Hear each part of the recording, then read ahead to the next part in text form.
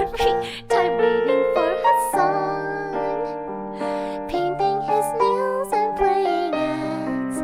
When will he stop getting bullied by his chat? When? His head is small. That's right. His tall. What? No. We're waiting patiently for Hassan to start his stream. What's going on, everybody? I hope everyone's having a fantastic evening, a fantastic afternoon, fantastic pre-noon, no matter where you are in the world. I'm Hassan Piker, and this is the HasanAbi broadcast coming to you live from sunny California, Los Angeles, folks. We're live and alive, and I hope all the boys, girls, and MBs are having a fantastic one, because today is a beautiful day. It's a very special day. All right? Wonderful day. It is Christmas Eve, ladies and gentlemen. That's right. Motherfucking Christmas Eve today. Now, that doesn't stop me from streaming. It's 72 degrees and sunny here in California, Los Angeles. It's Saturday, December 24th, 2022, 11:13 a.m. And I am perfectly on time. And this is the part of the broadcast where I tell you a little bit about my personal news, about what's going on in my life. This is part of the broadcast for all my parasocialists. I saw those fresh and fit VODs from yesterday, man. That shit was wild. Yeah.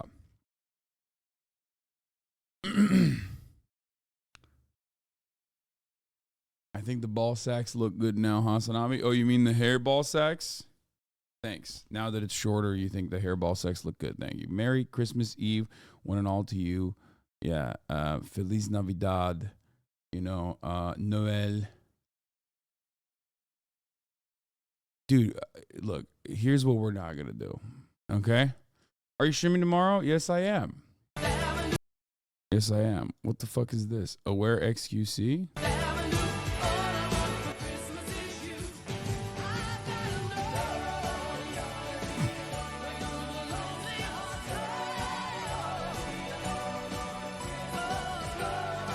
Ain't no way this motherfucker's making 9/11 jokes right now, dude. Are you serious? What the fuck? Since when? Yo, get your own thing, bro. Do you see me on stream yell, did, and fucking slam the fart? No. Get your own thing. That's my thing. Don't show Bush that video. Yeah, do not show George W. Bush that video of not 9/11, the World Trade Center. Anyway, folks, I'm live and alive. Have Fresh and Fifth conceded the Fifth Amendment stuff yet? That shit was crazy. Bro, are you crazy? They're not going to concede on anything. They don't have to concede on anything. They literally are, they have cultivated, just like I have as well, by the way, like I'll admit this, a hug box. Except like at least this hug box is a little bit smarter than that one, because that one was created on the boundaries of like being awful to women and how like all women are sluts or whatever, you know what I mean? So it's an incel hug box. They never have to say that they were wrong. At least just know that we're right, you know what I mean? That's it. Even all my haters are like agreeing to it for the most part. What is this? The hub never fails. Turkish professor teaches three stubborn law students a lesson.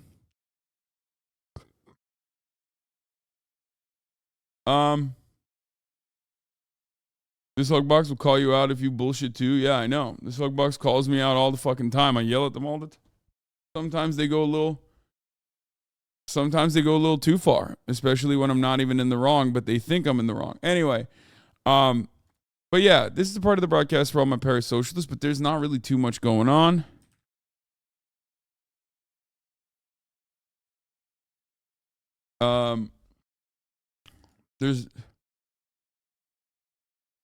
Oh, you found it. You found the reason why I posted it. Yeah, every year I've taken a photo with Fiona next to that goddamn Christmas tree. Every fucking year. You found it. The misinfo is crazy. They even got rage. Yeah, I know. I know.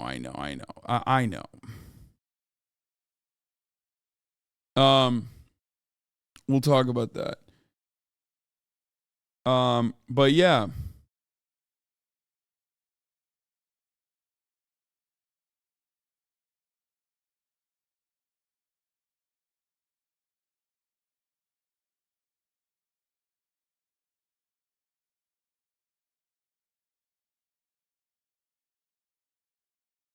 What did you ask Santa for Christmas? I asked for charitability from the world, dude. And I could have asked for universal health care, and instead I didn't do that. How fucked up is that? Anyway, okay, so what happened? Yesterday I was supposed to shave my beard. I did not. As you can see, I stand before you with a full beard. Why did this happen? When I made a promise. Well, the reason why this happened, even though, or rather, it didn't happen, even though I made a promise, is because I got a little too preoccupied debating some fools, okay, on the Megan Thee Stallion, Tory Lanez situation. It's like hard for me not to say the Megan Thee Stallion case, even though Megan Thee Stallion was not like on trial. It's just the way that like the media has basically covered the story, or the blogosphere has covered the story so bad that it was, even I get duped into saying it sometimes, okay? It's because no one knows Lanez, but we all know Meg. Yeah, it's true. Oh, this is just a piece of, I just like pulled, I thought a bunch of beard hairs, but it turns out it was just a piece of hair stuck to my beard. I really am a mess, okay? I'm a fucking mess. I'm all over the place today. All right. Don't shave the beard game, bro. No. It's been too long. It's been too long. Every year, around this time, as a matter of fact, during the holiday season, will grow out my beard and then shave it. That Lassane clapback was incredible. That I was so parasocially proud of how you handled that. Anyway, so there's a lot of coverage on that. We'll look at it. Looking at the fallout from Tory Lanez's verdict in the shooting of Megan Thee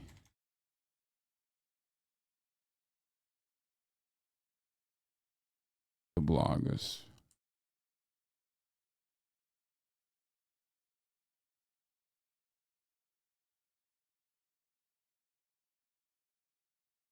Manosphere's dominant media narratives and fun things like meme review.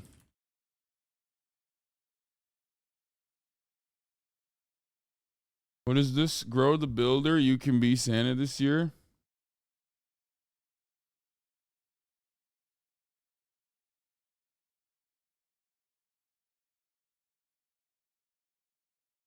Holiday memes.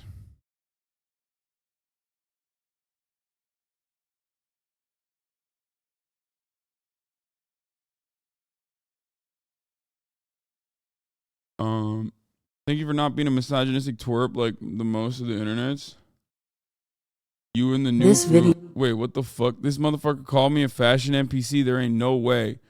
There is no way Frugal called me a fashion NPC, okay? That would be insane, especially considering that, like, I wear shit that people would consider to be weird all the time. At this point, he's just putting me... Oh, he's just... I was definitely a fashion NPC in 2016.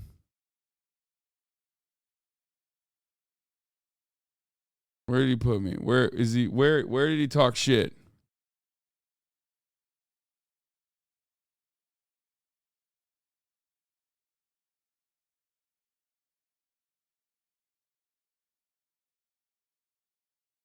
What is this? This is an entire collage of photos of me. Oh no. What the fuck did he do? Okay, we're gonna watch this later. I don't want to fucking... I'll give it the full throttle, okay? I'll watch the entirety of it. He's just trolling. We know you're stylish, bro. I'll look at it later. He made a fucking collage, dude. That's crazy. I'm already losing it, okay? Hold on.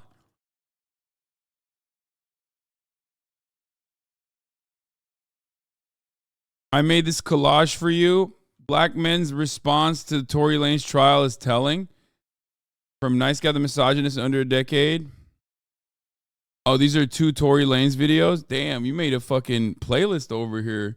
Look at this. Okay, Mr. Playlist. Trying to take Tamasius' slot over here. What the fuck is this? Tory Lanez memes lol. Anyway. So does the beard go earlier or later in the stream? I'm going to tell you. The beard goes whenever I feel like it. Okay? That's it. Okay. Look. Let me just blast off real quick. Looking at the fallout from Tory Lanez verdict and the shooting of Megan Thee Stallion, the blogosphere, manosphere, dominant media narratives, and then fun things like Okay Buddy, meme review, murder reacts, TikToks, so much more. Get in now. I mean, there's so much to cover, but anyway, I do find it really strange that like everyone dunks on black women on the internet like regularly. They like shit on black women a lot. I mean, everyone shits on black men a lot too. People just usually shit on black people in general, but then they fucking turn around and act like, you know, you're simping or you want you're just, you know, it's like the most protected group or something. It's like very weird. Scare game not happening. Get this clickbait out of here. I want it to happen. I might have a secret guest on later. Okay. We got the Shinzo Abe video. Yeah, there's so much. Murder reacts, TikToks.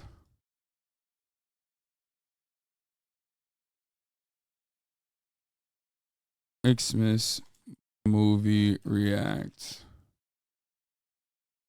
Get in now. Yeah, I want to watch the Shinzo Abe video as well. Like the murderer Shinzo Abe. Dude, there's so much going on. We're going to pop off in a second. Hold on. Chanel Orange, thank you for the 5. Get the subs. I went and blasted off early before, you know, anything else. Shoot the way you spell it. Why did Instagram try and protect you from that DM? Is cutie not how you spell it? Lemau, I just DM'd you Merry Christmas, cutie, on Insta, and an Instagram warning to behave in my DMs popped up on my screen. What the fuck is cutie not how you spell it? Why did Instagram try and protect you from that DM? I don't know.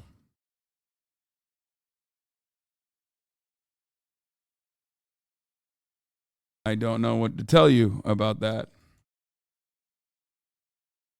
Anyway, here, let's do it. Let's blast the fuck off. Looking at the fallout from Tory Lanez's verdict in the shooting of Megan Thee Stallion, the blogosphere, manosphere's dominant media narratives, and fun things like Okay Buddy meme review, murder reacts, TikToks, XMAS movie reacts, get in, all that good stuff.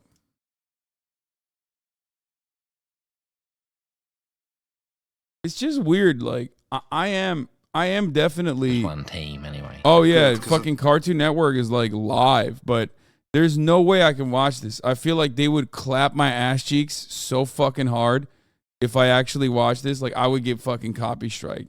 There's no way. Cartoon Network is like Cartoon Network literally claps people for thinking about Cartoon Network. Like right now, I promise, for legal reasons, I'm not thinking about Samurai Jack. Okay, you can't prove it. I'm not thinking about Samurai Jack. I promise you, Cartoon Network is not even on my mind, okay? I'm not doing it. I'm not thinking about it. Please don't do it.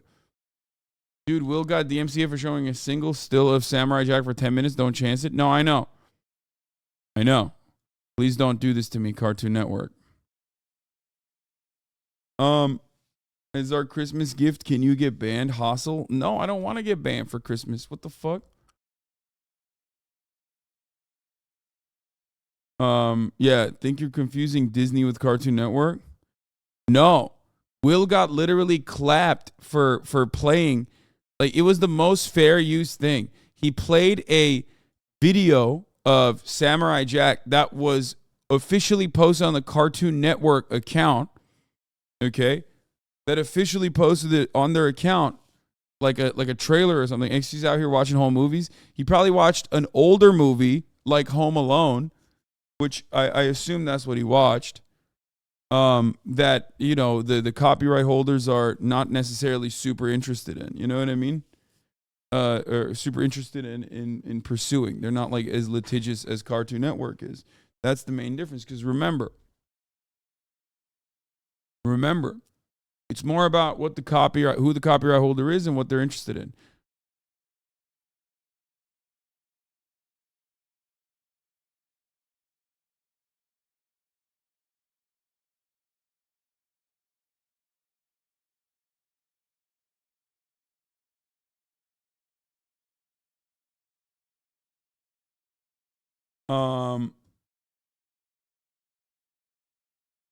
You know what's funny about this? I was gonna post this on my Instagram, which I probably still will. Okay, here I'll show you.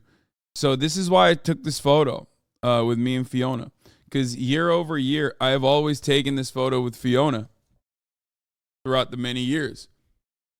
Okay, so let's start out with that you know, cutie pie, Fifi. She has grown so much. She's gotten so goddamn big. Okay, over the years. But that's it. That was literally like what I've been doing. It's like many years of Fiona Fifi. Also, Instagram this morning showed me something interesting. I'm actually gonna post this triple stack on my Insta. I think I'm gonna do that right now.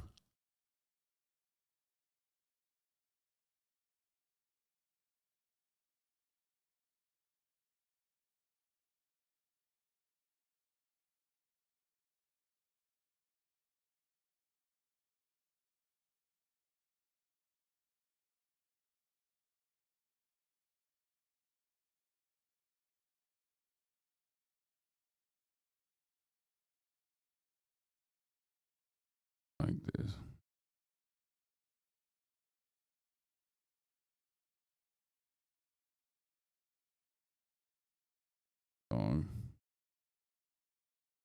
23 instead of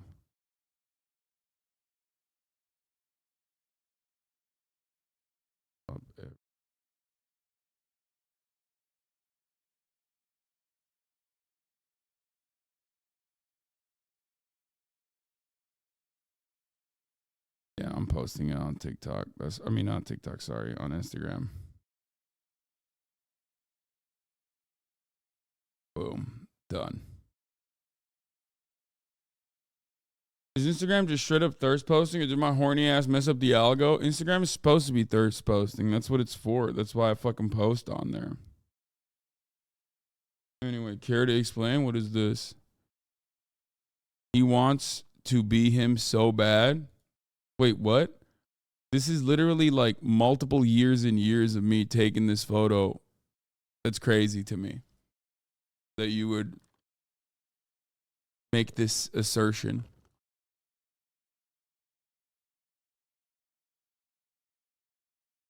That's wild. That's a wild take.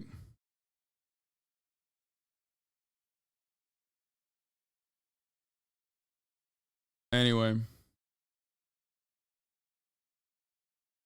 Did you notice Twitter shadow banned thirst posts on the timeline? I have not noticed.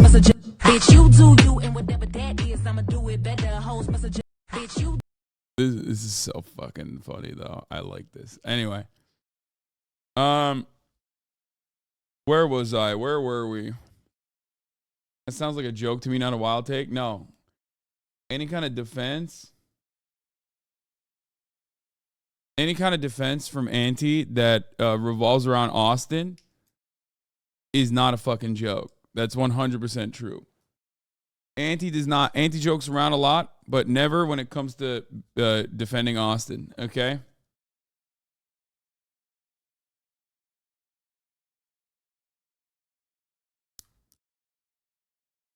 Anyway, is a hot debate if and how crime is truly on the rise, but LAPD just bought itself a $280,000 canine Terminator robot to sort things out. Oh, that's great, man.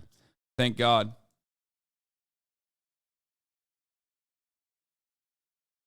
What is this? Breaking, Arizona court denies Kari Lake's election contest lawsuit. Congratulations. Bro, come on.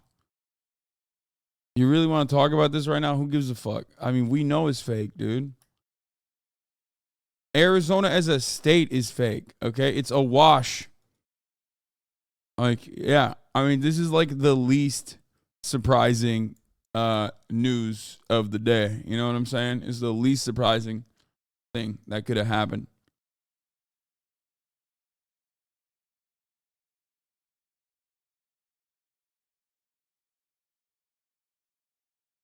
Faker than Ohio? True.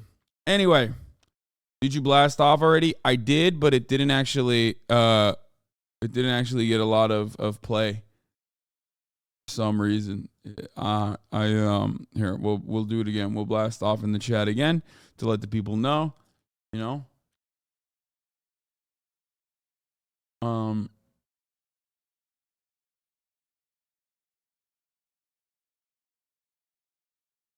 Go. There you go. We'll blast off one more time. You skip parasocial news. I will never forget whoever started with the debate recap. I mean, there is no parasocial news. Okay, I guess that's not true. I did go to my uncle's for dinner. I was late. The food was cold. And because he was sick, most of the rest of the family didn't actually show up. Okay? Because, you know, he was sick. Jake or another one? No, Jake. My grandparents didn't show up because they didn't want to get sick. Probably a good thing. And yeah, that's it. We gave gifts to each other. I find it incredibly weird that my mom told me that you just went live instead of finding out through social media.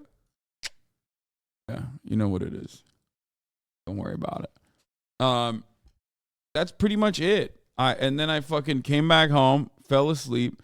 What gift did you get?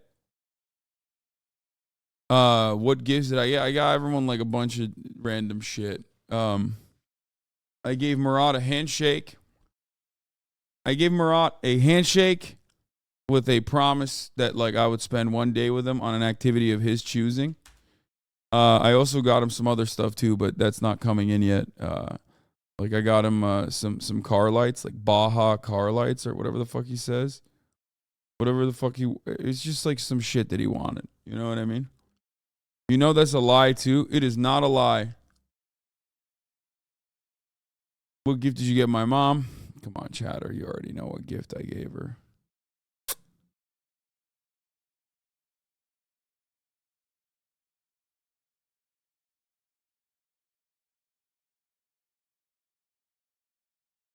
Yes, it is a Hezbollah rug. Anyway, my mom says that's private. Yep, exactly. Okay, so Santa has started his flight. Santa deniers are in shambles. Bro, I'm not going to lie. This is live doxing. You know what I mean? This is actually live doxing.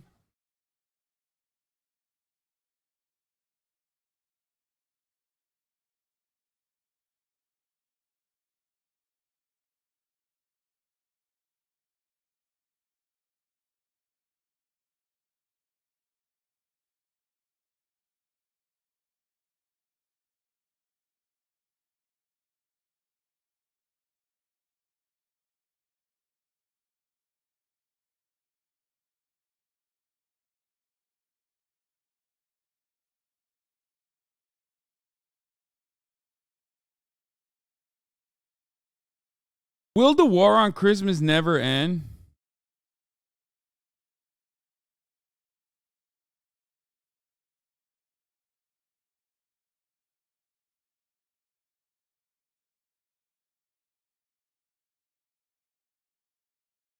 Did I say this? Oh my God. My head is like not all right. You said you would get a dog by the end of this year? Yeah, well, I have to travel in the beginning of this year, so I'm not going to do it, okay?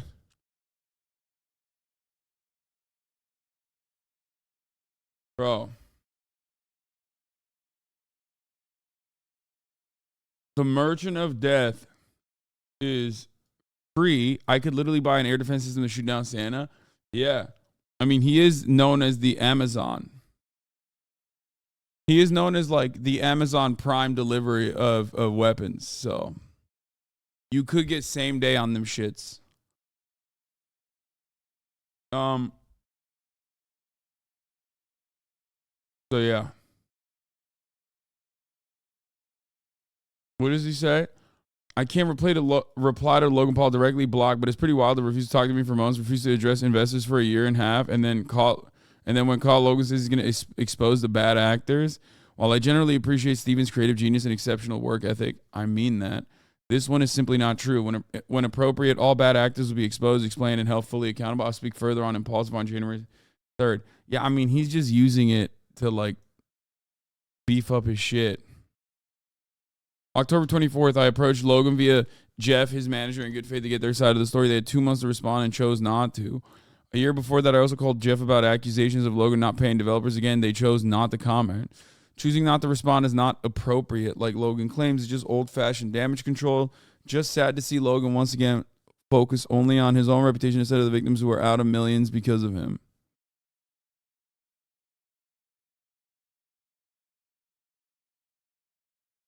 Every time CoffeeZilla comes for you, or anyone in general, everyone's like, oh man, I really like his work, but this one is wrong. It's like, okay. He pleaded the fifth, so he's guilty. Brother, this is the period where there is no pleading the fifth. The fuck do you mean? This is like the investigation part. It's also not even in court, so.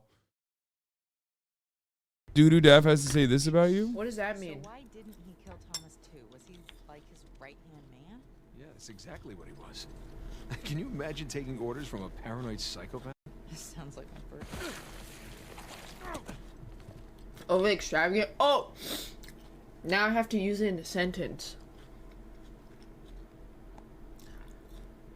Hasan buying a mansion and a Porsche is very ostentatious behavior.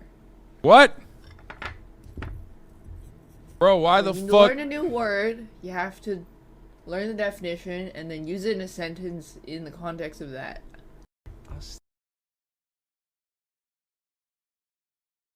Bro, why am I catching strays? Okay, what the fuck is this?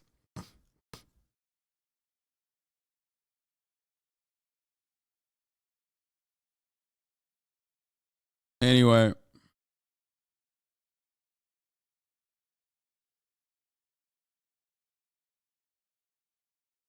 Why not play games with Doodoo anymore? Bro, this is literally the first time she's been live at a reasonable hour where I'm live, you know what I mean? Or awake in general.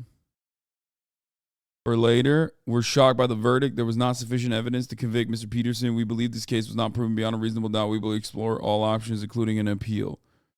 Bro, that's crazy. I mean, of course they're going to say that, though. That's kind of like their job as the defense. Anyway. Where do we get started? I mean, there's so much to fucking cover, dude. There's so much to cover. I guess we'll start off with the Tory Lanez verdict. Also, by the way, I posted that triple stack on Instagram. You want me to get a new pro tip? When someone is not guilty, they don't spend every week trying to sway the court of public opinion into hating the victim. That's where a lot of you stupid fuckheads went wrong. Yeah, Melon Boy is popping off big time on this.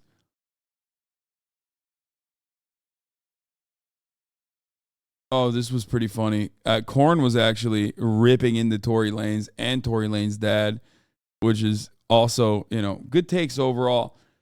Wasn't being serious, was just referencing the conversation with the Cobb last night. Okay, I guess we'll start here. With the Tory Lanez situation. So, it's tradition every year. I'm joining the war on Christmas on the side of the war. Yeah, I am. I am joining the war on Christmas, as always. But it's like, I don't even need to announce it at this point because, like, you know, it's just, it is what it is. It's like, I'm always. Did it turn into a 10v1 yesterday? No, it just kept it. They kept it at a 3v1, funnily enough. So, Tory Lanez in July of 2020 shot Megan Thee Stallion in the foot.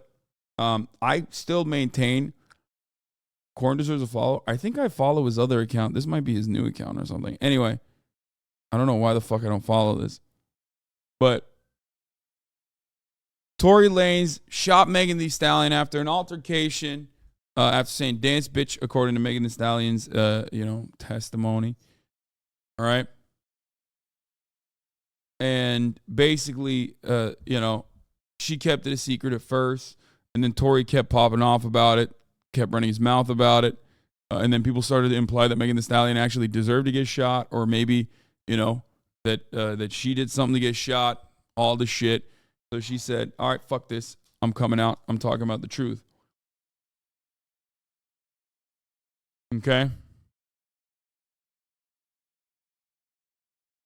And it's a pretty open and shut case because, pretty open and shut case. 3 people are involved. Okay? 1 person is shot in the foot, Megan Thee Stallion. The other 2 people basically originally stated that Tory Lanez was the one who shot Megan Thee Stallion, including Megan Thee Stallion herself, who got shot but survived. So, of course, when you shoot someone, even if it's an accident or not, if they survive the shooting, that's going to be a pretty fucking solid case against you. You know what I mean? You kind of fucked up. Pro tip. Shoot someone, you got to kill them. If you don't kill them, they're going to fucking tell everyone that you shot them. So,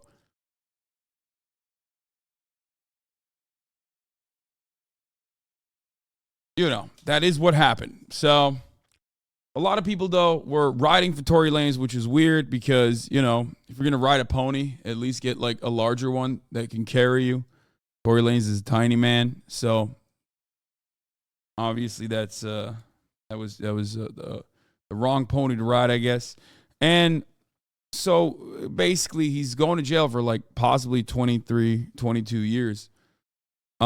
And all the people in the blogosphere that was covering the story, with the exception of myself and maybe a couple other outlets, basically covered the story insanely slanted towards Tory Lanez and almost implying that Megan Thee Stallion was not a victim of a shooting, but kind of at fault for being shot in the foot.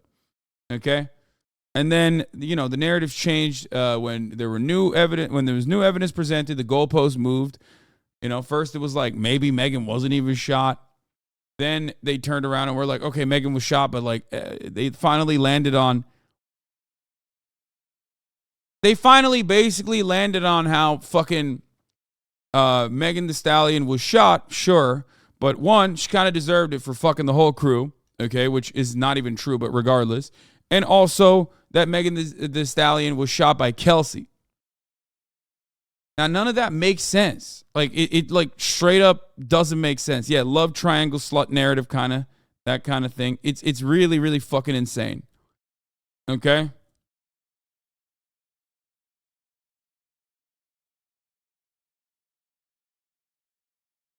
How Tory Lanez's DNA wasn't on the gun used to shoot her, but he was found guilty. I'm confused. 41,000 likes on this. Okay? Now, here's the thing. It's not that Tory Lanez's DNA wasn't on the gun. It's that Tory Lanez's DNA could have been on the gun. It's just that it was inconclusive. Tory Lanez also failed the GSR test. So did Kelsey. Okay.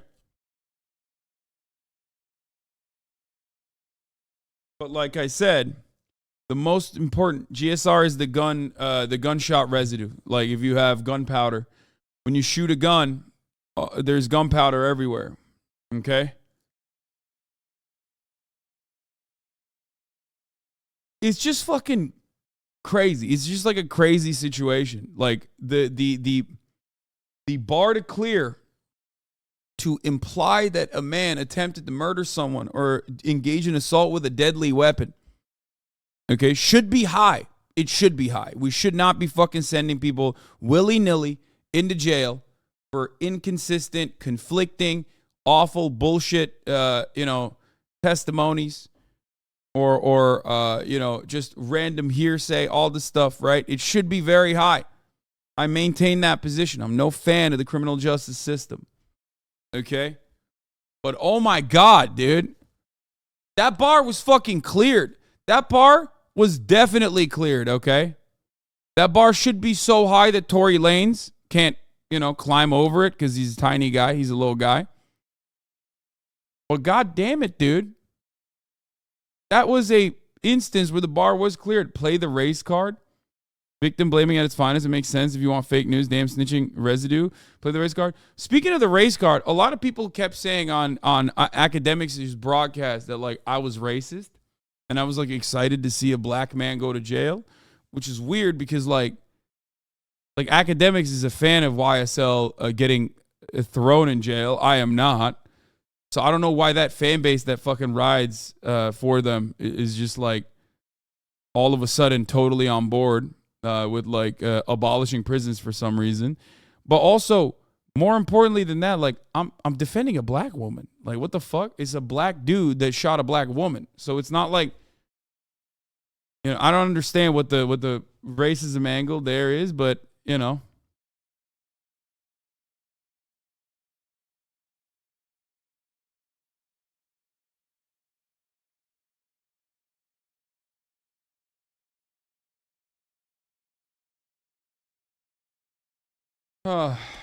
they also completely understand the Fifth Amendment more than anything else. Yeah, I mean, I was very racist for my defense of a black woman.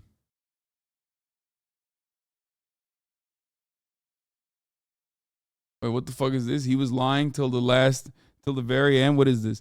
Tory Lanez's legal name, Daystar Peterson, is now listed as an inmate in the Los Angeles County Jail system. He was handcuffed in the courtroom after the jury verdict was read and led away by deputies, guilty on all 3 charges.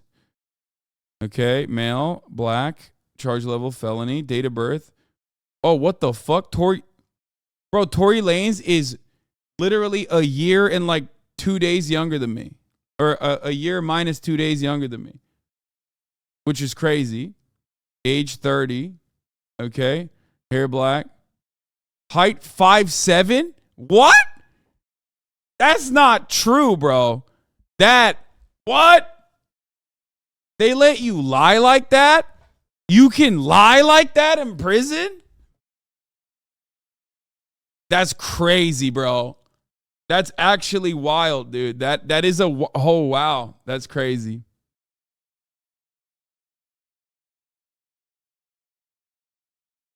What'd he do? Stand on his tippy toes? What happened?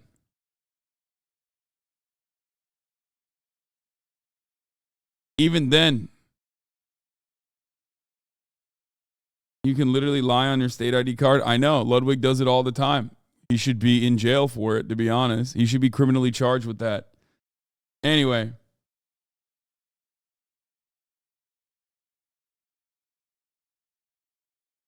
Also, his name is kind of sick. Why did he choose Tory?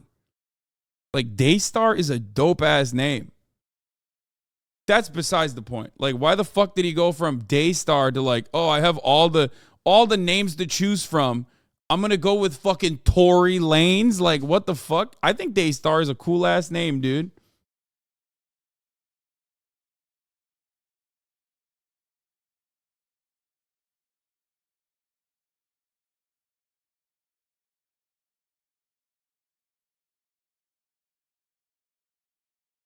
Anyway. Daystar is the name of a TV church channel. All right, whatever.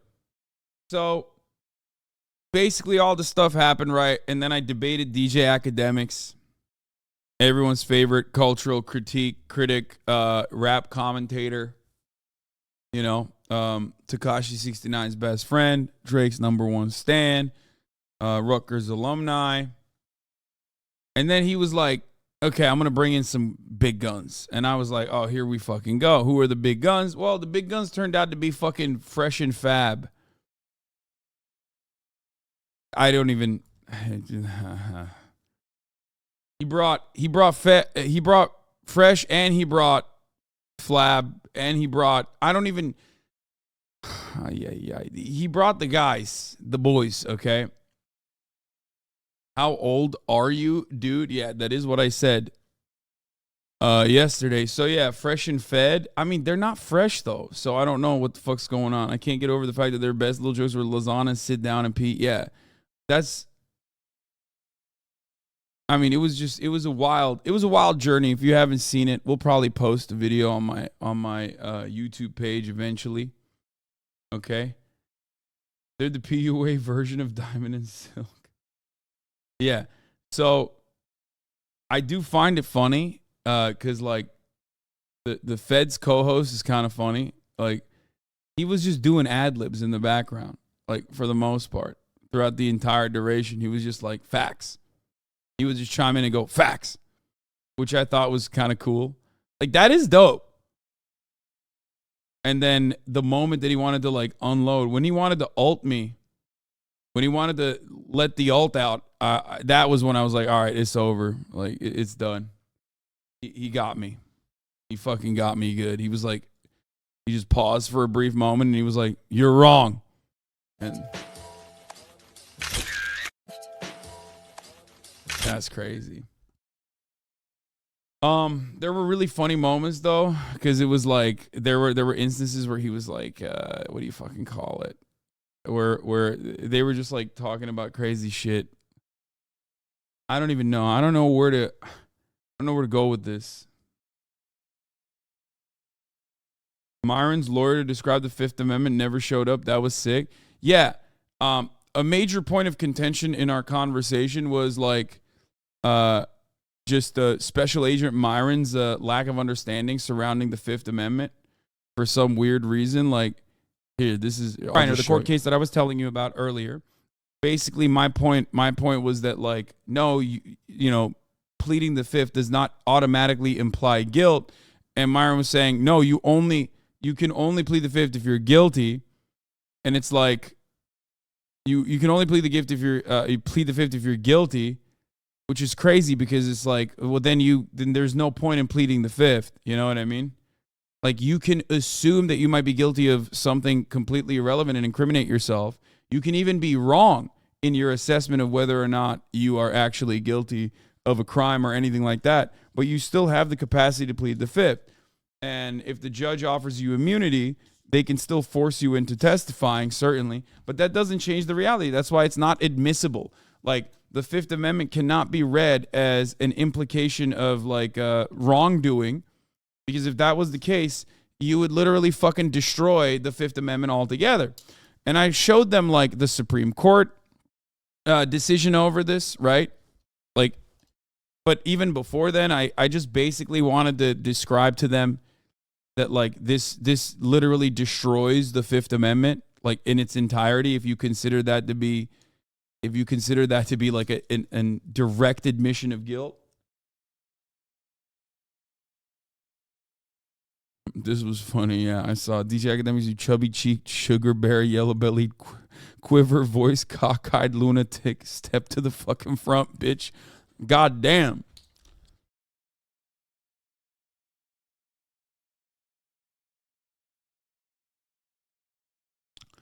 You did interrupt a lot. Shut up, debate pervert. Suck my dick.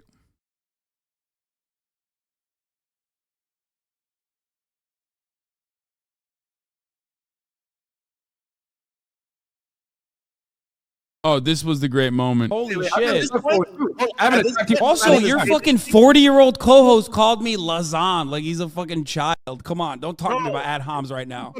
Federal agent, bro. How old are you? 12? Nigga, he's serving our country. You making fun of him? You're lame, bro. Dead ass. So you making fun? Oh, Lazan. Nigga, that's your fucking name. Lazan. Oh, dude. Thank you. You don't even know, bro. Thank you for serving our country, sir.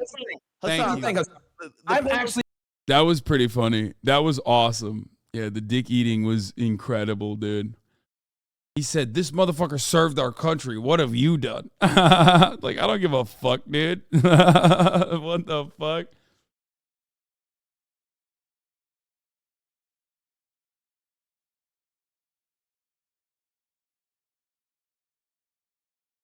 It's I mean, I believe that he was a Fed because of how little he fucking understands, you know, just our rights in general.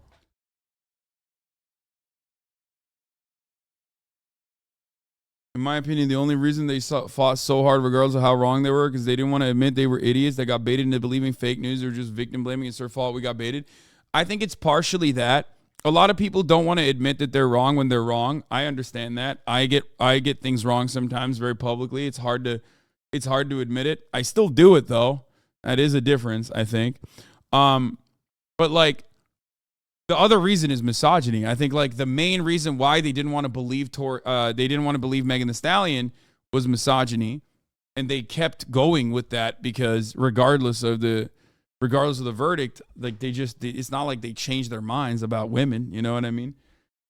But yeah, there were a lot of moments that were pretty funny. There were a lot of moments that were pretty fucking funny because it was like, you know, they were like, women are emotional while simultaneously like, screaming, like on the verge of fucking tears, you know what I mean? They were like, women are emotional. It's like, bro, have you heard yourself so far? Also, women are emotional, but simultaneously very conniving and very cunning. Like Kelsey potentially in their minds like shot Megan Thee Stallion, right? And then they had a falling out, right? But Megan Thee Stallion still wanted to fuck over Tori because like I guess she hates men more than she hates being shot.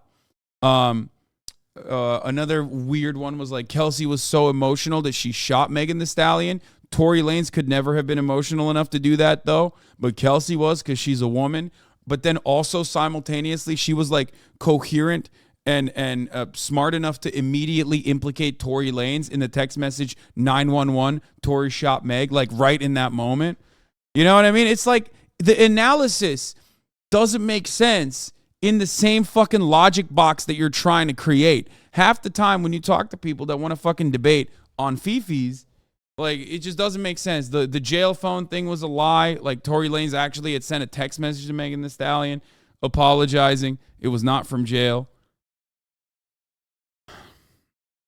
And I kept asking, like, what do you think happened? And they would just, like, refuse to tell me what their speculation was. I was like, here, my speculation is, you know, Tory Lanez shot in the vicinity of Megan Thee Stallion, and either some bullets ricocheted into her foot, or he just accidentally fucking shot her because he was drunk and emotional and pissed off. And also a tiny man handling a big gun. I know it's a 9mm handgun, but ultimately it's a pretty big gun for a little boy, okay?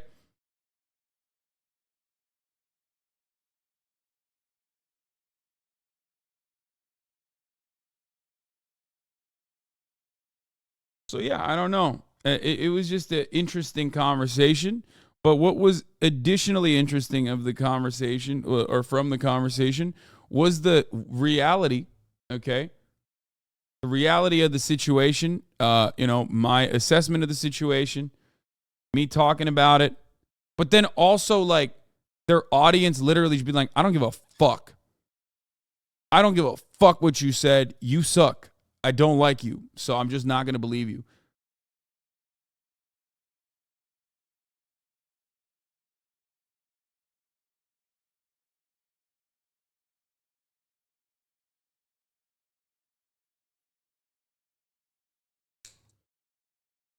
I don't know. It's just like, it would have been cool if they had like a grassy knoll type theory, though. You know what I mean? I am very interested to hear unique ideas like that. Like, was there a second shooter in the grassy knoll? You know, who was it? Was Sean Kelly the second shooter, actually? Anyway. But, I mean, ultimately, justice has been served. I think Megan Thee Stallion will probably still get a lot of hatred and a lot of shit. But I think that Zoe Deutsch replied to your Insta, what the fuck? I told you guys, she's my friend. Like, I went to her birthday. She's dating one of my good friends. I've known her for years. The fuck? It's not a HasanAbi situation at all. I talked about it yesterday, remember, or 2 days ago when we were talking about Nepo babies. Anyway. Also, if you want me to get a dog, you should... I can't even talk. If you want me to get a dog, like my latest Instagram post, okay? Do you think there was a second shooter? What? No. No. You know what I think? I don't even think there was one shooter, okay? I think there was a half a shooter, okay? Because Tory Lanez is half a dude. That's what I think. Okay? There wasn't a second shooter. There wasn't even one full shooter. There was a half a shooter. Okay?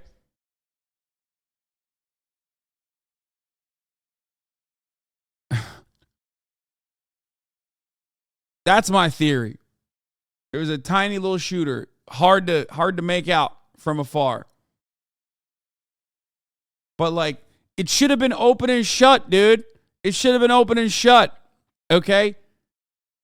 Like, Tory Lanez was aiming for the highest point he could aim for physically, and it happened to be Meg Thee Stallion's feet.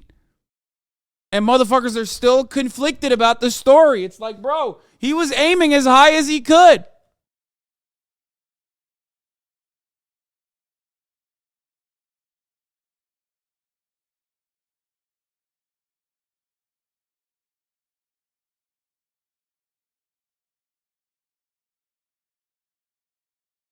Me in my house, watch people on Twitter celebrating and thinking I'm going to jail. Yeah.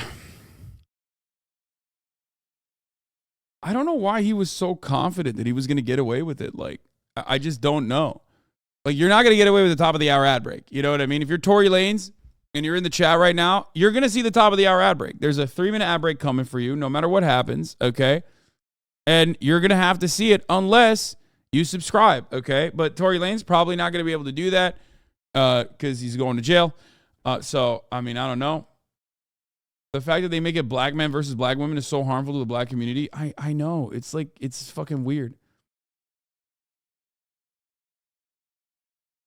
Anyway, it's also weird to think that you're going to avoid the top of the hour ad break. You're not. Some Quasian 90, thank you for the 5 tier 1 gifted subs, allowing 5 people to no longer see the ads at the top of the hour. Okay. That's right. If you get gifted a sub, you can avoid the top of the hour ads. King Ghidorah, thank you for the 5 tier 1 gifted subs. Here's the 3-minute ad break now. Jack Malarkey, thank you for the 10 gifted subs.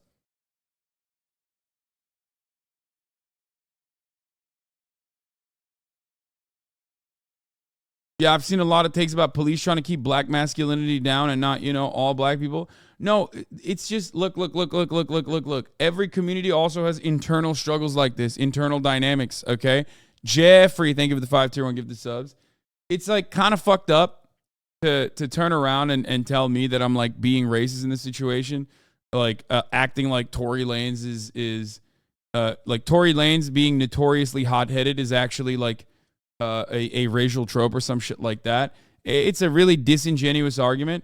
And the irony, of course, is that like a lot of the people that are launching that argument against me have oftentimes talked about how violent rap is or whatever, and how that actually is like responsible for half the gang violence that we're seeing on the streets, and it should be stopped because black people are aggressive or whatever the fuck, right? It's like, that's actually fucking racist. Justice Thomas Baldhead, thank you for the 5 gifted subs. Justine, Tickle the Shelmo, and Jeffrey, thank you for the 5 gifted subs. Hasan, this is a TMZ drama topic. No, it's not. Okay, here's why it's not. Because people saying that completely fucking refuse to recognize how significant and damaging the misinformation has been. Actually, as a matter of fact, the fact that this was considered just a TMZ drama topic has led the only people covering the story to be the blogosphere people who have been able to like massage the narrative and duped so many fucking people, including like very well-read and very smart people like your rage, okay? It's like two factors at play here. 2 factors at play here. 1, the overarching amount of information was coming from outlets that were reinforcing misogynistic narratives. By the way, people were calling you a Nazi liberal cuck at Oxchat. Yeah, I know. I don't give a fuck. If you say that, then you aren't just tapped into the black community. Wait, what? Literally, Academic says that about drill music. Yeah, I know. That was my point. That is why I said the people saying that are also saying this. Okay, so that's 1. Number 2, though, and perhaps more importantly than that, because it feeds into the first thing as well, is that basically misogynoir is well accepted, well established, right? We live in a patriarchal society. Women are trifling. Women are conniving. Women are deceptive. These are all things that happen, especially powerful women. Women in positions of power, they're bad. They're wrong, okay? And they want to fuck over men. and the way women are perceived in society is like really beneficial. Like these are all things that people say about women in general. You've heard pretty much all of those takes yesterday when we were having this conversation. That is also motivating people, or remnants of that kind of attitude towards women is also motivating people to see the case in a certain way. Okay? Dude, you got to stop this. There's only one way to go with this. Nowhere. Just let them have this and play their insular QAnon-esque hug box. This entire thing is a content nothing burger. We be watching super mega hot ones right now. Maxilla, you are so close to catching literally a perma. If you do this one more time, I'm going to permanently ban you. Like, holy shit, dude. Chill out.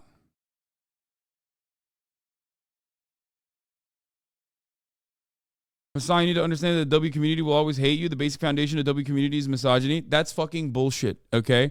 You are wrong. You are absolutely wrong. Also, it doesn't matter if you think this way. One, that's a little racially motivated to just say that like the entirety of the W community is just fucking built around misogyny, okay? That's number one. These are just fucking 14-year-old kids for the most part. A lot of young dudes, a lot of young men, black or white, doesn't matter, will have the same exact perspective. Now, why am I bringing this up? Because the entirety of Twitch and the way that they received things that I said originally were, very negative.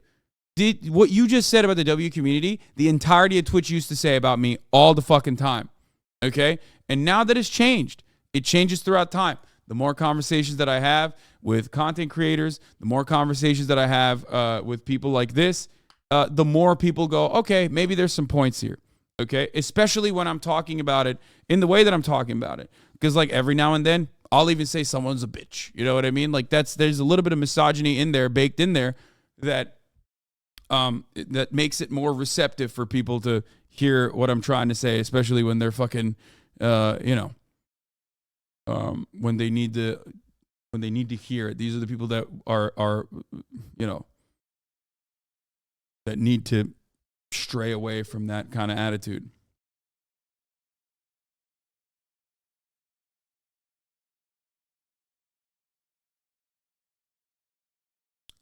But anyway, this is just saying that this is just drama is silly, especially considering that that was the reason why the only coverage that this got, for the most part, was from drama blogs, and they were heavily slanted in one direction. And that's why so many people were misinformed, okay? But yeah, we can watch the first video. Black men's response to Tory Lanez trial is telling. There are so many points to be made about this whole trial with Tory Lanez, but I think the biggest one is how black men, how black male celebrities have been responding and how they've been reacting online about. Also, this is another issue that I usually don't like to talk about, like when we talk about Dr. Umar or when we talk about any kind of like critique of the black community coming from inside of the black community, okay? Like the intersectionality, the intersectional harm within the black community, especially because, let's be real, okay? I think, and I've said this before, there is like an entire there's an entire like media outlets like The Root, for example, which sometimes does do decent reporting, good reporting, but like there's an entire industry of like liberal content created for white liberals especially, that critique black men in the exact same paintbrush that racist white people would, okay? There is a cottage industry, yes, Apollo Noir, you are correct, that oftentimes rushes to say that all black men are there's a cottage industry of black academics, liberals, okay, that portray all black men, ironically, in the same vein as white supremacists do, where they say black men are violent, black men are angry, black men are fucking misogynistic, black men are, anti-women, black men are anti-gay, all this shit, okay? And I don't think that it is as simple as that. That kind of monolithic analysis will absolutely always fucking fall short of what is actually going on, okay? So I don't like that either, which is why I usually don't cover stories like this. But this is one of those very open and shut cases, And I have seen it. I've seen the response. I've been watching this for a while. I've been watching the response for a while. And I think that it's like important to recognize it. Now, a lot of people in black communities are not going to watch me and go, you know what? I think he's right. That's just the truth, okay? No matter what happens. And it's okay. I understand that. That's fine. You know, no matter what happens, I get it. Like, I'm a white dude. You know what I mean? It's right. I will never understand the struggle of being a black American growing up. You know, being a young black teenager, I will never understand any of those things, okay? I can be empathetic, but ultimately, it's just, that's it. What do you mean, Hasan? I'm watching your ass. No, of course, that doesn't mean that there aren't any black people in here in this chat. I'm just saying that the broader the broader black audiences are not going to be like, oh yeah, let me listen to this fucking white dude on this shit. Or especially if they have only heard about me through black Twitter being like, Hasan is fucking racist. You know?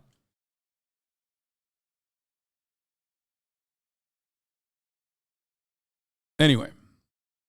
Well, let's continue. About Megan, who isn't even on trial. Let's talk about it. Y'all already know what time it is. I got the black V-neck on. What is this? What? If you have any questions about black stuff, I'm here, lol. Dude, I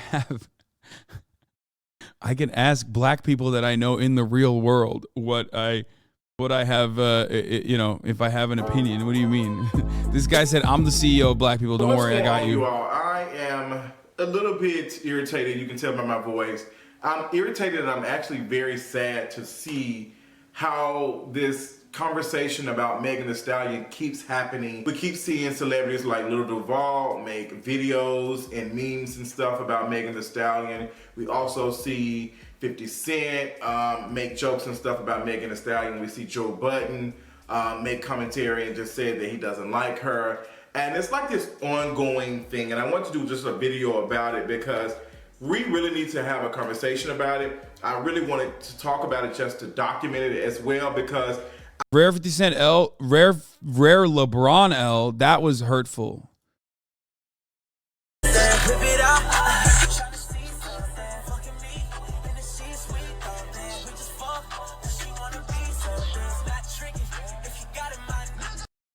Common Drake L, though. I think we can all agree on that. I need for folks to remember this moment 10, 20 years from now when these folks are, you know, looked at for something. When we go back and we try to award them or say some, you know, positive things about them, or they just so happen to pass away, I want this video to play because y'all have been very disgusting. It's been very disgusting watching these black men act as if, you know, Megan Thee Stallion has done them wrong. Like they're taking it very personal. And I was thinking to myself yesterday, just like in thought, just looking at all the things, I was like, this is reminding me of the O.J. Simpson trial. Bro, are you coming in here just to like piss me off? What the fuck is this? Rough take, but I'm pretty sure Lanes is our generation's Emmett Till. Are you fucking insane? Don't make a fucking joke like that, asshole. Take a week off, you fucking dickhead. Be happy that I didn't permanently ban you. You know, instead of like, you know, blacks versus whites or whatever, it is gender wars. And I appreciate Kimberly Foster for bringing that to my attention on Twitter. Okay, this video doesn't have enough The paradox, like crazy things for me to respond to, okay? It doesn't have like a lot of additional things. I permit him. Sorry, brother, had to override that. That's fine. I understand. Okay? This is 40 minutes long. From nice guy to misogynist in under a decade. The second element, the nice guy. Third element, the bare minimum. Fourth element, men impressing men. Fifth element, all about love. Okay, who was the one who sent me this React list? I thought this was going to be like a short synopsis, dude. Come on. I don't want to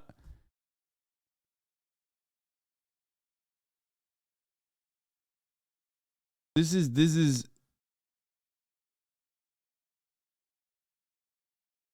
week off to skip an appeal.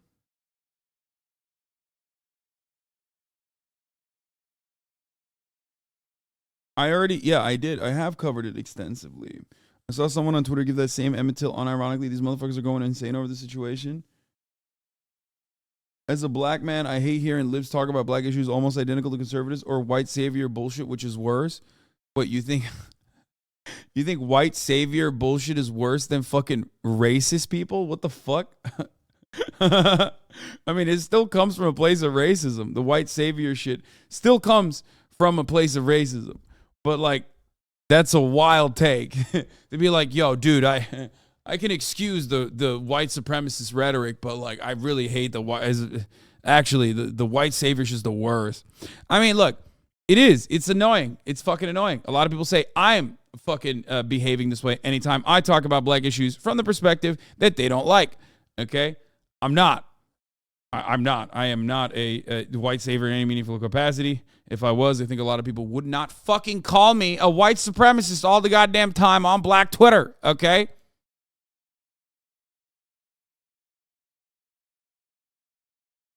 Anyway. How will this affect LeBron's legacy? Do not worry. It will not.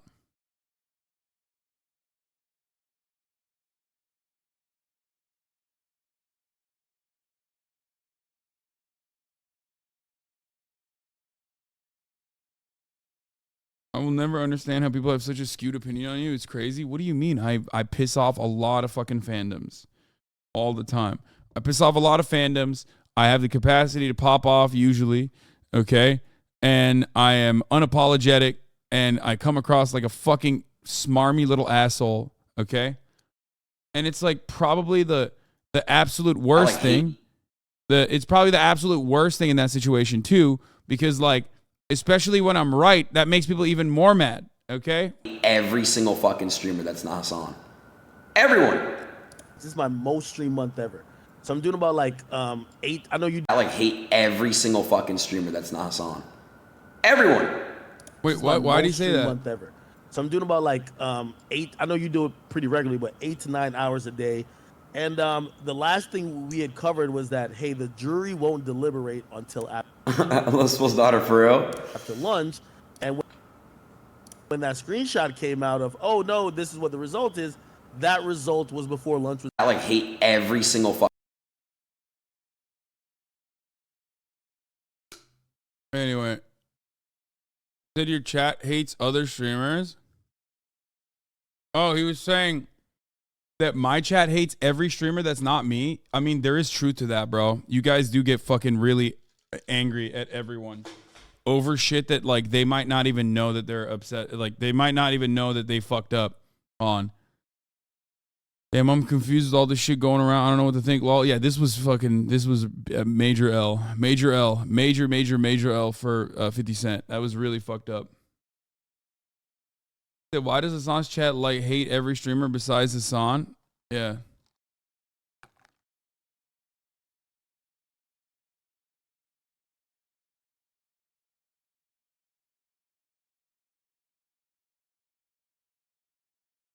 I like that you guys clipped it though to make it seem like Aiden was saying I hate every other streamer that's not Hasan. That made me feel good for a brief moment. If you're loud and wrong and willing to learn, or I'm not listening, what?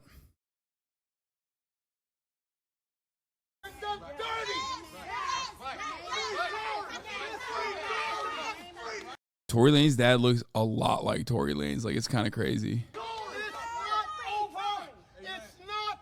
It literally, Tory Lanez's dad looks like Tory Lanez just fucking grew out his beard and painted it white to avoid a prison sentence. God does not lose. Never. And even though we've come to this juncture, trust me, you will see that our God does not fail. This is not the I first know time that this is wickedness. This district attorney, God don't like ugly though. I don't think Tory Lanez is a good looking dude. He's just short, and his attitude, it seems like, resembles that. You know what I mean? Tory Lanez is a very good looking dude. That's crazy.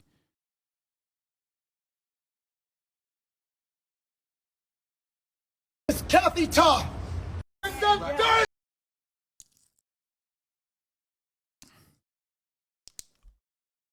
No, it's not about Luke's. It's a saying, bro. I know it's a saying.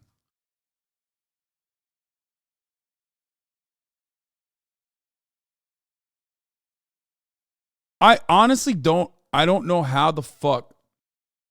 I don't know how the fuck someone could just like get shot and then everyone will collectively get together and be like, yeah, she deserved it, and also she was in the wrong, and also she didn't get shot actually, but if she did get shot, then she deserved it.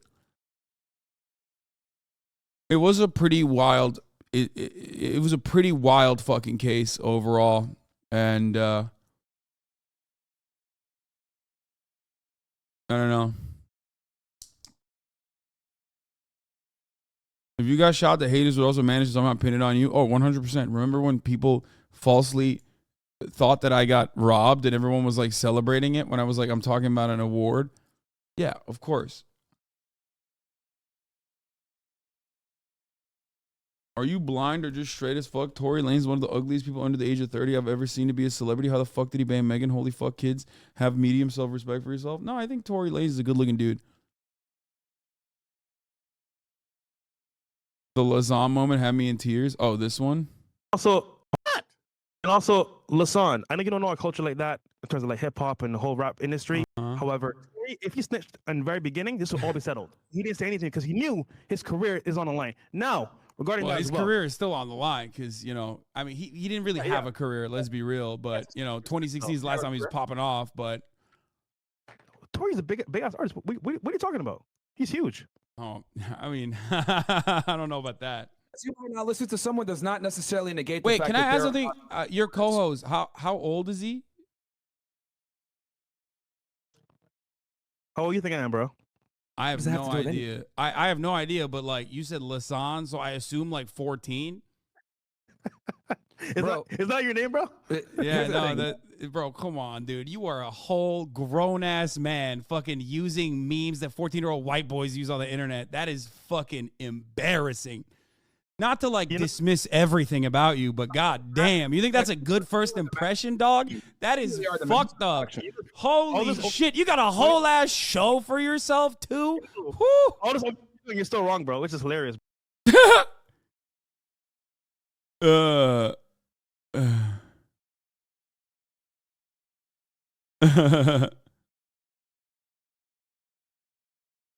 Funny how a dude that's the whipping boy for a Fed is talking about how they're a part of the culture. Yeah, I don't.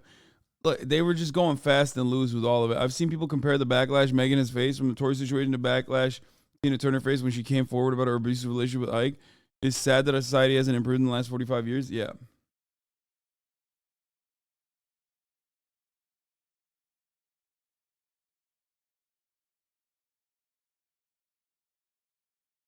It didn't happen, and if it did, it wasn't that bad, and if it wasn't that big of a deal, and it's not Tory's fault, and if it was, he didn't mean it. If he did, she deserved it. Yeah.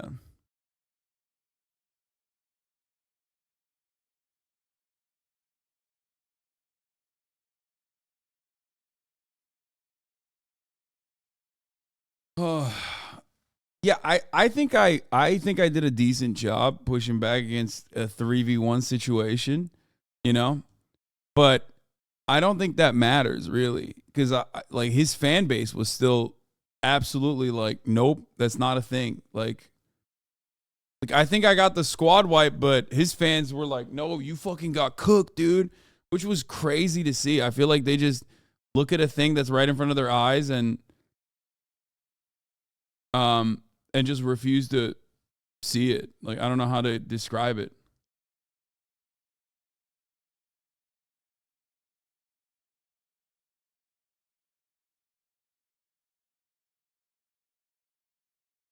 But I guess like it kind of doesn't matter, because you know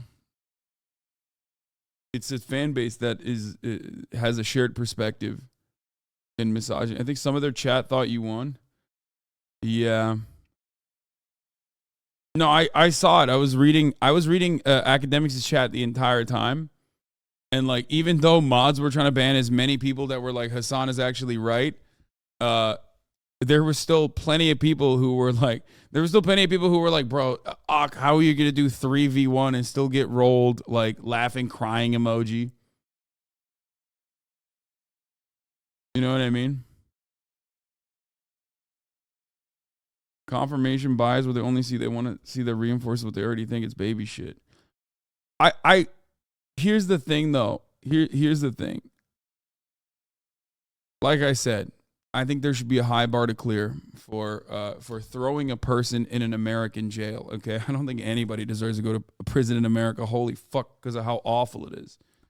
Okay, however, you know, obviously some people do still deserve to go to prison. However, that was a pretty high bar that like Megan Thee Stallion's court case cleared, and I feel like if people deliberated in the same way that like Fresh and Fit audience deliberates on issues like this, no one would go to jail for shooting someone. You know? Like absolutely no one will go to jail. Like you have a witness who got shot, who turned around and said, this person shot me. You have another witness who said that person shot her. Okay? And it's just like, sorry, we don't know who did this. It's like, bro, there's 3 people involved. Like it's one person got shot, so that eliminates that person from shooting themselves, right? So it's one or the other. And the person that got shot and the other person is saying it's Tory. Even fucking Tory basically is saying it's Tory, you know? What do you want? So that's why I'm surprised by like, you know, how many people still went along with this narrative. It really does show that, you know, these things can run wild.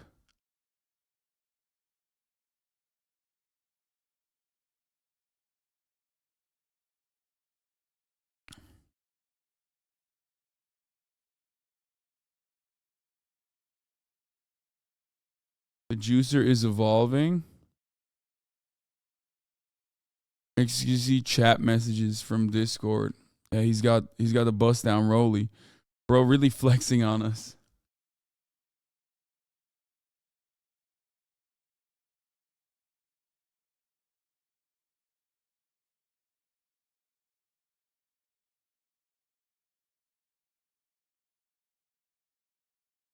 Not a Rolly, please God.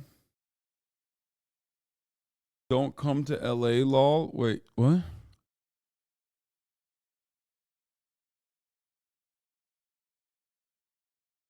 You know what's crazy? What is this? The GSR defendant Tory Lanez failed that. Sean Kelly. Wait, what? X? What is this? What does this mean?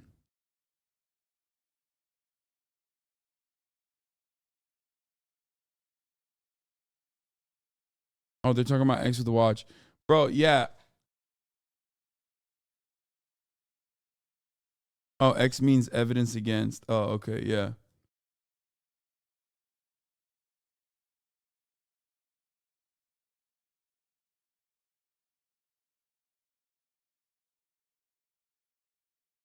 Breaking. Florida man shoots ex-girlfriend 15 times after she didn't text him back. Oh God. Oh my God. I can't wait. I can't wait for that fucking story to be to make it to the blogosphere. They're gonna be like, well, she deserved it. You know what I mean? It is the highest crime that anyone can engage in to not text back. Okay, we're gonna move away from this. We're gonna talk about killing. The killing of Shinzo Abe, perhaps the most successful assassination, the most successful political assassination of our time. Okay, with respect to like your political goals, you know what I mean? Like with respect to why you would engage in an assassination and like what happens in the aftermath of it. This is probably the most successful political assassination of our time, perhaps, maybe even of all time. It would make it up there.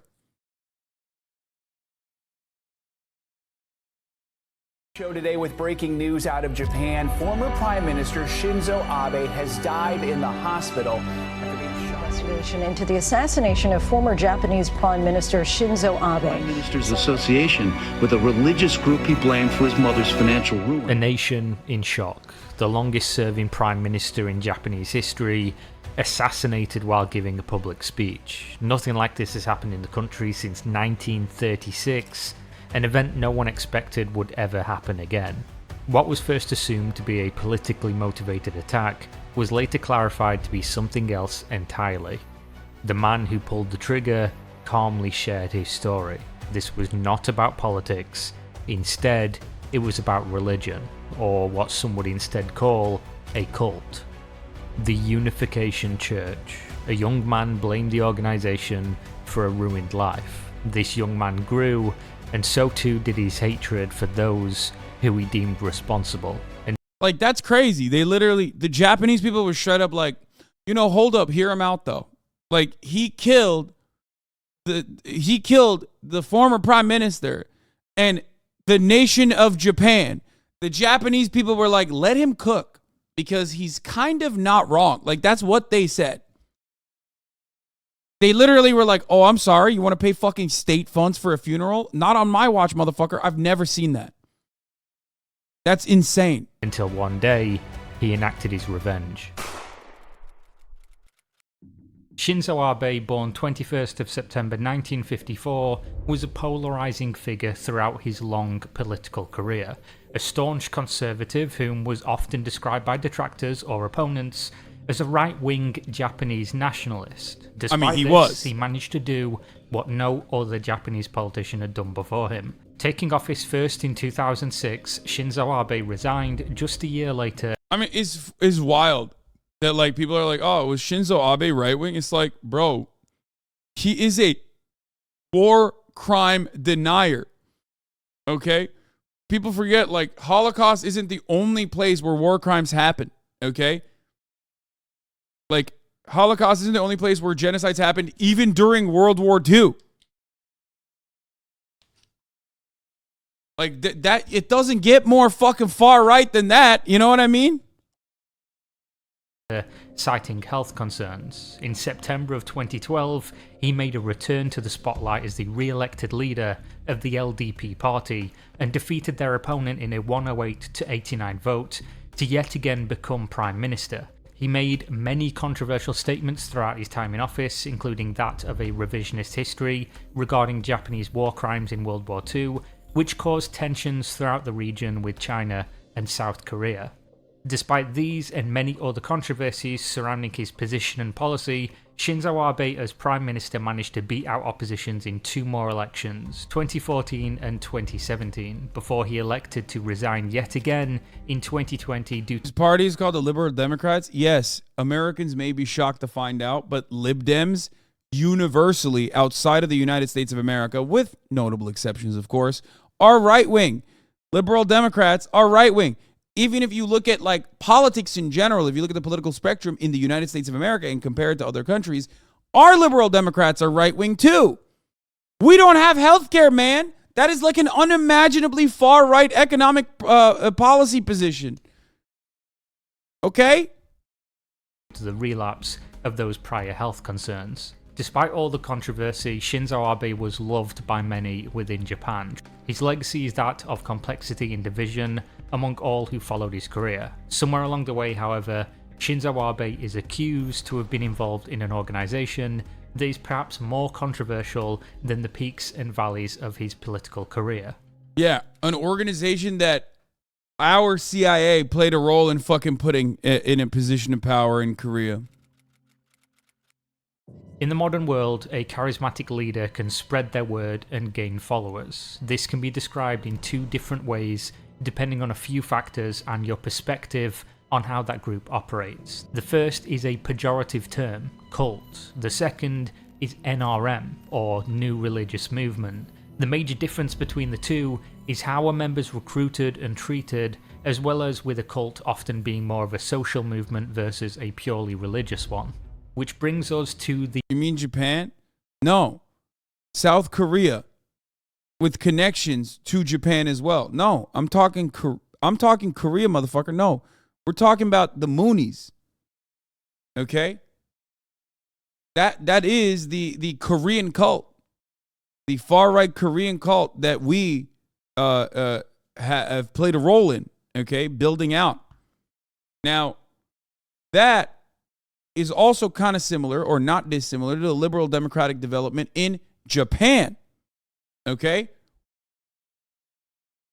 The irony is that, like, there is a connection between the dude who was denying war crimes and comfort women, Shinzo Abe, denying his grandfather's war crimes specifically, right? And the Mooney cult. Both of those formations have Western involvement in them.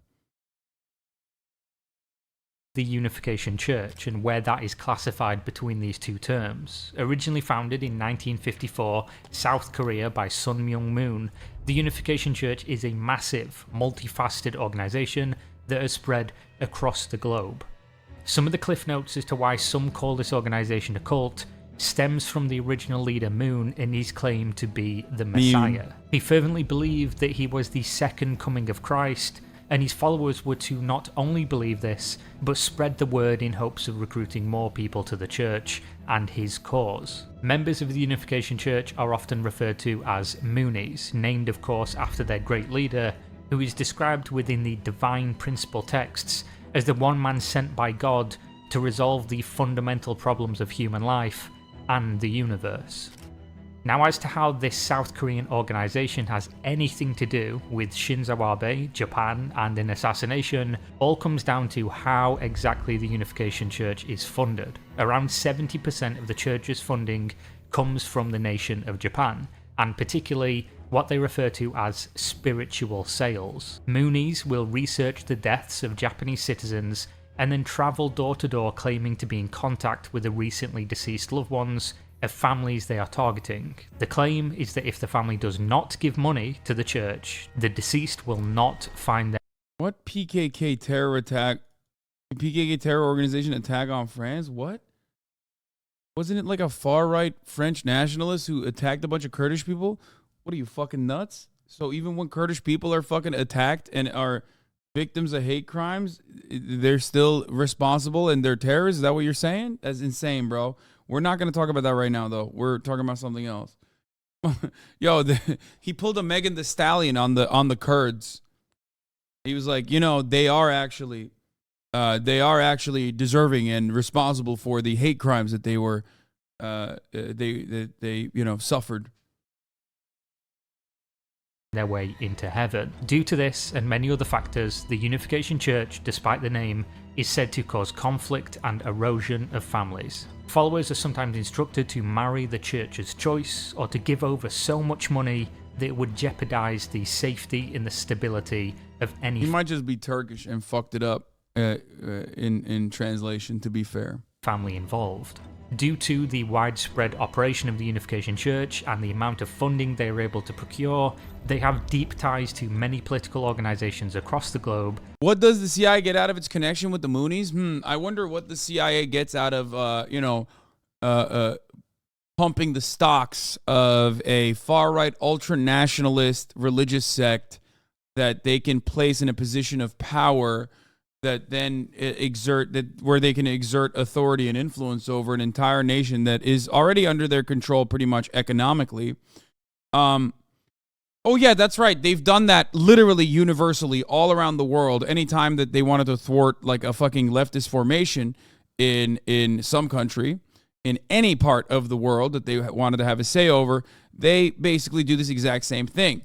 Falun Gong is the Chinese version of this, which is unsuccessful, of course, because Falun Gong is like, because the Chinese government is way too fucking powerful in comparison to a war-torn, absolutely fucking destroyed South Korea at the time and place when, they were building out the Moonies.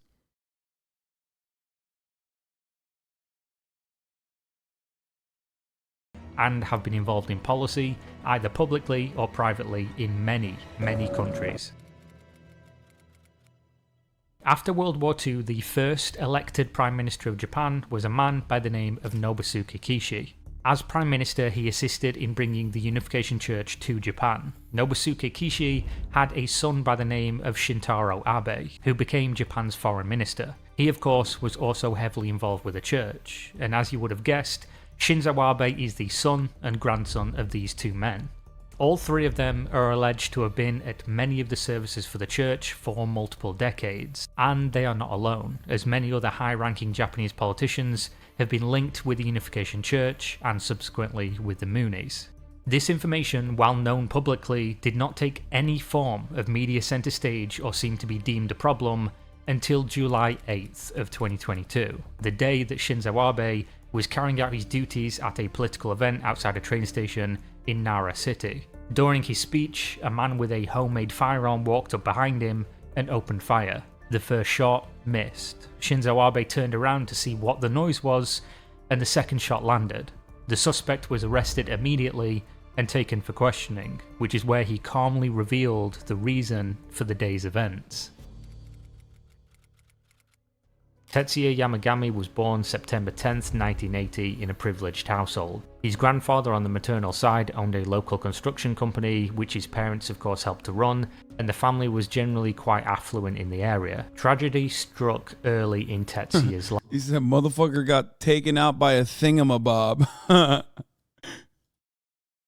It's true though. It's not even a blunderbuss. You know what I'm saying? That shit was like, I mean, that's crazy. How is his hairline so good for his age? First of all, you don't know that, okay? Especially Japanese people love doing the hiding the hairline thing sometimes, okay? It's a universal problem that all men face. Turks, Japanese people, people all around the fucking world. You just got caught because he just like pulls it in front. You have no idea how bad that shit looks if he pulled it back.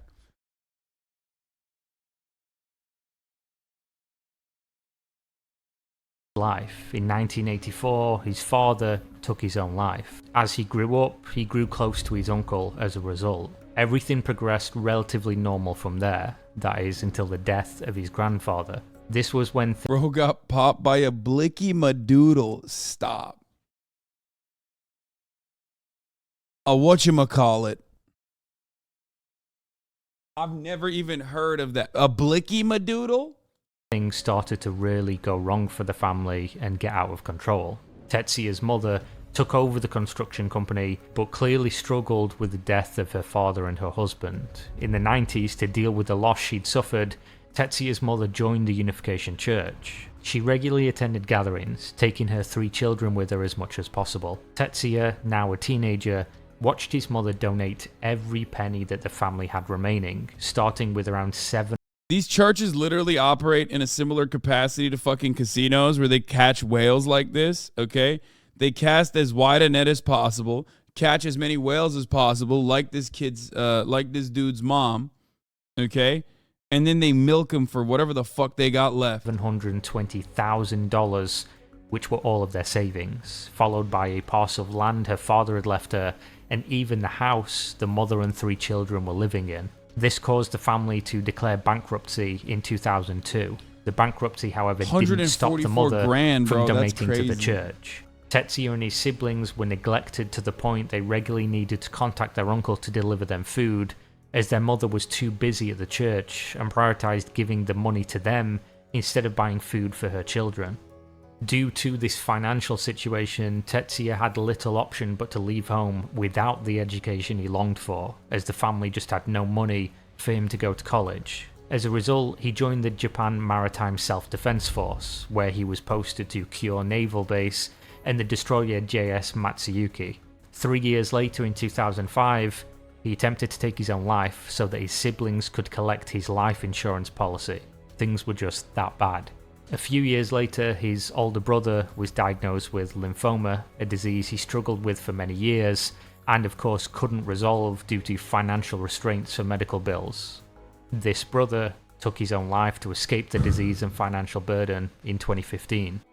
Tetsuya by this point blamed the misfortune of his entire life on the Unification Church and the Moonies. He researched the group with an obsession and planned to assassinate the leader. However, he discovered the Shinzo Abe connection and decided that his grudge was with the man who helped spread the church's influence in Japan, which ultimately consumed his mother and ruined his family's life. On July 7th, just 1 day before the attack, Tetsuya sent a letter to a blog editor who reported on problems experienced by children of religious cult believers. The letter reads, "I once wrote to you that I want a gun so bad that a hand might as well come out of my throat to reach for one. Since then and now, I've devoted myself to procuring a gun. Bro, that's crazy. Yo, Bro wrote poetry, dude. Dude, it's like that is crazy. That's like an actual villain origin story. Like, God, our shooters are so lame. Like, they have no fucking actual political targets. It's literally just straight up, like, relentless, unfiltered frustration and rage that they fucking have. And their manifestos are literally just copy-pasted 4chan poll memes, like, about white people getting replaced or whatever. This guy actually had, like, an anime villain arc where he was just, like, I mean, that's crazy. That's crazy.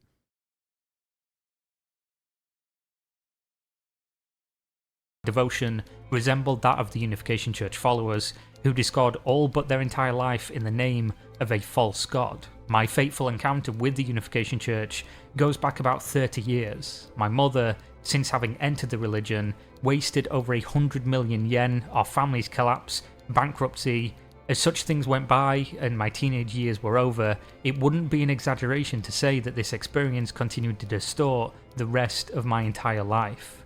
While I did loathe Abe, he is not the primary enemy. He is no more than one sympathizer of the Unification Church, one who has great influence in the real world. This letter was discovered days after the assassination and later released to the Japanese media, along with the story of Tetsuya Yamagami. With nothing left to lose and having accomplished part of his mission, the now 41-year-old man described his previous attempts to remove high-ranking members of the church from this mortal realm. From the time of bankruptcy over 20 years ago, he would walk the church halls with a knife, searching for the opportunity to find the South Korean leaders of the church. He made plans to burn another member with a Molotov cocktail in 2019, but had to give up due to the inability to access the church on that given day. He considered making homemade hand coming out of mouth is a saying in Japanese. I mean, that's a cool ass saying, bro. Someone said they made the villain too relatable. Yeah, dude, this guy has, like, he is the genius of hard work, okay? He literally worked so fucking hard for this. Like, you know, half the mass shooters are just like, they're just like directing their frustration after, like, a store purchase gun that they fucking got a week prior on whoever the fuck they want to. You know what I mean? This guy was like letting it cook, okay? This guy was sitting in the kitchen cooking up fucking schemes. Not even saying it's a scheme is like undermining what he was, trying to do here.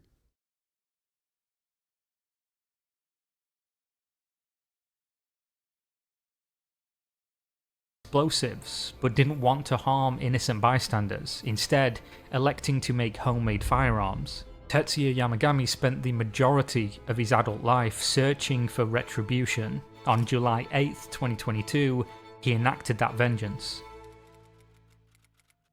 The Japanese government has begun an official investigation into the Unification Church. There have been months of revelations about links between the religious group and the government. Are we sympathizing with a killer?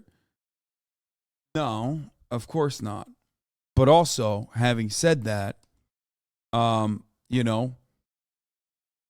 it's just, I'm just looking at this situation as objectively as I possibly can. Liberal Democratic Party.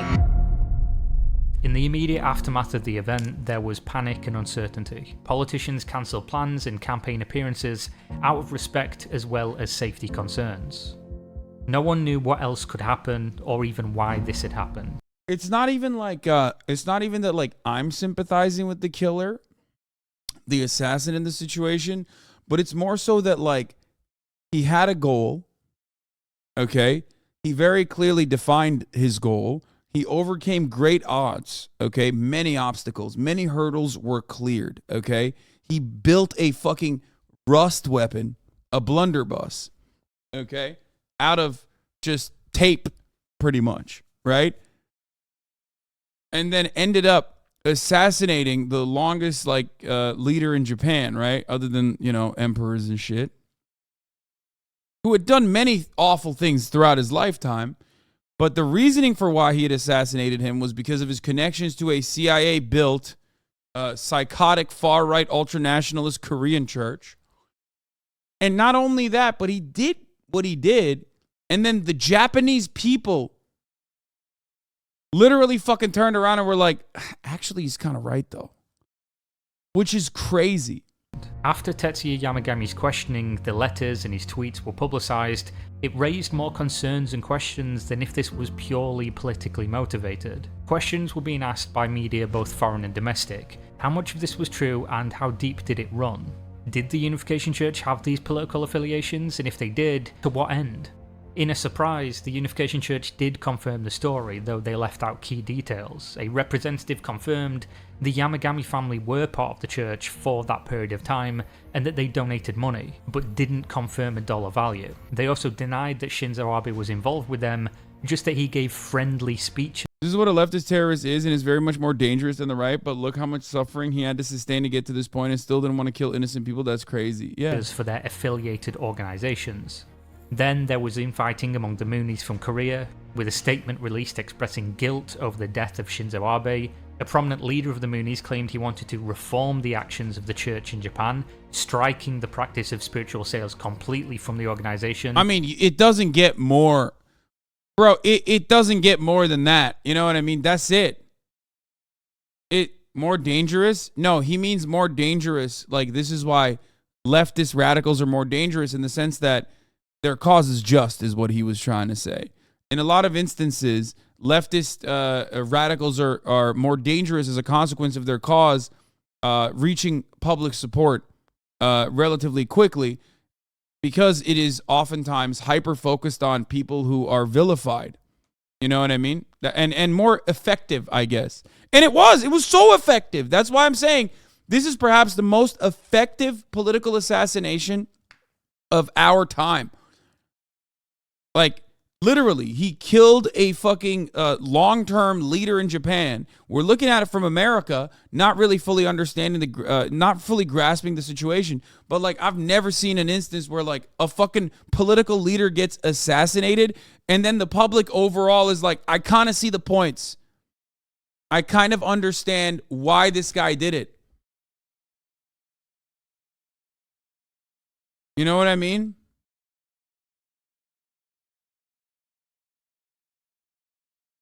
Unfortunately, the other leaders were having none of it. They saw the massive financial benefit and they didn't want to let go. In fact, they went so far as to deny everything he said, instead claiming that the media discussing these topics were tantamount to hate speech and threats against their followers. Which is why they organised protests where they transported over 3,000 people from their career. I'm going to be honest, that's not going to work, because, you know, for reasons, ironically, that Shinzo Abe actually denied routinely, the relationship between Japanese people and Korean people, not exactly great. Okay? That certainly was a systemic form of bigotry that played a role in why this was a successful assassination. Because many people looked at this and went, why the fuck is the Japanese prime minister, the former prime minister of Japan, like, so invested in this fucking Korean church? Because, you know, let's be real, there's a lot of story there. There's a lot of background there.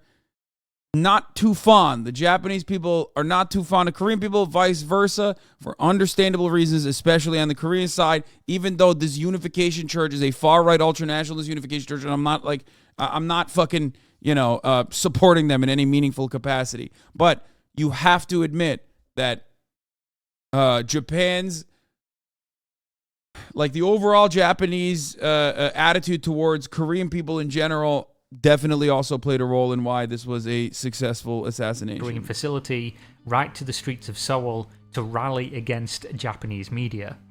Most of the participants in this rally were Japanese women who were married to Korean men through their arranged marriage system. As if that wasn't enough, they also started to sue Japanese media outlets or even talk show guests for defamation whenever they...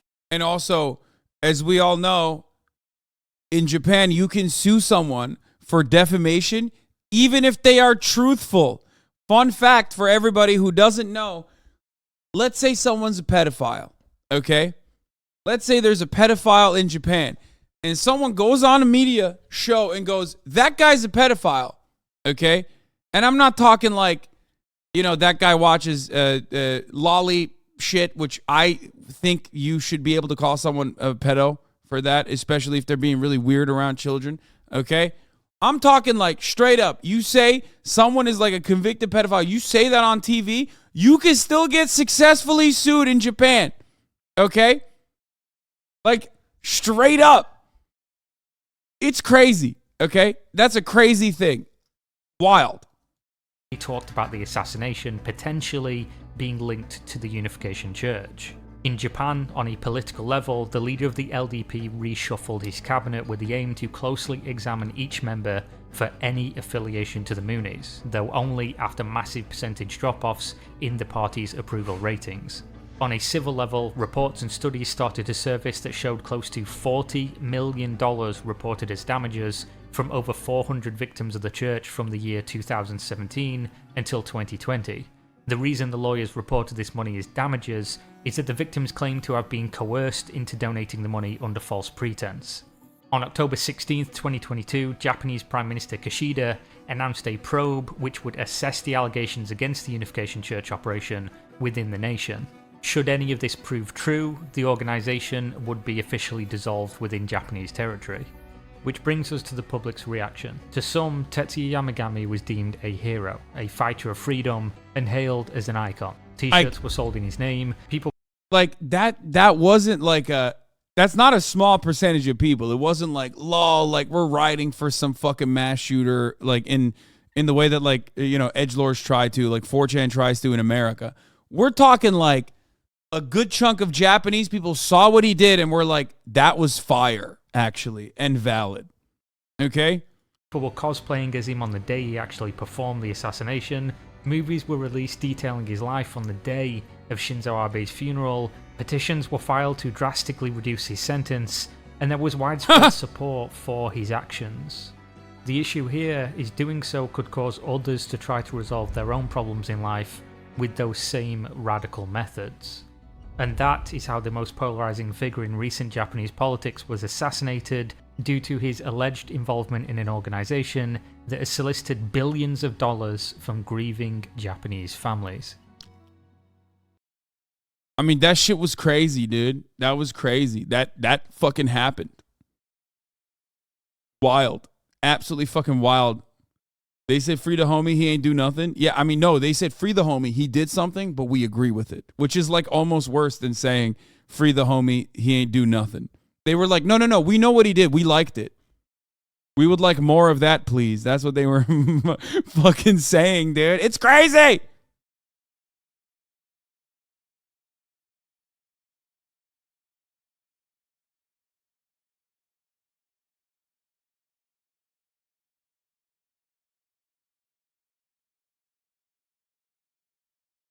In the words of Fidel Castro, history will absolve him. I mean, we'll see. What's crazier is, oh, fuck you. I'm not reading that, you fucking asshole. Here, fuck you. That's such bullshit. What's crazier is that there's a top of the hour ad break every hour and that you can avoid that ad break by being subbed. Like, really? That is such a low effort bait, dude. You just fucking, that's like me doing that, okay? And chat still says 1010 because you motherfuckers are crazy, dude. You are crazy. You literally said that was a good segue exclusively because it was given, exclusively because it was delivered by a chatter. That is insane, okay? But anyway, at the top of the hour, there is a 3-minute ad break. If you no longer want to fucking see those ads, all you need to do is subscribe, which you could do for $5 or for free with a Twitch Prime. By connecting your Amazon Prime account to your Twitch account, you can get one free Prime subscription a month. Okay. You can also get gifted a sub. Metrosil, thank you for the 5 gifted subs. That's bullshit, dude. Yeah, this is pretty funny. Wait, what happened to I Did the Things account? Yeah, they did that for Halloween.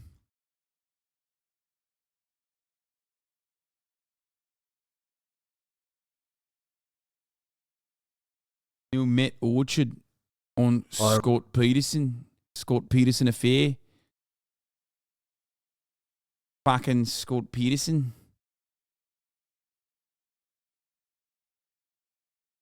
Anyway.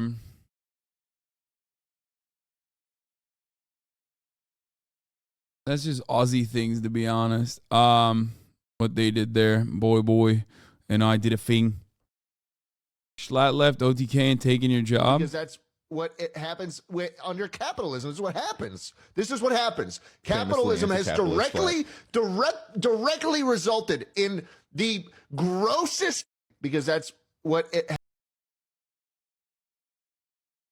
What? The fuck's he? Bro, stay in your fucking lane, dude. Hey, stay in your goddamn lane, Jay Schlatt. The fuck is this? Don't make me shave the beard so I have that motherfucking mutton chop, okay? Because I will come for you, my friend.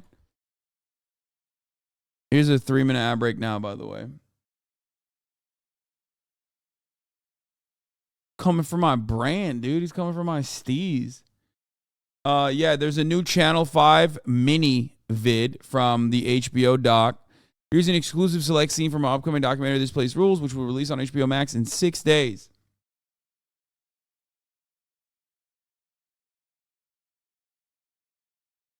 And I'm going to have Andrew on the day that the documentary comes out. How a cop shot his wife in the head and got away with it is another murder thing that we were going to do. That's certainly another murder that we have on the docket. Don't worry.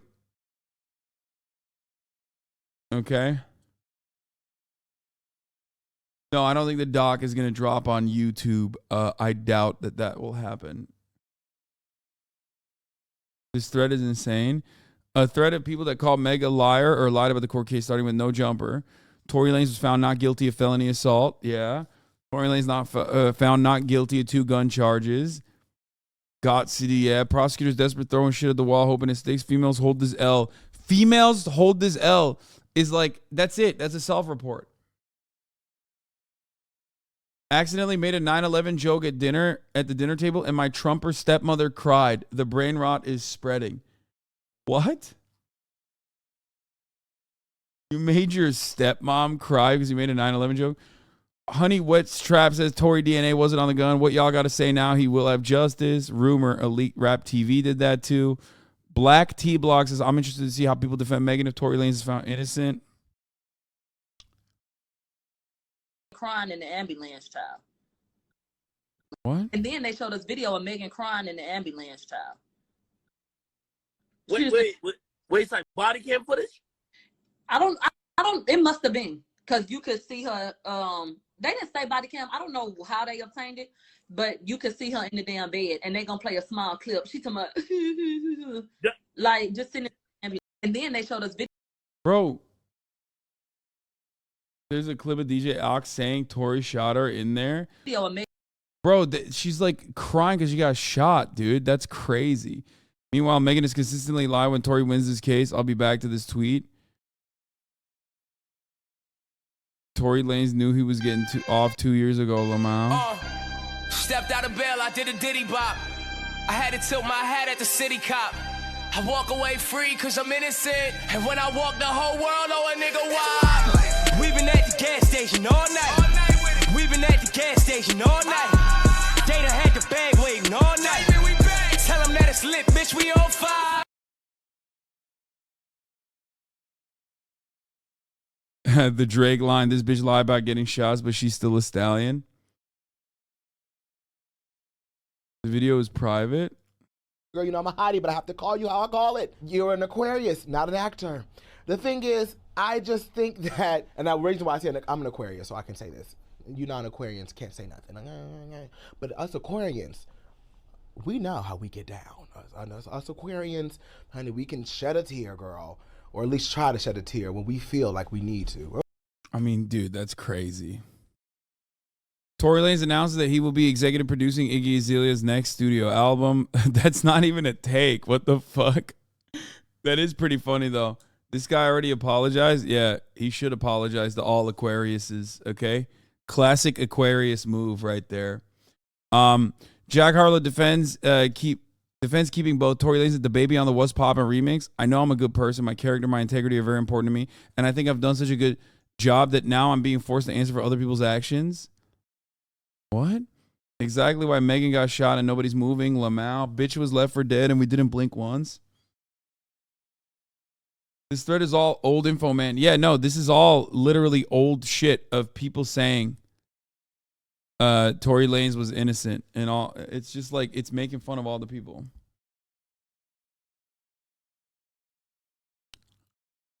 You're so happy about the verdict. Here, the fuck off my page and go celebrate. I said what I said and I still stand with Tory Lanez. I stand with the truth. This shit wasn't right.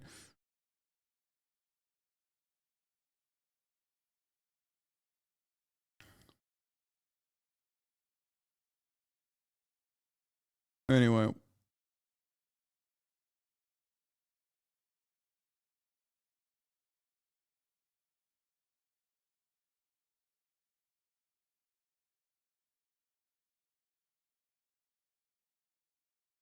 It just sucks to see so many people just like fire off unhinged right-wing takes. You know what I mean?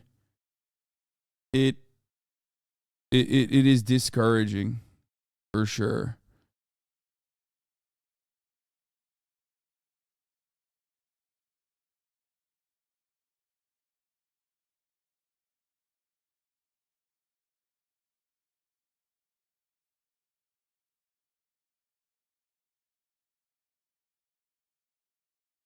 Now imagine how it feels with the black chatters. Yeah.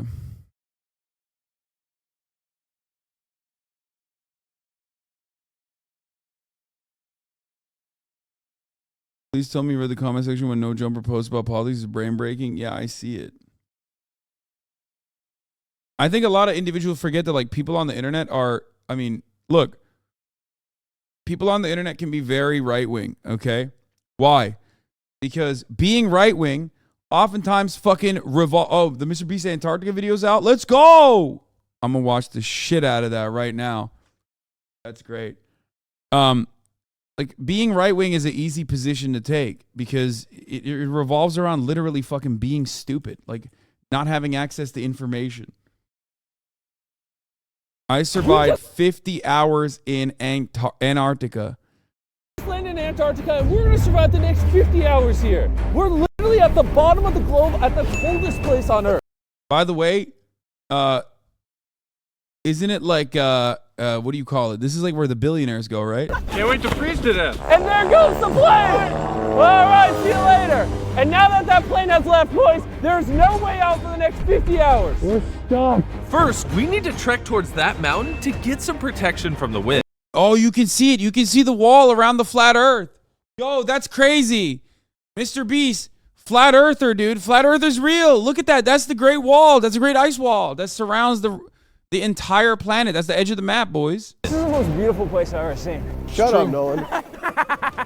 There's already a blizzard incoming. Just our luck. The weather's so bad already. This is so bad. Holy crap. What are the odds that a blizzard would happen right when we get here? It's cold. Jimmy, bro, this is insane. Let's go. We'll set up shelter at the bottom of that mountain. Woo. I will start. Antarctica. Antarctica. How is Mr. Beast different than David Dobrik, really? Well, he's there. You know what I mean? Like, I feel like if David Dobrik was doing this, he would just like send a cameraman there. He would not go there. You know what I mean? Like, he's there. He usually partakes in the schemes that he cooks up.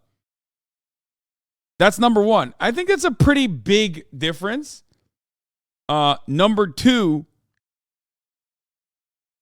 I would say number two. Oh, wait, what the fuck was I gonna say? God damn it! I'm like losing my mind a little bit. If you fall off the edge of the map, you will respawn with all your illnesses cured. I mean, yeah, there is definitely significantly more charity there.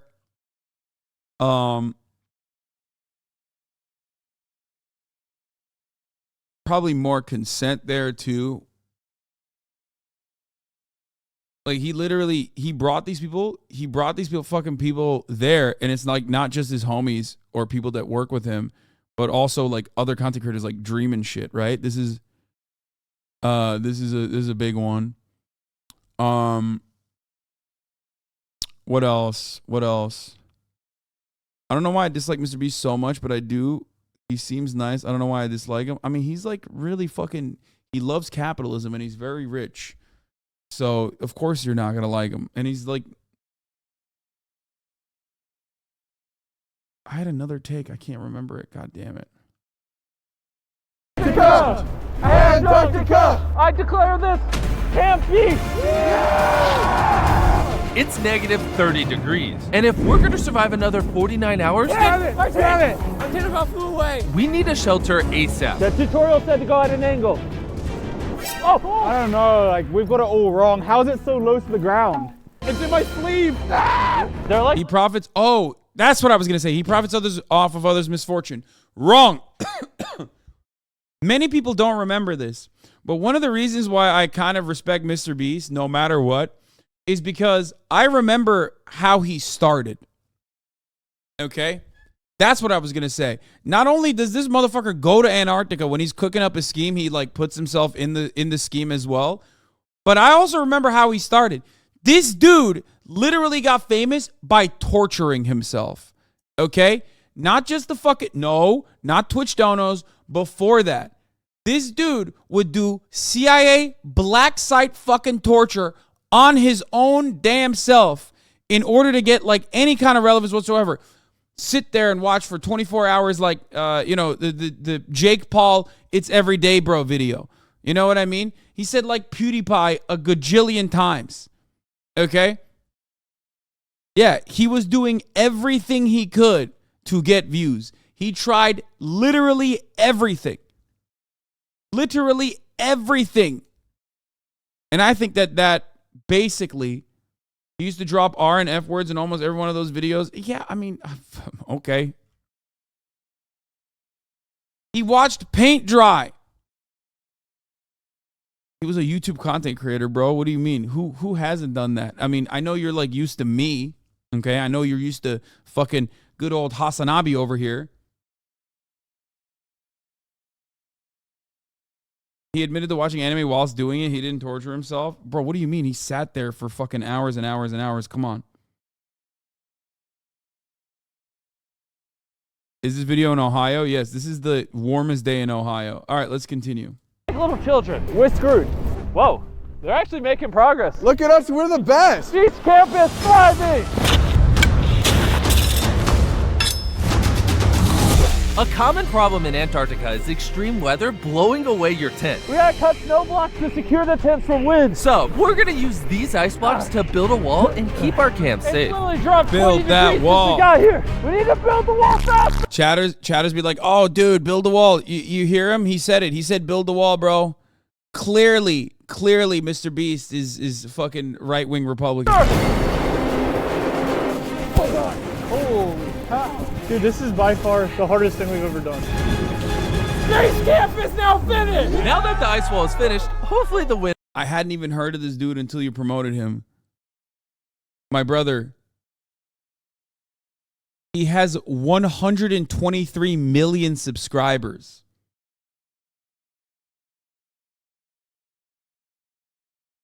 I don't know how to describe this to you, but like, in terms of how the fuck do I, like, what? This man is straight up, especially under the age of like 30, one of the most famous human beings on the planet. Okay?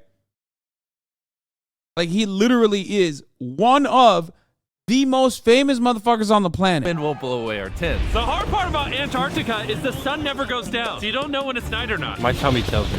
What time does your tummy say this? Dinner time. Welcome home, honey. Whoa, it's ready for you. And for dinner, we have MREs. Jimmy, this is awful. Welcome to Antarctica. In case you're wondering how you eat food in the most remote place on the planet, first you boil water, then you pour the boiling hot water. You gotta be careful in here. And then in 10 minutes you have food, and that's how you eat in Antarctica. You don't know how good that tastes.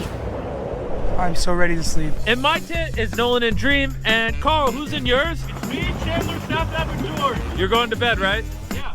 I am so tired. I'm sick. Antarctica, not a good place to get sick in. Jimmy has no idea we're digging a tunnel. Oh my god. Let's go. It's just so crazy how he's so far down. Jimmy, I don't think I'm gonna make it 50 hours. The wind is picking up, so we're gonna have a hard time sleeping. All right, guys. Well, Brofist out. The sun literally never goes down in Antarctica, so night one was rough. It's the next morning. I don't know if I'm supposed to get out of bed or not, because the sun's just always up. Morning one. This is miserable. Bro, Antarctica is not a fun place. I'm sick, man. I woke up coughing up blood. Before you can leave your tent in Antarctica, you need long pants, a long sleeve shirt, a second pair of pants, a third pair of pants, a jacket for your jacket, a ski mask, whatever this is, gloves for your gloves, and goggles so your eyeballs don't freeze. Just by having all this on, I can still get frostbite. Going into day 2, there were 2 very important things we needed to take care of. Number 1, in Antarctica, you would think you could just pee in the snow, but you can't. So we have to pee in these bottles and hold on to it until the end of the video. It's negative 20 degrees. Let's see if I can pee. Hey, I got it. He did it. I got it. Nice. Whew, that took like 5 minutes. And number 2. A lot of the boys have to poop, so we're going away from camp to set up a poop tent. I gotta poop. The worst part about Antarctica is that giant blizzards would randomly sweep through, and they would cause your skin to literally start freezing.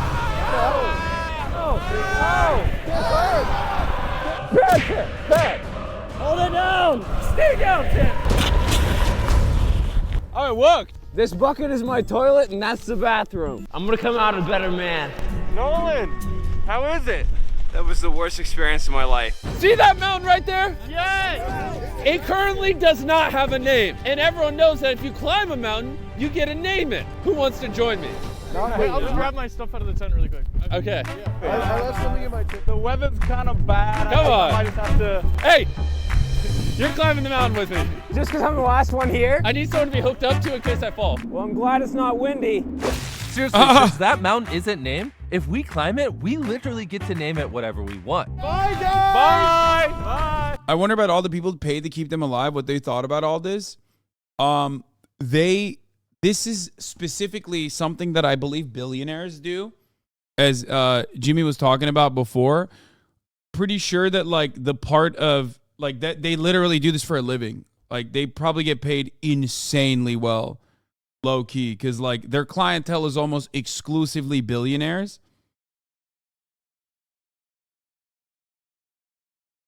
So I think that's where, you know, that like if there's a group of individuals that like this isn't like fucking hiring on a mountaintop, like hiring some fucking villager to trek up with a donkey to K2 like on Mount Everest. You know what I mean?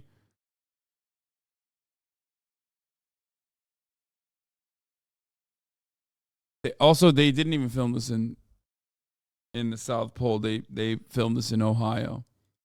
Now, Operation Hole. Come on. For the past 20-something hours, we've been digging this hole.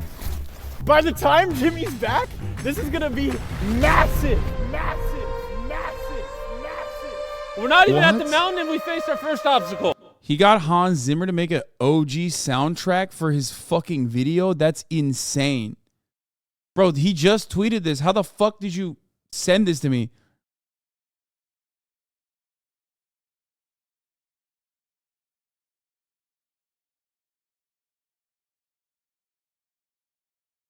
Bro, my anti-capitalist streamer thinks that capitalists paying his labor adequately absolves them of their class position. We're never achieving class consciousness, bro. What? No, man. The difference between you and me is that, like, I don't have this fucking perspective where, like, content has to be constantly and consistently met on parasocial anti-capitalist values rather than above-the-ground anti-capitalist values in general. Entertainment still needs to fucking be made, okay? So, yes, ultimately, if Mr. Beast is making entertainment, making YouTube videos, okay, there is always going to be unethical things that happen, no matter what happens. I don't see this as anything different than like TV shows. Ultimately, as long as Mr. Beast isn't like cutting videos in, you know, Antarctica, specifically talking about how women ain't shit, you know what I mean? Well, I didn't bring a single woman with me to Antarctica because they ain't shit. If that was the main point of contention here, then I would have some takes, okay? But it's not that.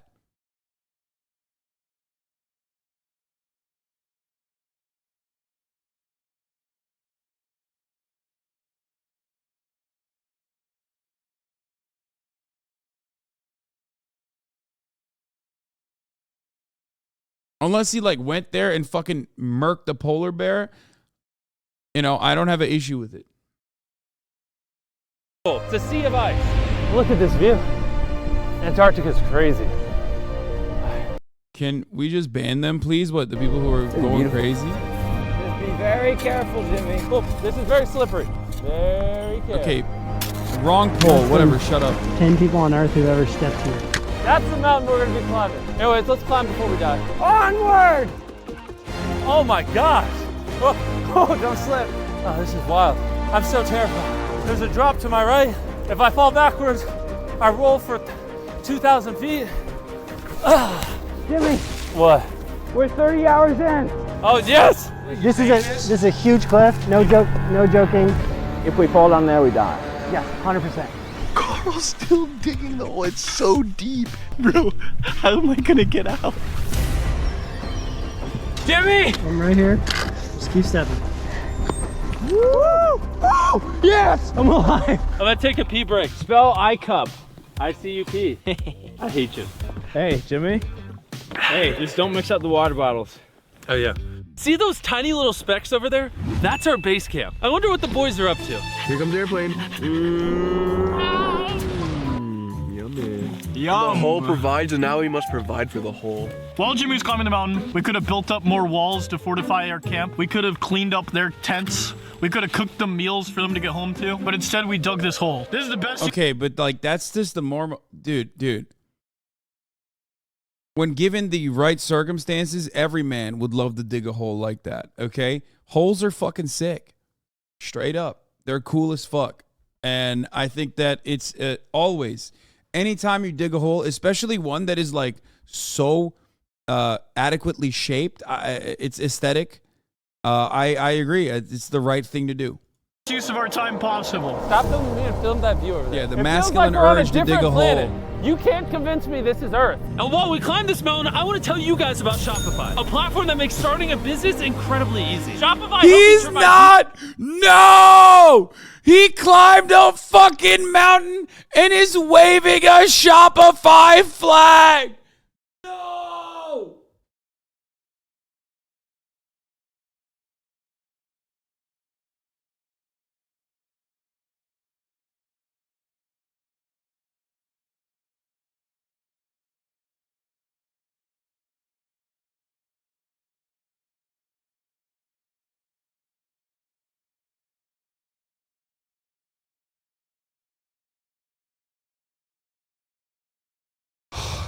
I wonder how much they paid for that. Dude, also, it's not even just that. Shopify has been going fucking brazy, okay? Look at this one. Look at this one.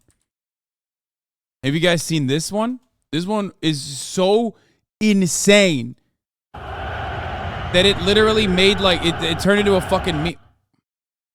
Dog, what is this?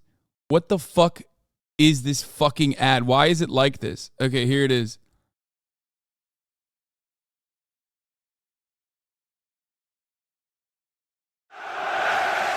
Have you guys ever seen this fucking ad? I saw it recently. Oh, this is not Shopify. This is Shopee. Oh, I thought this was Shopify.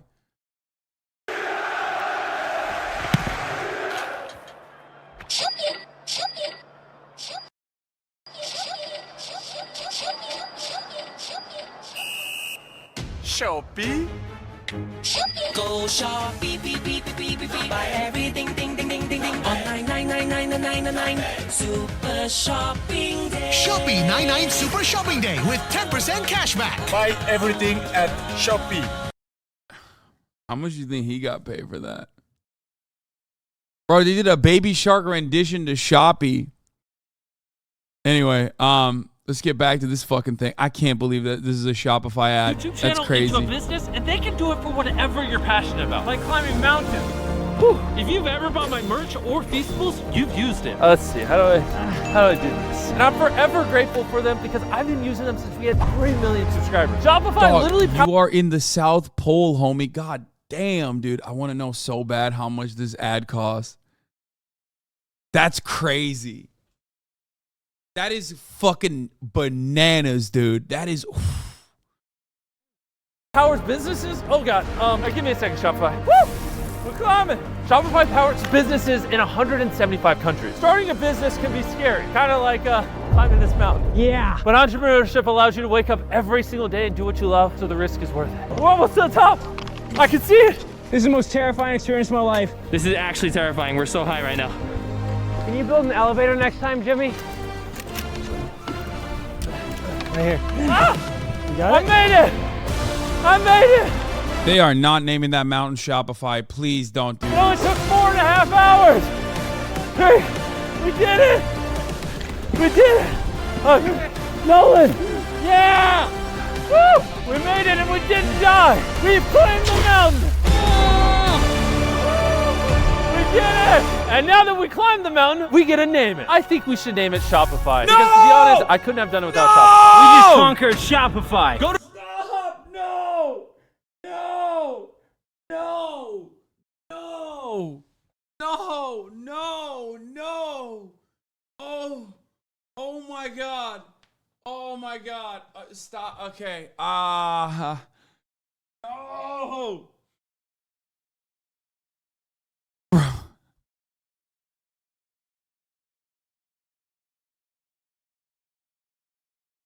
Bro, this is it's supposed to be such a beautiful moment. You've conquered a mountain. You've gone to a place where like very few people have been, okay? Like maximum like 10,000 people throughout the history, throughout the entirety of time itself. Okay? Maximum. Like, dude.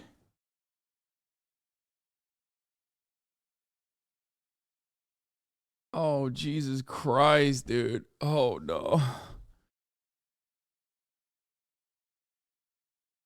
Go to shopify.com/behindbeast to watch my exclusive interview with Shopify. This is now Shopify Mountain. Carl, can you hear me? Yes, I can hear you. Over. We climbed the mountain. Congratulations, dude. Did you see us on top of the mountain? 1 second, we have to get outside of the hole. Wait, what hole? No, I said the whole tent, the entire tent.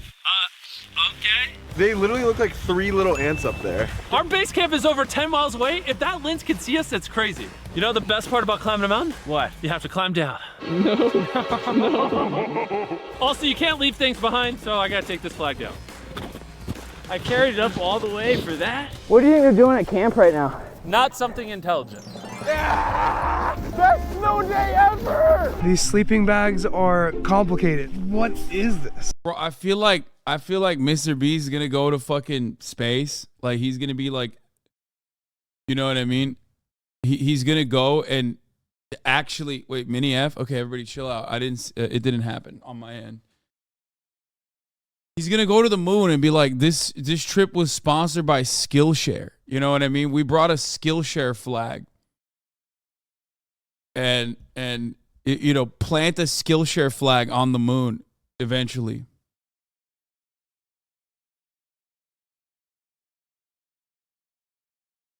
Holy fuck, I'm coming up with like new Mr. Beast ideas.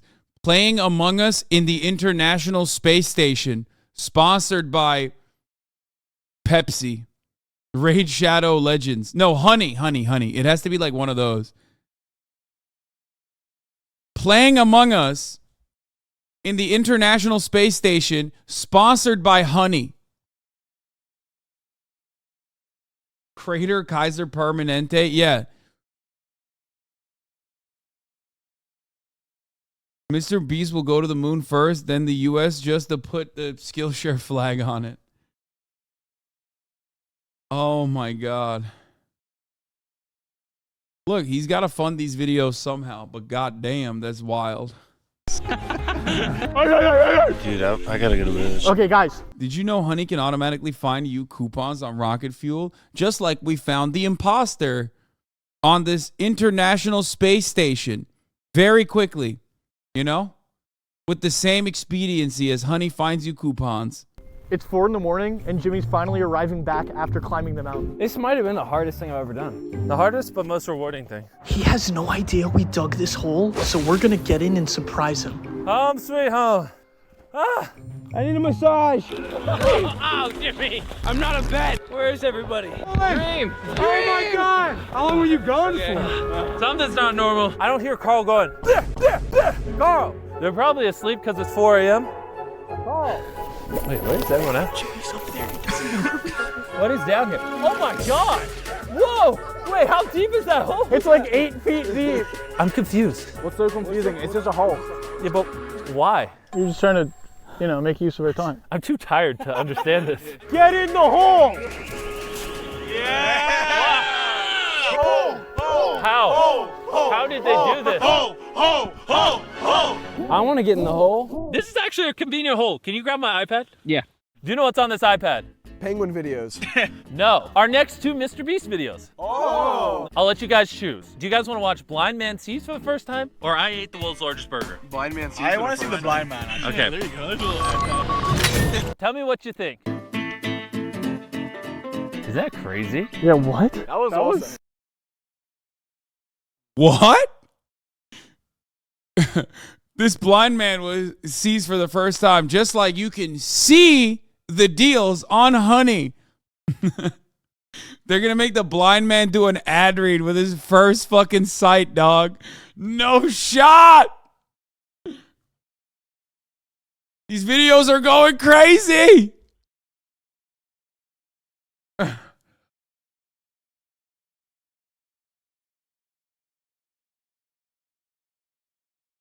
He pulled a Jesus and made the blind man see. Yeah. Mr. Beast cures lepers. Okay. So that the lepers can, you know, do the ad reads. Mr. Beast turns water into wine. Sponsored by CaliforniaWines.com. You know what I mean? Deaf guy hears for the first time. Brought to you by Raycon. So cool. Oh my God, it is cold here. It's so cold that the screen on the camera just went black. This is actually freezing outside. I don't want to be here anymore. I'm gonna head to bed. This is the camera tent. We're saying goodnight. Good night, everybody. Climbing a mountain really took it out of me, and we got back at 4 in the morning. It was nearly impossible to get out of bed on day 3. You guys ready? Jim, we have to pack up before the plane leaves. Otherwise, we're stuck here. Look, if we miss this flight, Jimmy, we're here for like another day. I'll put pants on in a minute. Jimmy, get up. What is this, your first survival video? Yes. They haven't got out of the tent, Tariq. We are going to miss the flight. Actually, let me rephrase that. They're going to miss the flight. I'm still making it. We're making the flight. It is extremely important to preserve the untouched beauty of Antarctica. We can't leave a single trace of our camp behind. So I made sure the boys packed up everything and put it back to the way it was. Leave nothing behind on 3. 3. Leave nothing behind. But they were as exhausted as I was. So things didn't get done quickly. I've got absolutely 0 energy left. All right, now put that in it. Put it on this side.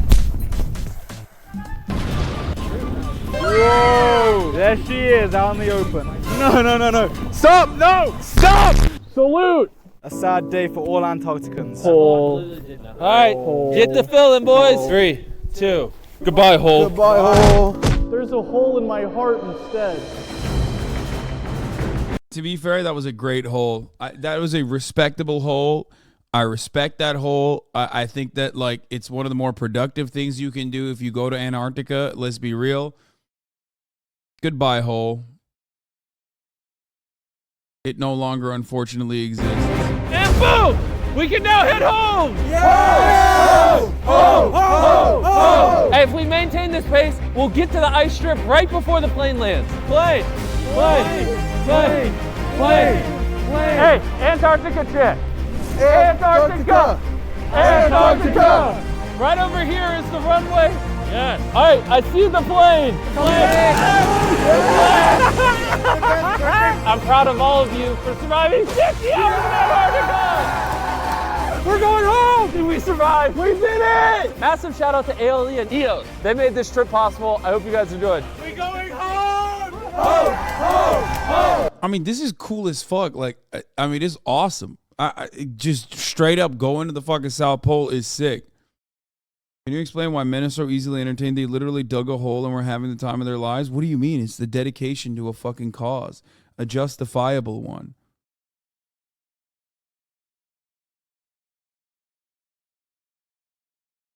I used to love your ad segues, but after seeing a 22-year-old dude name a mountain after his sponsor, how can you compete? Yeah. Would you have gone? Probably not, but the only reason is because I couldn't get away from like streaming for that long. You know what I mean? But I don't know. I would have to think about it. Like, it's like a once-in-a-lifetime opportunity. It's a once-in-a-lifetime opportunity. I would seriously consider it. Because that's so sick, dude. That's so sick.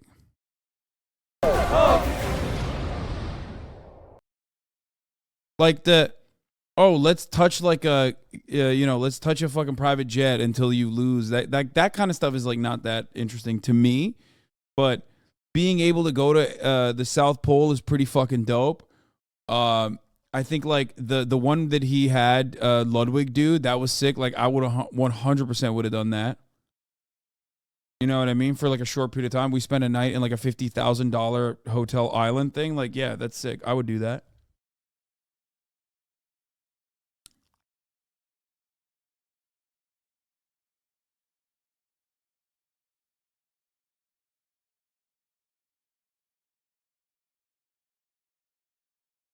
Sierras in your backyard, go touch glaciers before they're gone. You could realistically end up in a Mr. Beast video. Yes, I know I can.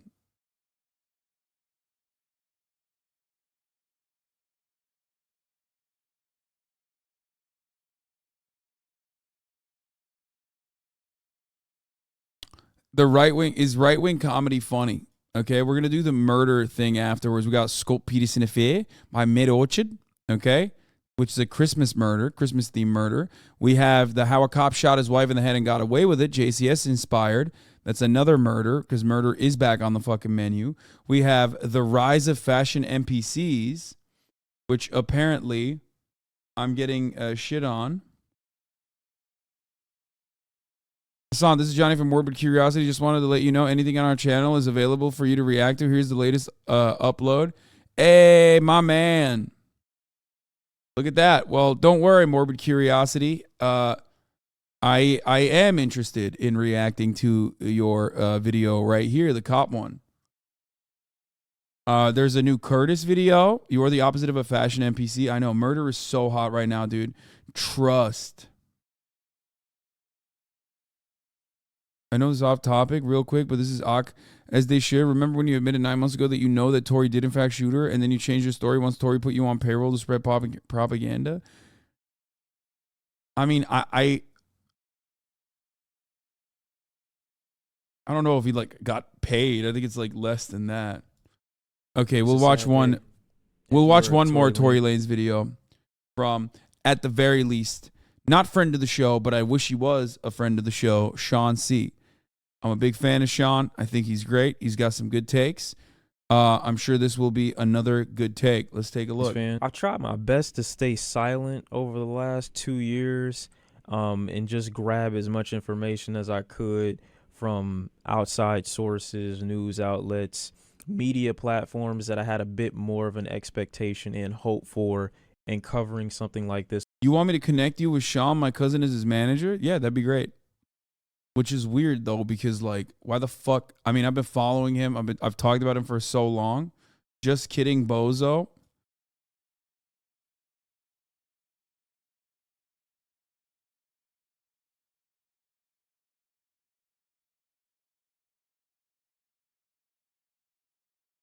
Nice bathroom. Before you left Venice to go and live in Austin, Texas with your white girlfriend, your brother was a famous WWE wrestler. It is totally understandable for me to assume that you had actual connections to someone, okay?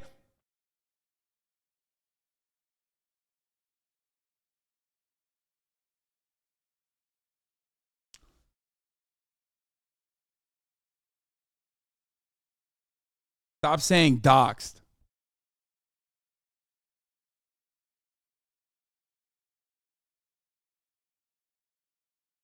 Stop giving out nice bathrooms assassination coordinates. Yeah. Nice bathroom is a long-term community member.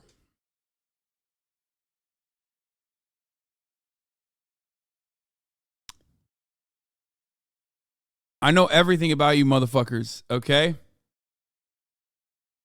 Nice bathroom, Nepo baby? No, because he's not fucking... Yeah, nice bathroom is a Nepo baby. I made him a mod because of his brother.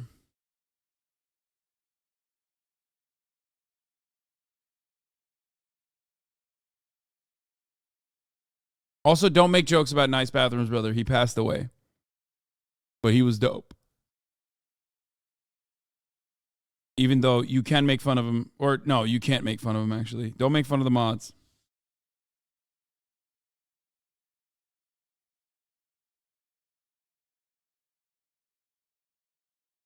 R.I.P. nice bathrooms. They were a good person before they were assassinated due to a negligent streamer. That's not true.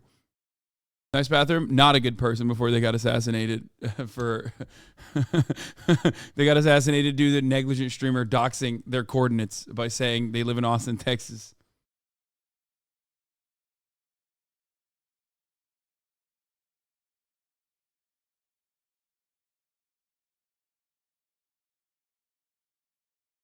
Anyway, this with a little less bias to over time update my knowledge of the situation so that come trial time, I'm going in with as much information as humanly possible and not being swayed by my own bias. Though in the beginning, I'd believed that Megan Thee Stallion was telling the truth, I don't take joy in the fact that the jurors also believed what she was saying as some like sense of joy or hoorah or hooray. Because at the end of the day, she was still shot and was the victim to an assault. And just because Tory Lanez is about to be sentenced within the next month or two doesn't mean that the ramifications of this assault end here. Once everyone who's been covering the situation stops covering it, there still comes a level of rehabilitation and reintegration. I gotta pee, I'll be back. The world without most people or a lot of people thinking that you're lying about being assaulted and taking the side of someone that you've claimed as your abuser. Tory Lanez has officially been found guilty in the case of shooting Megan Thee Stallion. And just like in the video that we talked about where Kanye was on Drink Champs, basically arguing the technicalities of what could have led to George Floyd's death, even though it is documented what actually caused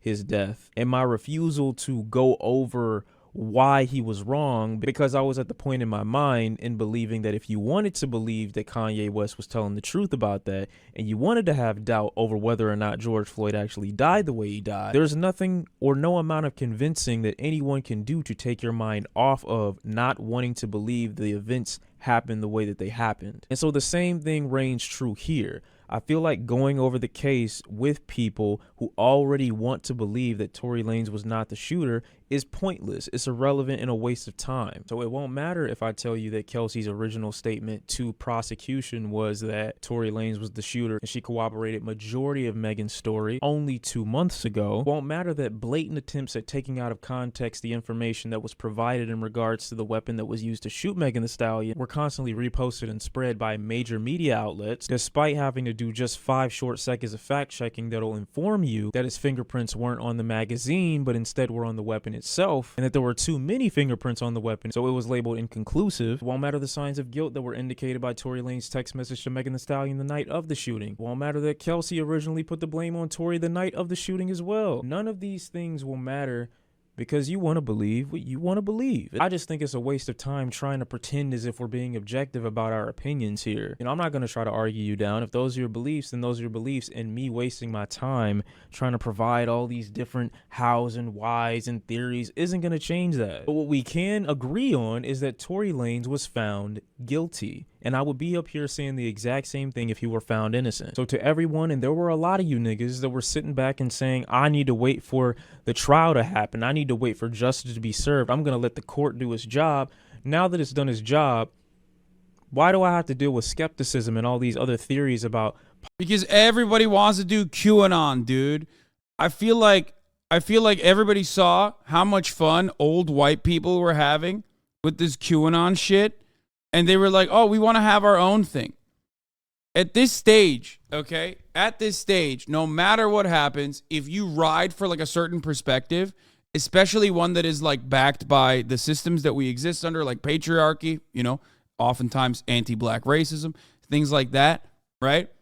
No matter what it is, transphobia, if the system somehow gets something right, that goes against those beliefs that are very firmly held onto, you're just going to go fucking crazy. Everybody is like everybody's on a tightrope. Everybody's like one step away from snapping, dude. It's crazy. That's where we're at now.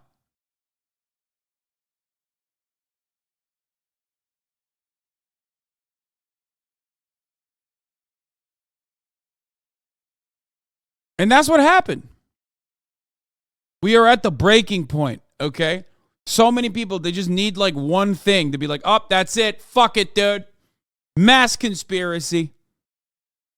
Possible jurors being paid off, and that's still crazy, and this sets a dangerous precedence for young men in the world. No, I think it sets a slightly decent precedence for young men who decide to shoot people in the world, but that's just my opinion. Never before do I feel like the level of Bro, that's wild. Like, you can't even shoot somebody in the foot without going to jail.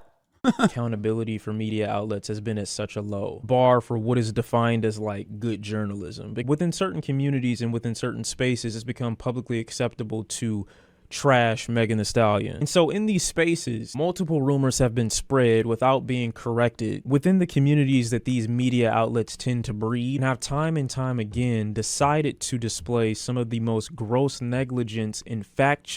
Wait, by the way, I got to pause for one more second and say this. Notice how even Sean, who is pretty obvious what his perspective is, has been very careful in his language and even doesn't go overboard on like, every now and then he'll say a couple things that is like defensive of Megan Thee Stallion, but like is not really fucking laying it on thick. Because there are so many people that just like go, oh, fuck you, dude. Like, you're a fucking piece of shit. You're part of the problem. Like, even in this video, like, he's not like picking fights. He's not going overboard. Because at this stage, if you are in the media, okay? At this stage, if you are in the fucking media, you cannot have a strong stance that goes against like all of these like pretty much schizophrenic people, okay?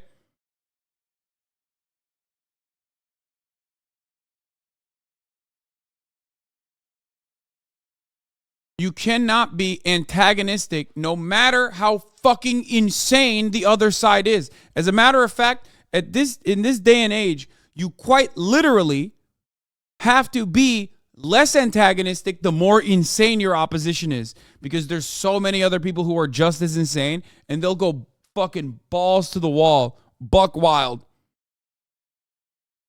Like, dudes straight up will be like, oh, dude, Hasan is a part of the Jewish international conspiracy because he's a gay Freemason. That's why he's, like, defending Megan Thee Stallion. You know, it's like, okay, well, I have no, how do I address that? You know what I mean? Like, you got me, I think. What? Checking and objectivity I've seen in a long time. Now, to sit up here and say that there are media outlets that don't have their own biases, I'd be lying. Obviously, those don't exist, but I think there are definitely media outlets in covering this case and in covering the news in general that do a much better job at hiding where their allegiances lie, as opposed to the ones that have covered this Megan Thee Stallion case. And the reason in this case why it's so egregious is because most of these media platforms know and accept that Megan Thee Stallion is the victim to the crime, but refuse to allow their bias against her to crumble underneath the overwhelming fact that she was the victim to a shooting. Even in search for what they believe to be the quote-unquote truth, have allowed their want for Megan Thee Stallion to become the face of victims, praying so desperately for a not guilty conviction from Tory Lanez to progress the narrative. Sean also had a pretty base take about the Legion of Black Streamers comment. I mean, that's too long. There are many more women who lie about being assaulted than the media is willing to let on, for some weird sense of vindication from the online narrative that men are trash. They've allowed this entire case to be the stepping stone for man versus woman, as opposed to just Tory versus Meg. Actually, the state of California. Not someone who actually goes outside and interacts with both men and women. I'll tell you, the gender war is not real. You need to die on the hill of disbelieving every single woman that comes forward about an abuse. Yeah, bro, if you think that there's a real gender war out there, you are too online and you are not in the real world, okay? Like, you are so fucking far removed from the real world that, like, everything is, every interaction that you have with what you assume is the other, with the opposite sex or whatever you want to fucking call it, okay, with, like, someone of a different gender, is literally happening on the internet. That's it. And you know what that means. That means that you're just not getting any pussy either. That's part of the reason why you feel this way. It's crazy. It's crazy. Story about a man that it's so fucking contentious. Like, how the fuck do you look at 50% of the population and go, there's a war right now between us and them? You have to be the most unfuckable dude on the planet, okay? And femcells kind of do it on the other side, okay? Not as, like, systematically damaging, but still fucking annoying, where it's like you are the most unfuckable femcell on the other side going, you know, there's a fucking gender war happening. This is why all men are fucking trash. It's the same shit. United. It's like a horseshoe where you're just still fucking united on being permanently unfuckable.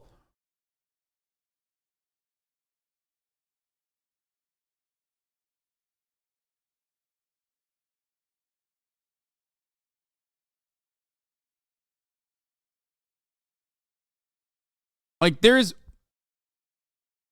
more understandable that you, like, run the fucking gamut of, like, I am terrified of men, okay? Ultimately, we do live under a patriarchal construct, but it's still, at its worst, incredibly fucking annoying when you do that.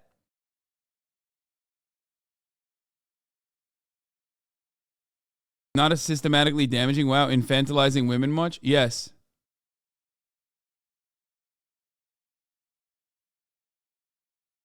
Thought half of Chad is catching strays. I mean, meh, bad take. Look, when some women say all men are trash or like kill all men or whatever, there is no legitimate movement associated with that. There is no legitimate systematic harm that is associated with that. Okay? It's still fucking annoying. You can suck me if you don't agree with it. Okay? It is. It's fucking annoying. Everybody fucking understands that that is not a productive thing to say. It's just you openly letting out your frustrations. Someone like myself, I understand where you're coming from. I don't give a shit. But I'm still going to make fun of you and say that you're unfuckable. That's it. Suddenly disagrees? No, I think I'm a pretty normal person.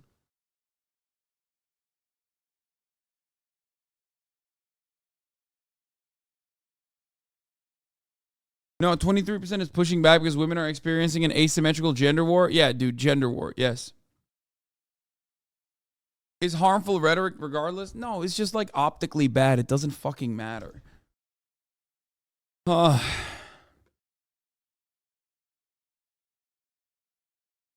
Rare W take. Yeah. Welcome to a chatter who is rarely ever listening at the HasanAbi broadcast. Is not a rare W take. This is a very common take for me, but the difference is it pisses off everyone because I already said that, like, patriarchal constructs are violent, and a consequence of that is what you are experiencing with respect to how the Megan Thee Stallion situation was immediately disqualified by so many dudes and so many followers and women too. Okay.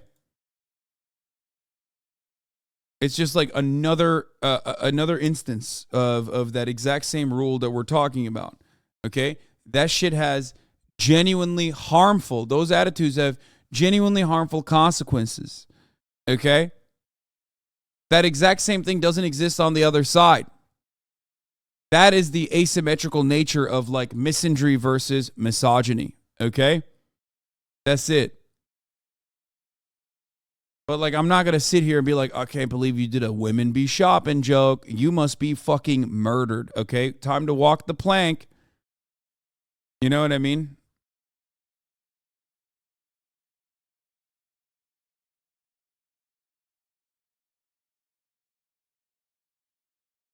You don't even know. And granted, you could say the same thing about a woman and remain neutral. But this is a case where I've seen just so much blatant, weird, hate being thrown at somebody who we all acknowledge is the person who was shot. How does Tory have non-fingerprints on the gun and gets guilty on all charges?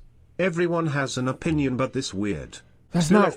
Cause I know trash music is coming since and all the nutrags toxic females going to eat this up. The Dax thing I see too. I want to know if my man still has the same take he had a couple years back, because we watched his older video about Dax where he was like, I'm just built differently. If I had a gun to my face, I would challenge him, because I don't agree with that. That was like the very rare Sean.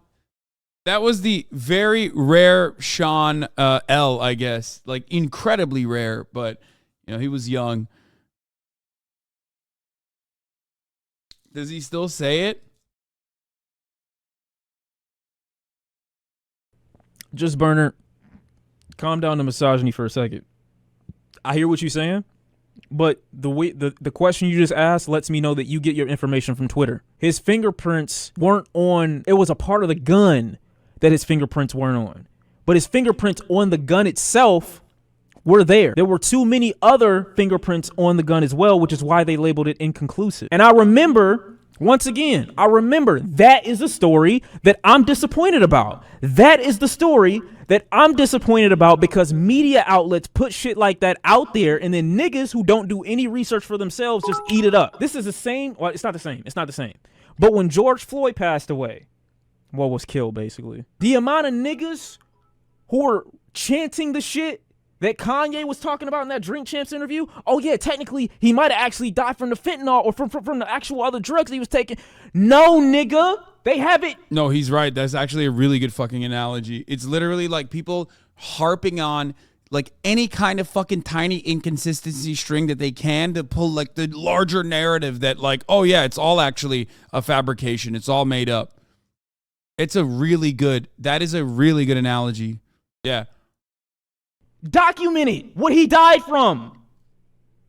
Because you get your information from Twitter and from fucking media outlets. Wait, what? You said tap into Auk versus Hasan stream? Wait, he was streaming yesterday?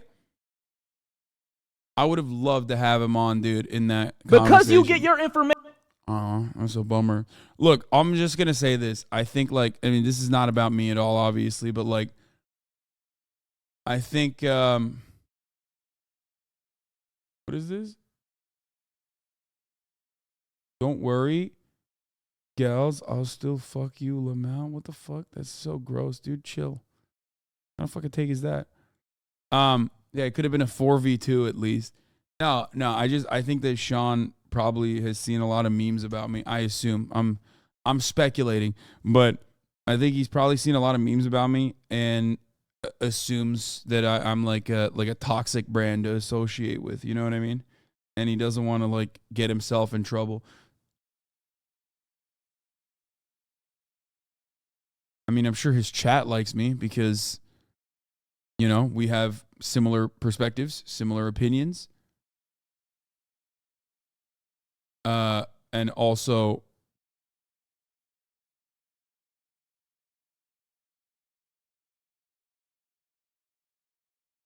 I don't know.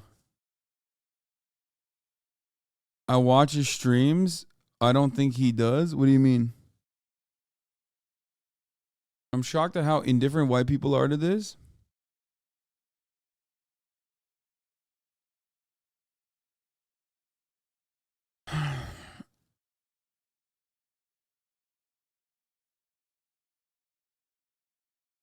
He said on stream that he doesn't like political debate bros in the past, but I don't like political debate bros either.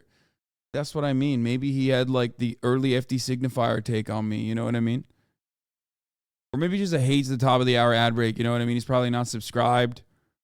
So he's like, fuck, man. At the top of the hour, there's another 3-minute ad break. Like, that's crazy. Like, dude, I've heard you say so many times, if I don't want to see the ads any longer, all I need to do is subscribe for $5 or for free with Twitch Prime or by getting gifted a sub. Yesterday showed that you were a debate bro at heart. No, I'm not. I hate debates. I hate it. I hate debating. I don't like it. Been trying to work on your image, bro. Durag streams are the first step. Yeah, I want to get cooked, dude.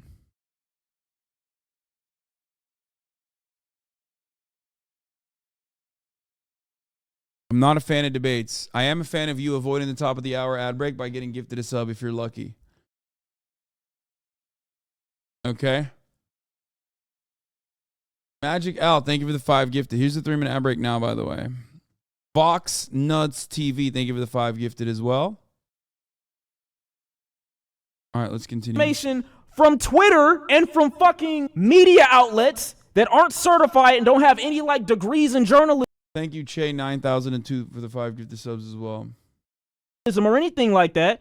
You believe a couple frame or a couple word tweet, which is why the niggas felt like they could get away with that shit yesterday of, oh yeah, let's just say Tory Lanez is not guilty, even though we have no proof of anything. Niggas like you who said that shit just now, let me know that you feed into it so much that these niggas think that they can just post anything on a situation that's real and get away with it with no consequences. Oh, my bad, we just made it wrong. We fucked up. Let's delete the post. No, nigga, it's not that easy. It's not that simple. You don't just get to throw out misinformation, besmirch somebody's name, and insinuate. Oh, come on, bro. Look at his sub alerts.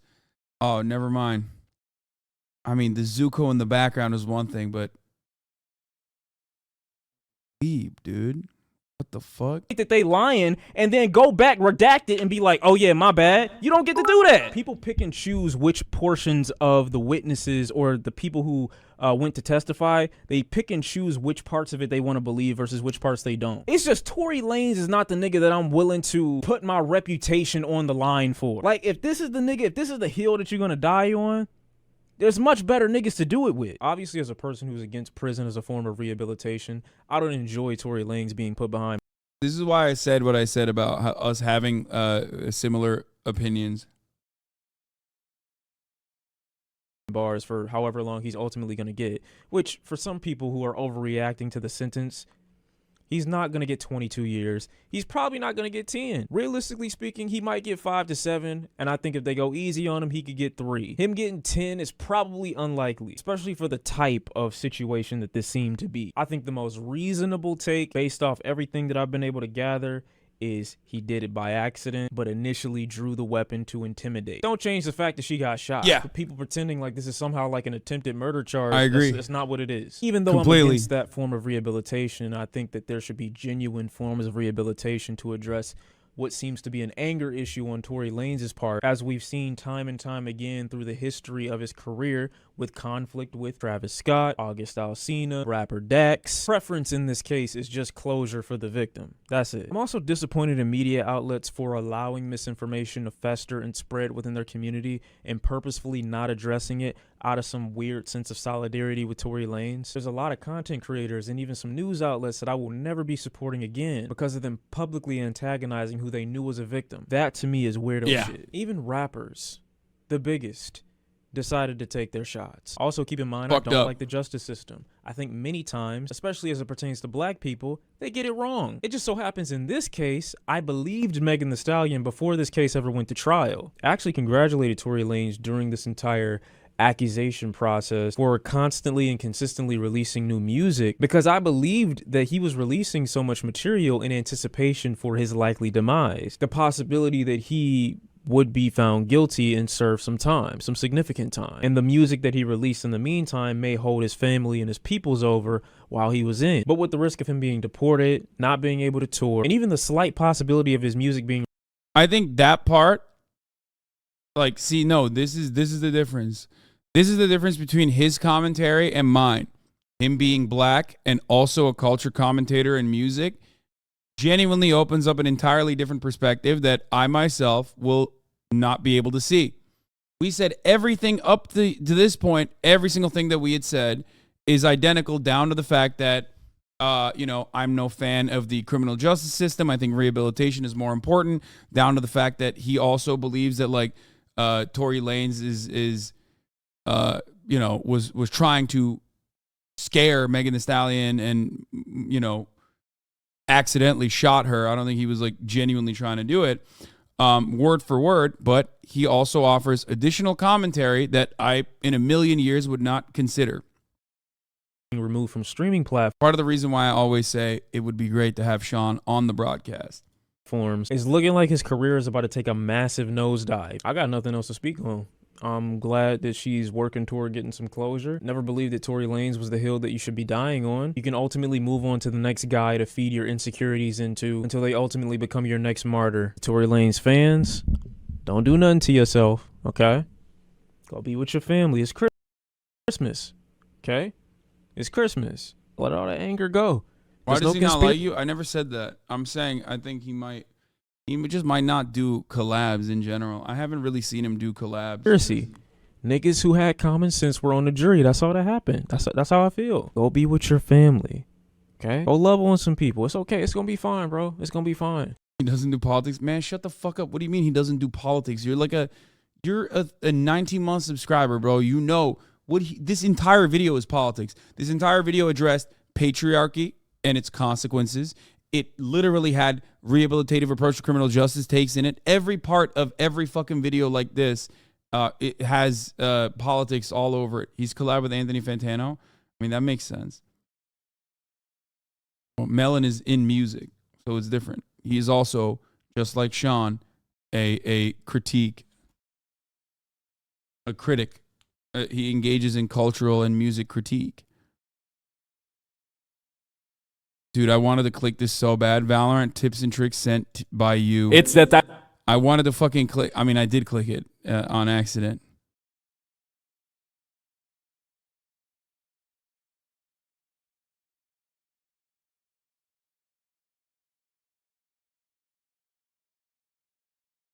Actual noob? Okay, shut up. You promised murder? Bro, I did. You know what else I promised? You know what else I fucking promised, dude? Shaving my goddamn beard. And I think it's time. Let's do it. I'm like actually kind of scared. I've never done this. Don't forget FD is highly requested. Yes. But there's a difference. I am both familiar with FD's work and we talk to one another off camera. We DM each other. We talk to each other all the time. And we may or may not have collaborated even. Maybe you will find out. Maybe you won't. Maybe it'll never come out. Maybe we didn't actually collaborate and I'm lying. There's a difference. The difference is I talk to FD all the time. I like him a lot. Whereas as far as, Chauncey goes, I have no connection to him. But that's it. It seems like most long-term members sub during Fortnite days and left the sub recurring, then came back and don't know your takes on things. No, that's not true.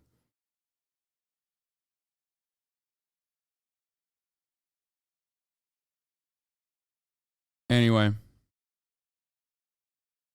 Bro, shave off everything but the part around your nose and mouth. Interesting that you say that because that is what I'm going to do. So I've never actually done this on stream before. So I am kind of worried about it. Like, it is kind of weird, right? So I'm going to do it. Fuck it, YOLO, you know?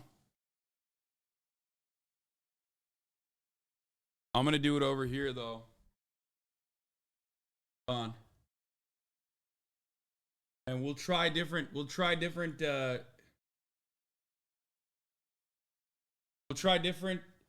styles. And I will have the final say on veto. I will veto if your fucking take is stupid, if your beard that you want me to have is stupid. But I'm going to do it. Hold on.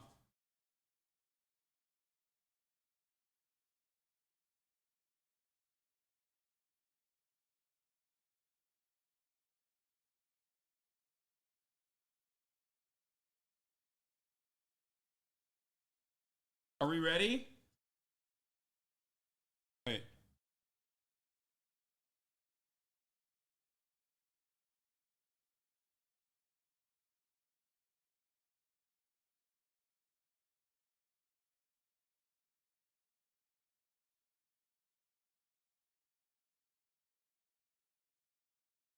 Are we ready for this? I'm so scared, dude.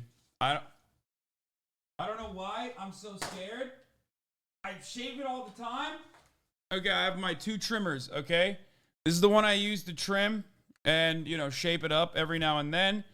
This is the beard clipper that I use to clean it up, like these areas, okay? I don't know why I'm so fucking scared about getting a beard shave on camera, considering I do it all the time and my beard grows in a day, but I've never done it on camera. So that's what I guess that's what I'm worried about. I'll tweet it out too. Okay, why am I so worried? It's weird. Sure, it's probably gonna get fucked up. I know.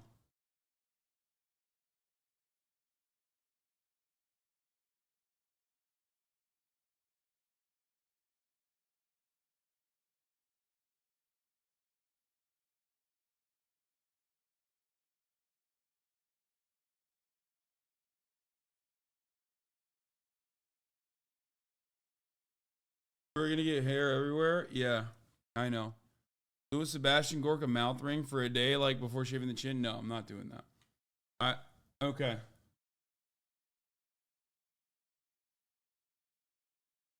Should probably take your shirt off. Nice try, chatter. Nice fucking try. All right. Should I get like a towel?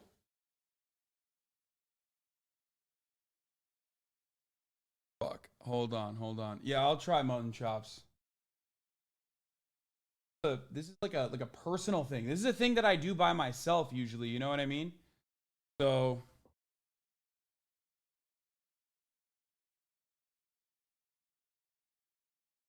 maybe that's what it is. It's like I'm welcoming you into a thing that I do by myself.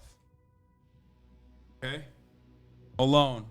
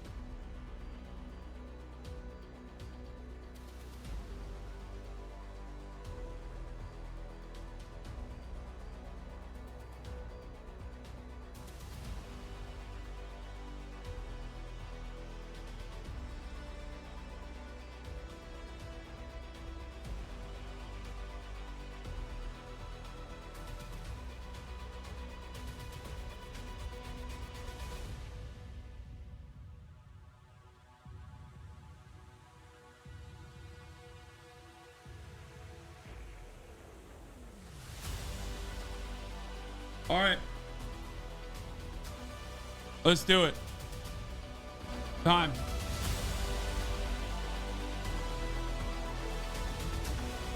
First, I will go with the mutton chops. Now, this is an interesting one because usually when I do this, I shave the sides first and leave a goatee. But mutton chops were requested. So I will do that. You hear it? I need a fucking mirror, dude. This is crazy. Hold on. I can't see. I can't use the camera. Fuck.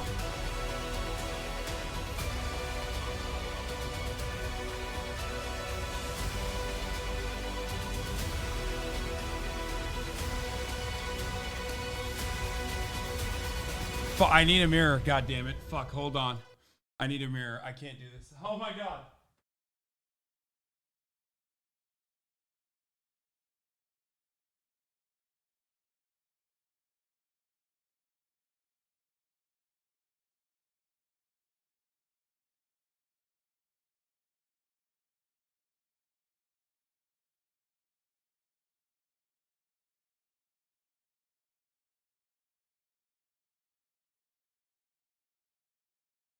Okay, I got a mirror.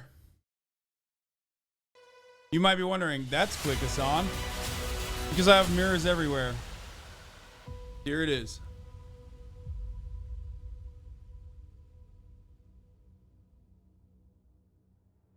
I'm too tall for this.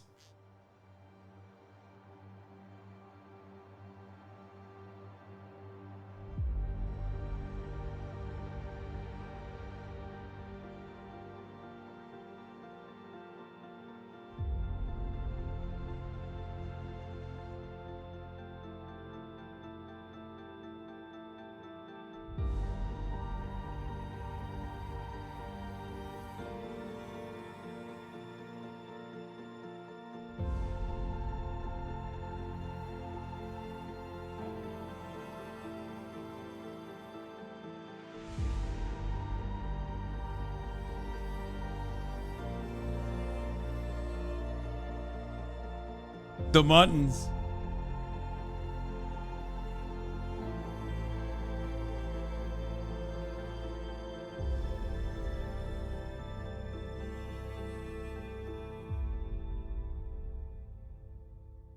People saying stop right there. We must go beyond. We must go above and beyond. To infinity and beyond, that is. But that's it. That's my baby chin. It's been a while. Welcome, old friend.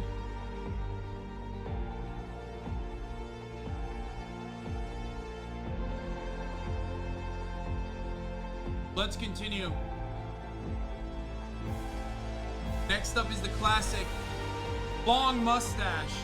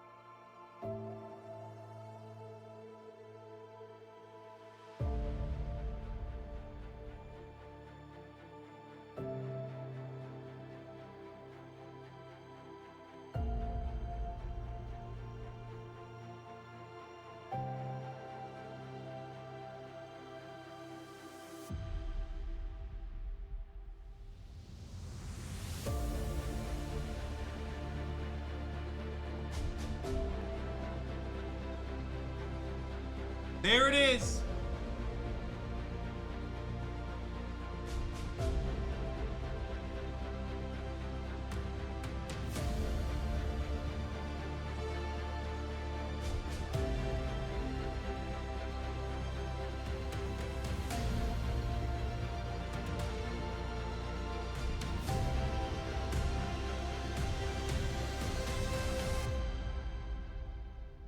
The meme opportunities are glorious!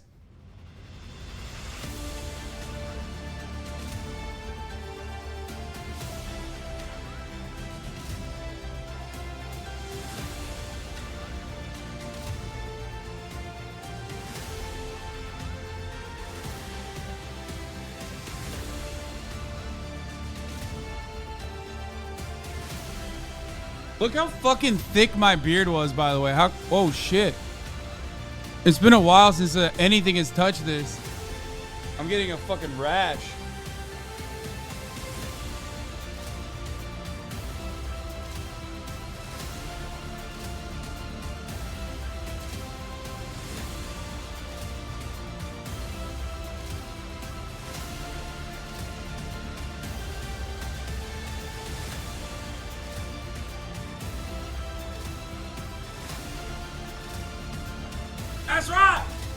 Don't you dare defy me and how much I love America.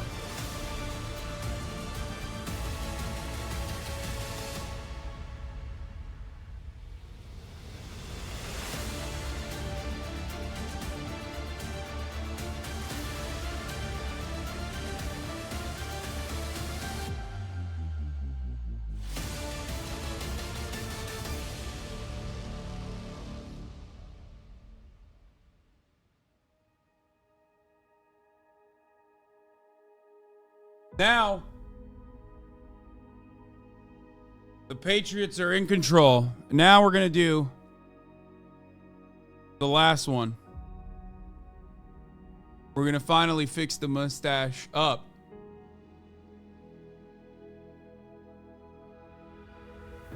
And maybe trim this stuff a little bit more too.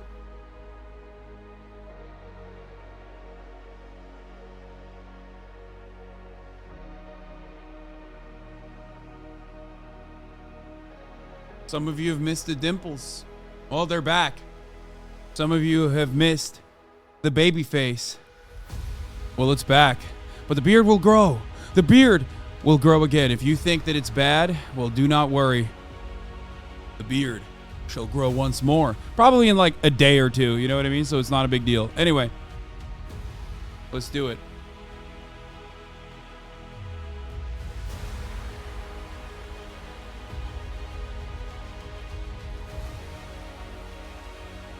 What did I fuck up?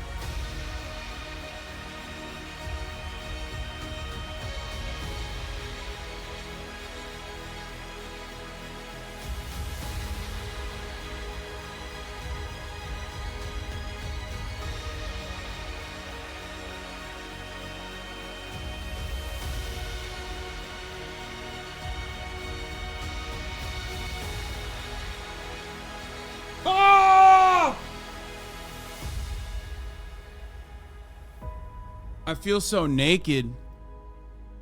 I feel so baby. But most of all, most importantly, I feel powerful. That's right. That's right, folks. The mustache is back. For a short period of time.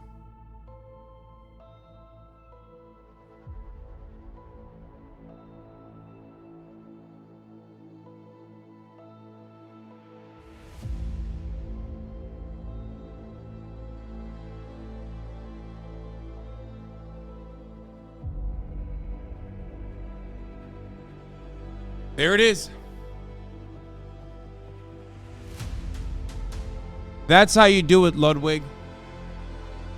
You fucking bitch. That's how you actually grow a mustache.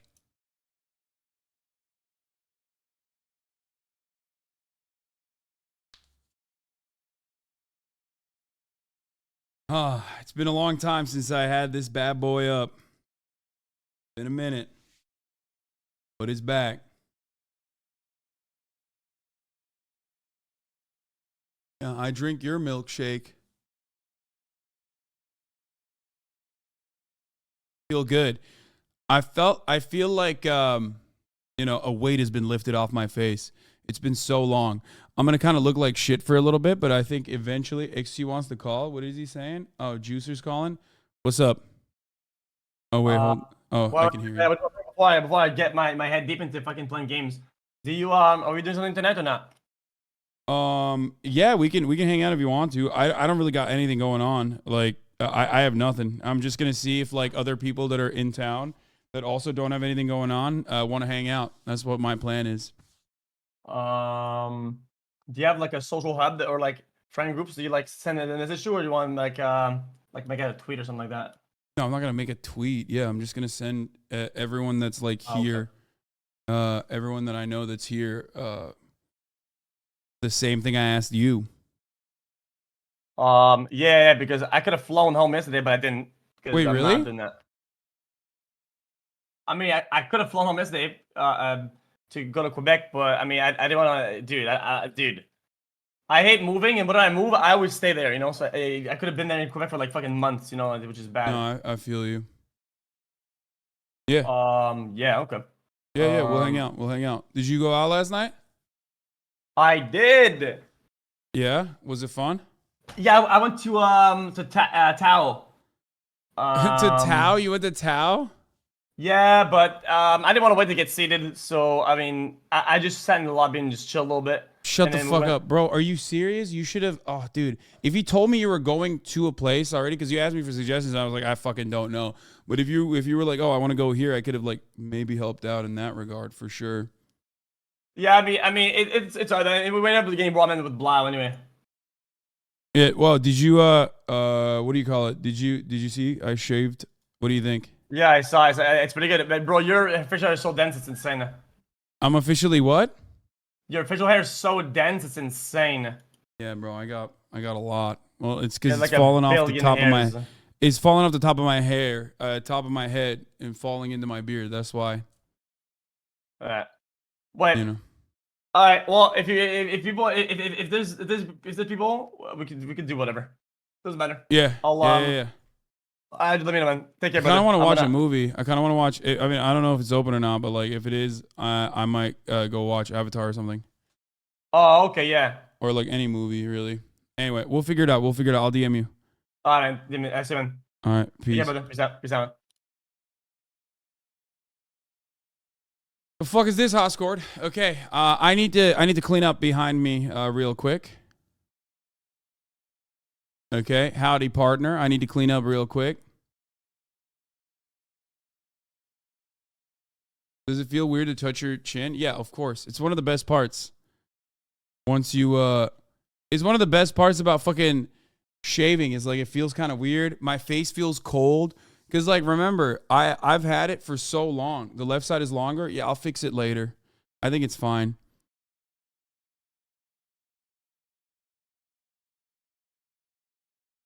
What is this? This man has run over 15 children with his truck. If you see him, please call the authorities immediately. Come on, man.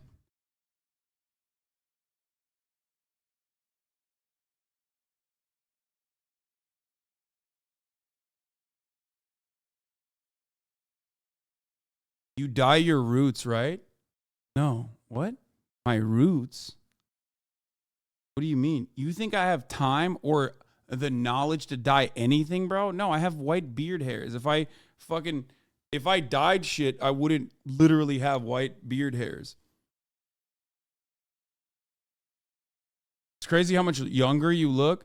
Yeah, bro, I know. It's crazy, right? Like I fucking told you. I told you. What the fuck is this?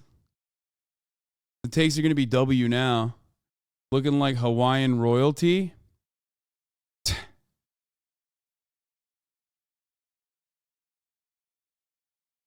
I just talked to Jesus. He said, what up, Yeez? What is going on? You guys are going crazy with the fucking memes, dude. You have white hair, bro. You're 30. What the hell? I have white beard hairs, and I also have kind of white hair too on the top of my head. Anyway, I gotta clean up real quick behind me. You think about assaulting Paul Pelosi? You mean having gay sex with Paul Pelosi? Yes. Think about that all the time, though. When did you start going gray, brother? You got some on the sides wondering when all will go Silver Fox. Such a vibe? No, it's not a vibe. It fucking sucks. It literally fucking sucks.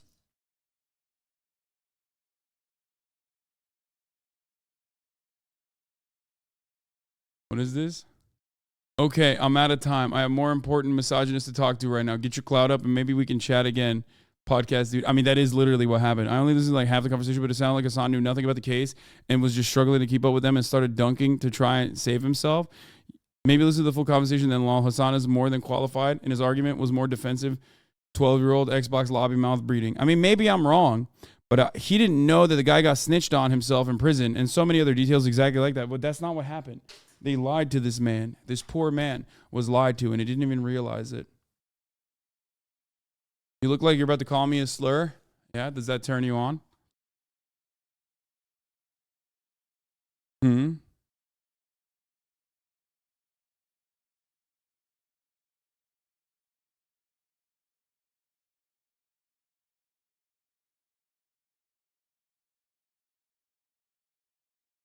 Anyway, I'll wait for the latest mustache memes to hit OK Buddy Hasan before going on to OK Buddy Hasan. Okay, but we will go on OK Buddy Hasan today.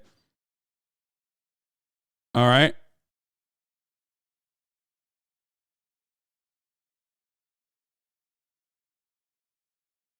It already happened. It's mustache time. Yeah, Hasan Stash. This one's for you. Okay. This one's for Kendall, who is a ride or die champion of the mustache. Anyway, speaking of fucking videos with bearded lefties, let's look at some hot masculinity takes from me. A different evolution of me. I'm a steamy boy. Oh, I'm such a steamy boy. Hey everyone, welcome back to the Michael channel. The Michael channel, where dreams are made of. What does it mean? I'm gonna be back in a second. Many people will say, oh, you have to pick up a rock. You have to pick up a big stick or a stone in order to be a man. Others will retort, well, what if you pull a sword out of that rock and slay a single enemy, a single foe? Does that make you a man? Well, the answer is it depends. And because it varies so much, you know, everyone has a different idea of what it means to be a man, and that's why masculinity is so confusing. And so, today we're going to be looking at some hot masculinity takes, okay? Basically some things you read and you say, why would you think that or say that? I haven't looked at any of these yet, so it's going to be a bit of a react, but it's an account that has some interesting posts, and we're going to check them out now. Here we go. Oh, the value of cock is going to spike. Sorry, there's just no more masculine way to talk about yourself than comparing yourself to a stock. The coronavirus affects the corona of a male's penis. This will drastically increase the alpha male, beta male divide. Women are going to start fighting for cock in order to become pregnant. Fighting for cock is such a visceral, like, I'm picturing women in like a field, fist fighting, and then a cock springs up out of the grass, and they all dive for it, and then they're punching and grabbing hair. What does any of this mean? What is the corona of the penis? The corona of glans penis, or penis crown, refers to the circumference of the base of the glans penis in human males. Oh wait, okay, the coronavirus invades cells in the penis and testicles of...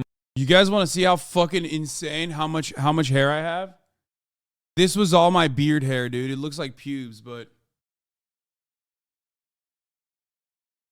Nutty! That's a lot of hair, bro. I'm trying to smoke on this, dude. There's a lot of white in there too. Look at how many white hairs I have in my beard. You can literally see the white hairs. That's crazy. Who wants this? I will sell it. Who wants this?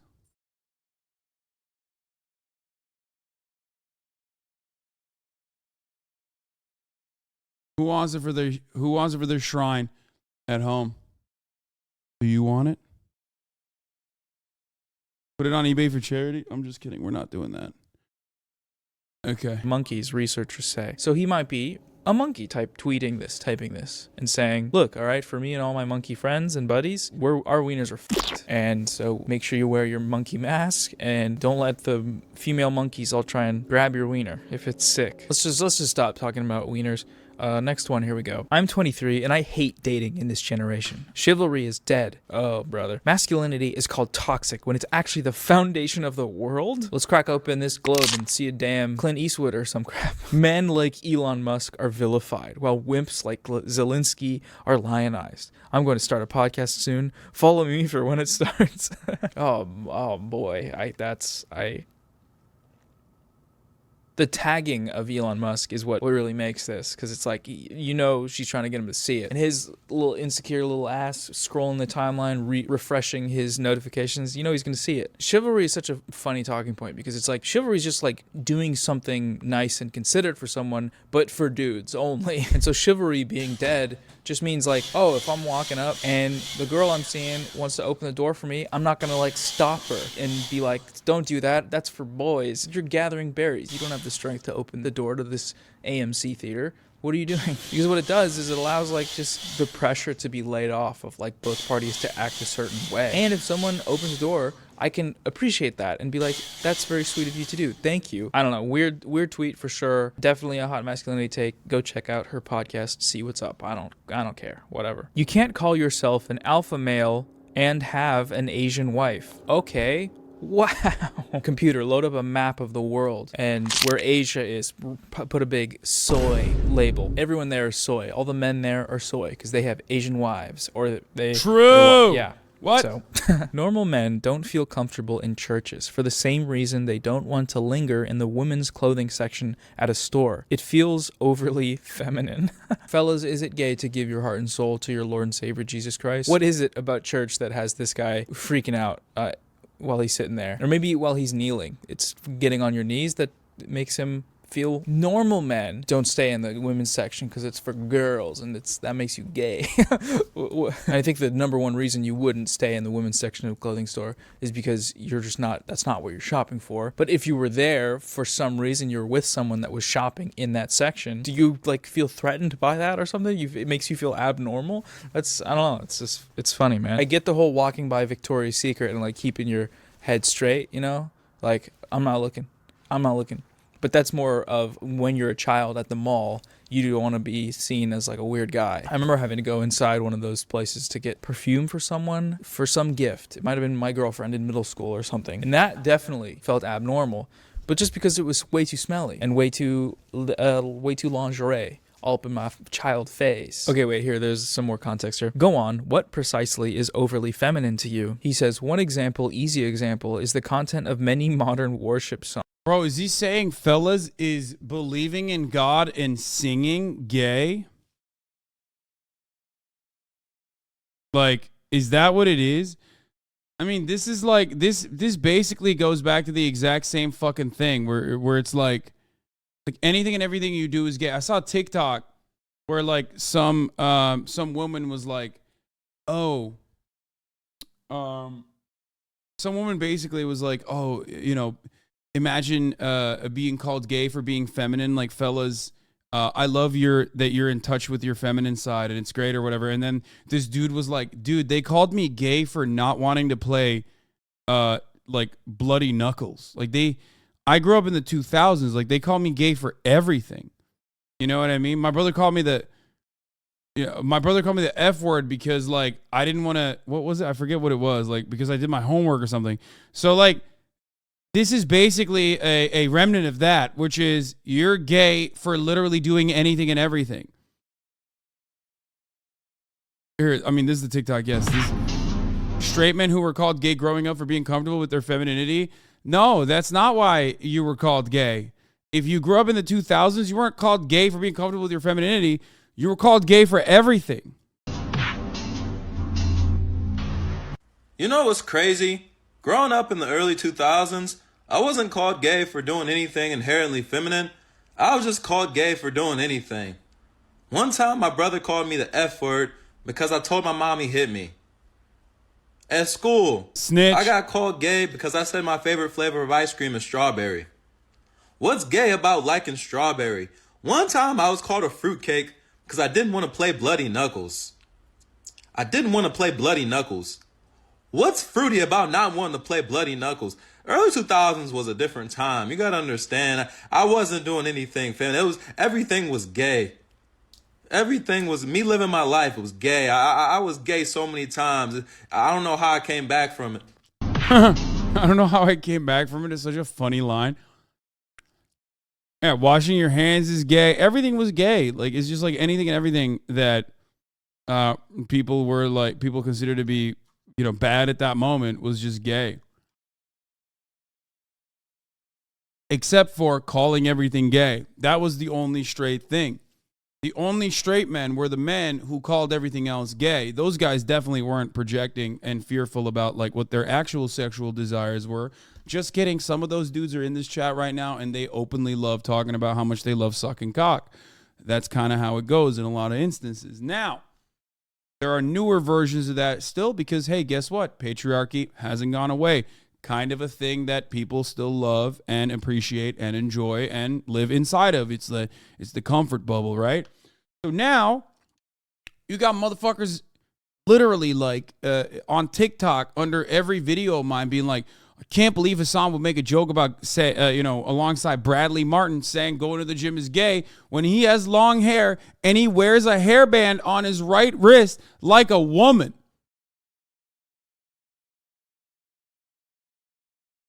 You did not hear that incorrectly. People now still to this day are saying you are like a woman for having long hair, which is gay.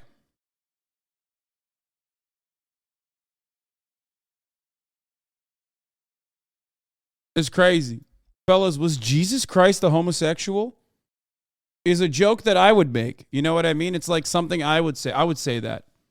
I would say Jesus Christ is gay. Like, look at how shredded he was, especially for that time, dude. Are you kidding me? Why are you getting fucking shredded, dude? To suck penis, that's why.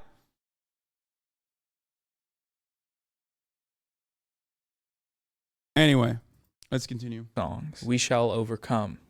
Come. It's about come. Whoa, hey, we're inside now. Sorry about that. Just gotta really quick thank the sponsor of today's video. Boom! To get the video by red flag. And then there's just some photos of some cute cups. You know, of all the things to get mad at any of the people in these photos about, such an odd choice for it to be that you don't want to f their wife. But this definitely does speak to a social norm of the attractiveness of your partner being a virtue, it being a sense of social status beyond your own attractiveness to them. I think growing up, I felt that a lot, the sort of sense of pride you have of, look who I'm pulling up with, blah, blah, blah, blah, blah, blah, blah. But at a certain point, you got to realize that it's all a performance, and a performance you don't have to be making. You don't have to value your own self and the person you're with's worth based on what your boys think. Extremely shallow and shit way to live a life that does make it so that instead of,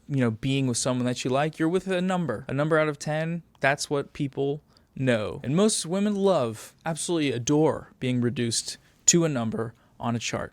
They love it. Imagine having less than 10 children because you're a pussy bitch who doesn't have 4 wives. Genetic failures. So this is Andrew Tate on his Twitter account, reinstated by Elon Musk, by the way. And I'm just not even gonna, it's bait, It's always bait. Every time. Like, if at any point I become the type of YouTuber that looks at something like that and says, wow, dude, that's really messed up, bro. That's crazy that you'd say that. Someone just drive to my house and shoot my slash my on a racket or a hammer or a metal ball and kill forever, because we don't need to do that. We just don't. As a married man, why do you have women as friends? Women in my life are my family, my wife, my best friend. Women I work with, not friends. My wife's friends, not my friends. My friends' wives, not my friends. No woman do I call or hang out with without my wife. Well, just to answer your question. Bro, he's just bitchless, dude. Chronically, dude. Sorry, I'm the doctor. Just fucking diagnosed you with being chronically devoid of pussy, okay? Straight up, 0 riz, 0 bitches, okay? Holy fuck, dude. More maidenless than motherfucking Elden Ring, okay? Question. I think that married men would want to have women as friends because they'd want to have women as friends. This is the type of guy to be walking down the street and a woman walks by and says, "Hi, how you doing?" And he goes, I'm married. Like, what is that insecurity? Why? This probably stems from that idea that men and women can't truly ever be friends because someone's gonna wanna, which, okay, sure, it's a very dated thing to think and abide by, but if that's the case for you, that's fine. But you're married now, so it's all, you found that person, so what's you can't like just treat somebody as a human being without wanting to fuck them or whatever. I don't know. Weird stuff on the web today. As a father of daughters, I'm already training them to expect my judgment on courtship and marriage. Before betrayal. What is this? Dude, immediately, red flag, bro. You got this look, it's like, it's over. That's not happening. You know what I mean? That's not a good look. Betrothal, I'll vet their suitor rigorously. His position on education. Says you? Yeah, no shit, dude. That's why I fucking am slowly but surely fixing it. Shut up. His position on mothers working. His position on natural law in regard to the marriage debt. Jennifer says, how old are your daughters? Bug Hall says 5310. Okay, well, congratulations on the newborn. But what's wrong with you, man? Obligatory, the right's always talking about grooming. Comment. Hypocrisy. Wow, look at it. Wow. Who could have seen this coming? There actually really is no indication in this what his values are. It could be him vetting them for their position on education to be that it should be free and available to everybody, and higher education as well. And there should be a lot of funding for it. And then mothers, should be able to work if that's what they want to do. And if they don't, there should be benefits to the entire family so that they can spend less time working, more time with their family. But something tells me that that's not the case. The fact that it's an embryo he's talking about currently. That's not something you do when you're normal, and so then those other positions would be normal positions, but they're not. Just a reminder that No Nut November isn't real. You can nut whenever you want. I just masturbated and it was great. No one can stop me. Uh-oh, muscly back profile picture. No Nut November isn't about depriving yourself of pleasure. It's about showcasing your warrior spirit.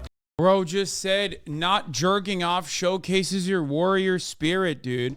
Yo, it's so fucking fire. Getting no pussy and openly telling everybody on the timeline, even though they fucking knew, is actually about being a fucking warrior, dude. That's what it is. I will be Hokage one day. No pussy.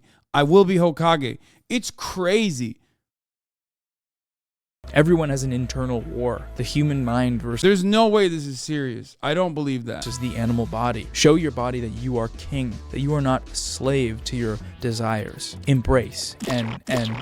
Or be normal. Just be normal. It's okay. Do whatever activities you want with your friends on Reddit. But that guy's a League streamer? It's a League player called Dante's? Oh, okay. He's just fucking around. Yeah, okay. Well, Noah, it seems like you just got. And I did as well subsequently. Luckily, we are able to fix the situation. Just be normal about it, okay? I partially understand the argument that participating in some kind of sexual fast probably does have certain... They are a League streamer though, so it's kind of hard to tell, you know what I mean? It's one of those things where it's I can't be charitable to a League streamer because it's how can you be charitable to a serial killer? I'm just saying it's hard. It's hard to be charitable to a serial killer, which, on the morality spectrum, I would say is right around where League players are. So it's hard. Meditative qualities. I'm sure there's, NoFap guys are always going on about that. Go nuts.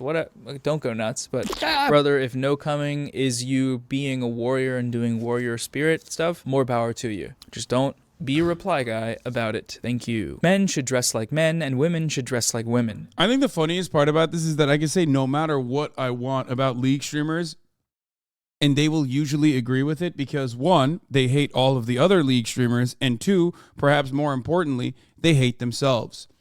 I will never be able to hate a League streamer as much as a League player or streamer hates themselves.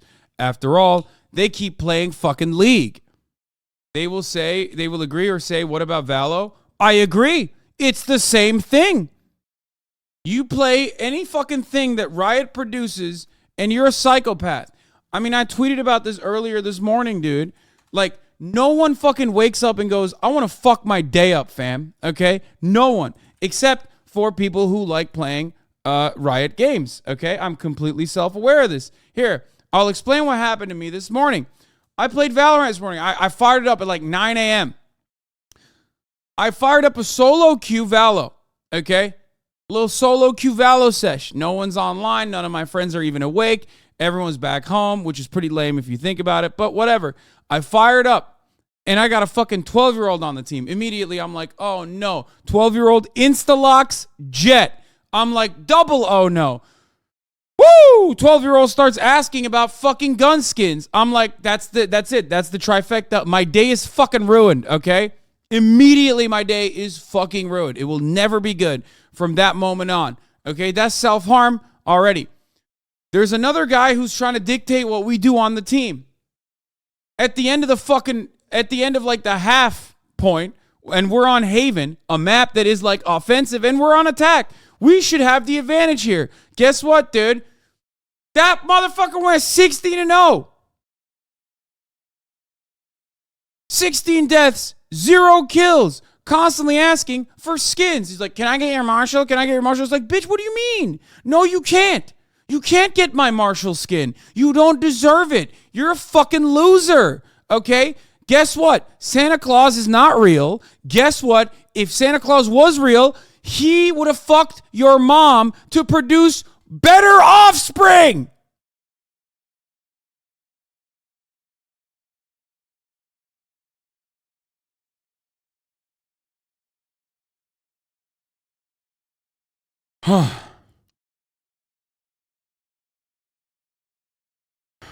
Anyway, yeah, exactly. As someone also pointed out, my famous line is, skins are for winners.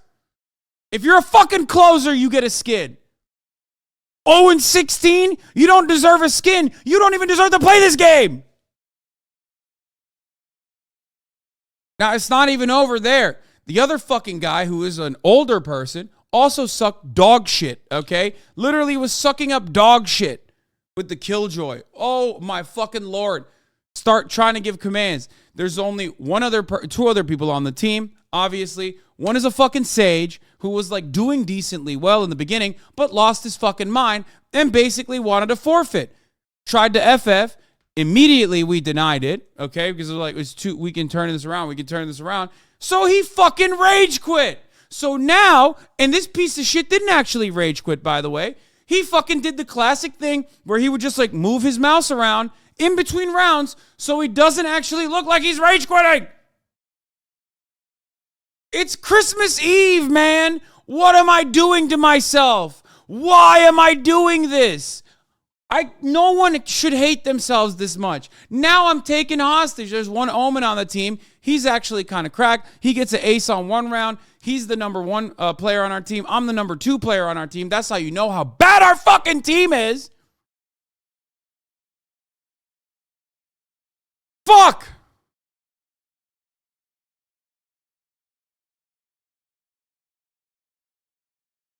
Worst part of all is that there were no Smurfs in our fucking lobby. It was like a regular silver lobby. It was a regular silver lobby. If I had a balanced fucking team, that would have been a fun-ass game. And if you've ever played a Riot game, you know how hard it is to get a regular balanced lobby when you're solo queuing. It sucks. It's like one of the few instances where you're actually fucking playing against a silver squad who is actually fucking silver. It's like that unique, it's that unique moment where you're like, oh my God, we did it. There's actually a fucking silver lobby here. That's crazy. We did it. We found it. But unfortunately, solo queuing is like playing Russian roulette with multiple fucking bullets in the chamber. That's how solo queuing is like. It's crazy, bro. It's crazy. Every time you solo queue, you're like, there's no fucking shot. Either there's going to be there's going to be insane people who are like, oh, I'm just Iron 3. Meanwhile, they're fucking Radiant.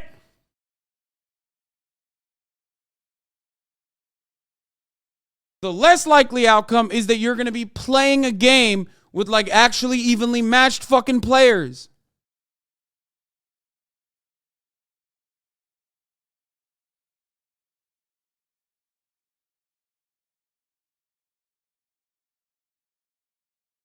Welcome to Valo during winter holiday.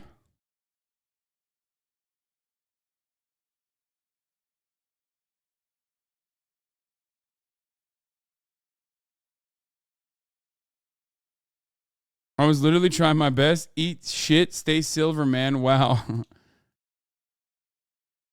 Anyway, I can't believe we derailed the conversation this much into how fucking dog shit everything is. Let's get back to masculinity takes. Culture is clearly trying to blur these lines, and Christians should exemplify the distinctions. Ladies, wear dresses often, keep your hair long, and stay healthy. Men, ditch the gay look, grow a beard, and get strong. Gay men famously don't have beards and are not ripped.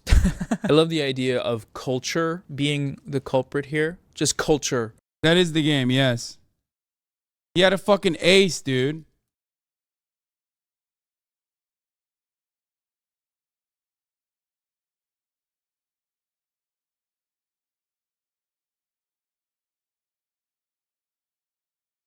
I told you. We had one fucking good dude. This is exactly as I described the situation.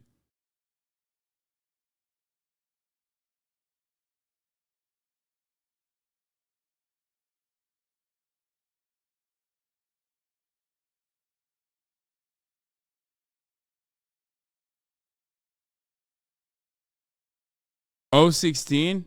Oh, he actually had 7 kills? Jesus Christ. Maybe the skins did work. The point, when I was talking about it, he was when I was fucking tweeting about it, it was 0-16.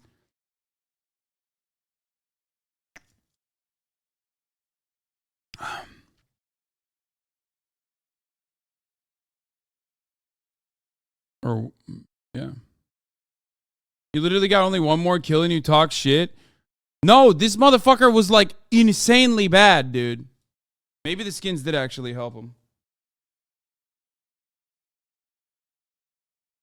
Do you remember the players' names in Valo? No, I don't. And the reason why I don't is specifically because if I knew their fucking names, I would do terrible things, okay? Straight up. Also, look at the fucking damage my man did. 1,200. In a video game, of course, I'm saying. In a video game. You've improved in Valo to the point of being a mid-player impressive? Yes. Here's the thing, okay? I know how bad I am. That's the difference. I know how bad I am. I'm not a good player. I need people that are better than me on my fucking squad, okay? But when my MMR, for one reason or the other, matches me up with people who are playing their first ever comp game, okay, it blows my fucking mind. It says that they're unranked. That sucks. Yeah, no, it was like their first comp game. So I didn't actually yell at him, but I did tweet about it.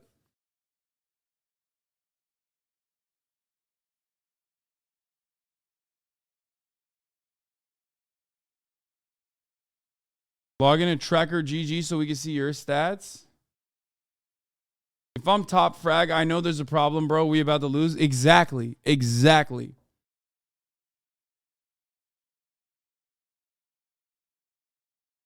I didn't yell at him in the game. Obviously, I wouldn't do that. Muted the mic before yelling? Yeah, no.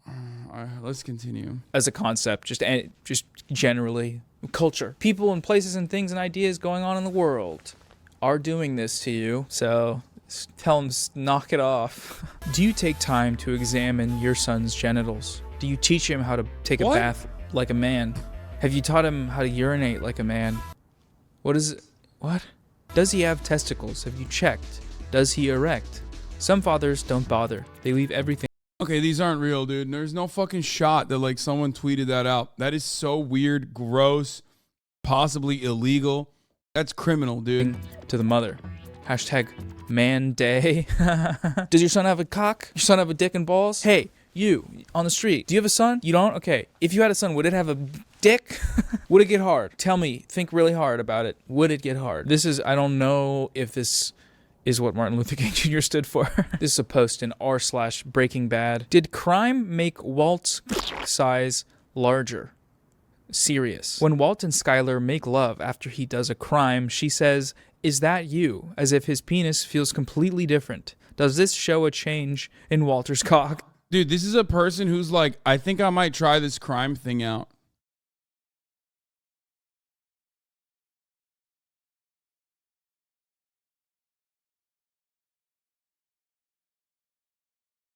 Like, that's literally, this is like straight up a person asking. He's like, listen, it seems like his cock grew significantly enough for her to feel it. I need to know how to do this. If I do a crime, will this happen to me, is what I'm asking. I'm posting this on the Reddit mobile app from the inside of a bank. I have a gun. The only time your significant other will feel that your cock has grown inches is when you subscribe to the HasanAbi broadcast to avoid the top of the hour ad break, which comes at the top of every hour. There is a 3-minute ad break at the top of every hour. It's 3 p.m. Obviously, we're going to run that top of the hour ad break. If you want to fucking give your significant other extra inches, extra girth, all you need to do is subscribe for $5 or for free. Or sometimes you can get that by getting gifted a sub, as a matter of fact. That's right. Little Bear 36, thank you for the 5 gifted subs. Maze Like Maze, thank you for the 5 gifted subs. That's right. I did bring back the mustache. That's real. If you want to see this mustache uninterrupted, then you're going to have to subscribe. Because the 3-minute ad break is upon us. Whoo. You act like we have girlfriends. Some of you do. I'm going to rob it because someone tell me, please. I need help. I need it. My pee-pee small. Oh, Ian Miles Chong, a friend of Elon Musk and weird fascist creep. Let's see what he has to say about masculinity. Hinon, thank you for the 5 from Bad Medical Takes. It says, male depression is nearly always a result of learned helplessness, but health providers treat it like female depression and try to make men feel loved instead of powerful. Ian chimes in, he is 100% correct, actually. It is a based medical take. Men can never feel loved enough because we aren't built to desire it. Forcing it on us just leads to feelings of hollowness and lack of fulfillment. If you're a man and you need to feel loved, you need to alter your desires. Pursue ambition, and then you will be happy. I just rise and grinded my way out of clinical depression. I started a small business, and that's how I lost. Why are men so fucking ready, so willing, so able to just tell everyone how unlovable they are or how unfuckable they are? It is one of the most insane things I've ever seen, okay? It's so weird. Like, 90% of, like, the manosphere people, whenever they're talking about women and shit, they're just basically self-reporting that they're just unfuckable. And it's odd because they develop a fan base of also unfuckable turbo virgins that are like, yo, you're so smart, dog. Thank you for telling me that I'm not the problem. Actually, it's the other women. They're the ones at fault. It's so odd. Anyone else comes out on the timeline and says, dude, I'm so unlovable, dude. I'm not built for love. What does that say about me and my personality? It's like nobody loves me, and that's why it's fucking awesome. Everyone will be like, dude, what the fuck? That's weird. Why?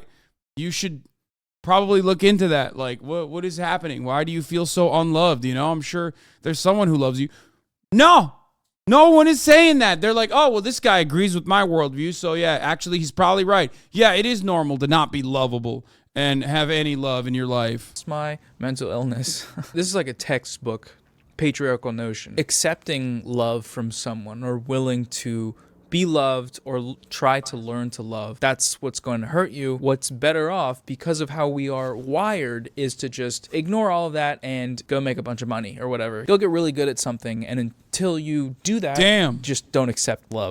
Yo, I low-key look kind of good, though. I mean, I'll take it. This is, I love this dude. What's his name? And my head looks big, too.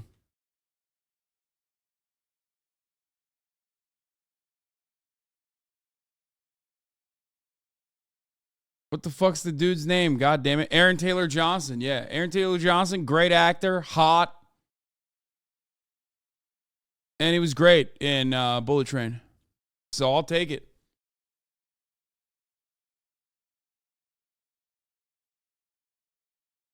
Disco Elysium edition Hasan. Yeah, that's the face.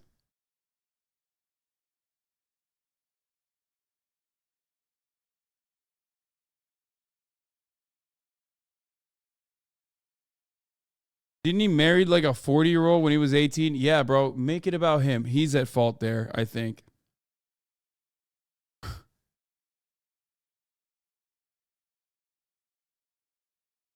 Hasan, where did my beard head go? Beard hair go? Me.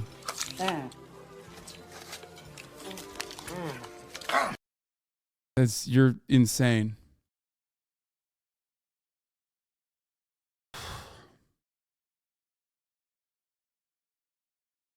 And, you know, there's some truth to the notion of being ambitious, being good for your mental health, you know, finding something you can do and strive towards. Sure, no problem. But then why not also, while you're doing that, be someone who is willing to form bonds and relationships with people? I don't want no guy that do fast. What, man? What?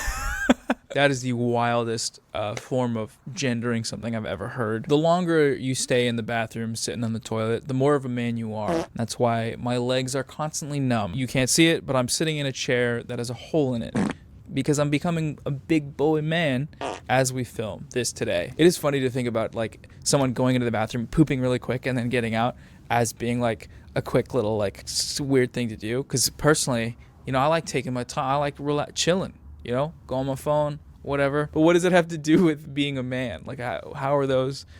What are you saying? Biggest turn off is when a guy goes in the bathroom really quick. Biggest turn on is when he's in there for hours pooping and stinking up my poopy bathroom room, stinky boy. That's what's hot, you know. Let me get in there and say what's up. Poop with him. Pee in the shower. I don't know. Okay, guys, that's enough of all. Good video from Noah, friend of the show, and also lookalike. It's time to talk about right-wing comedy. And is it funny? Before we get to the murder and before we get to the OK Buddy, we're going to talk about right-wing comedy and is it funny? Okay, I'll admit it. Right-wing comedy isn't very funny. Mr. Potato Head's trans. I'm going to bed. Oh my God, Shane Gillis is actually fucking not right-wing comedian, and he is literally funny. Why did they start with this? Oh no. Saying Shane Gillis is doing right-wing comedy is actually helping the right wing, because he does have a lot of fucking funny sketches. He has a lot of good fucking jokes as well.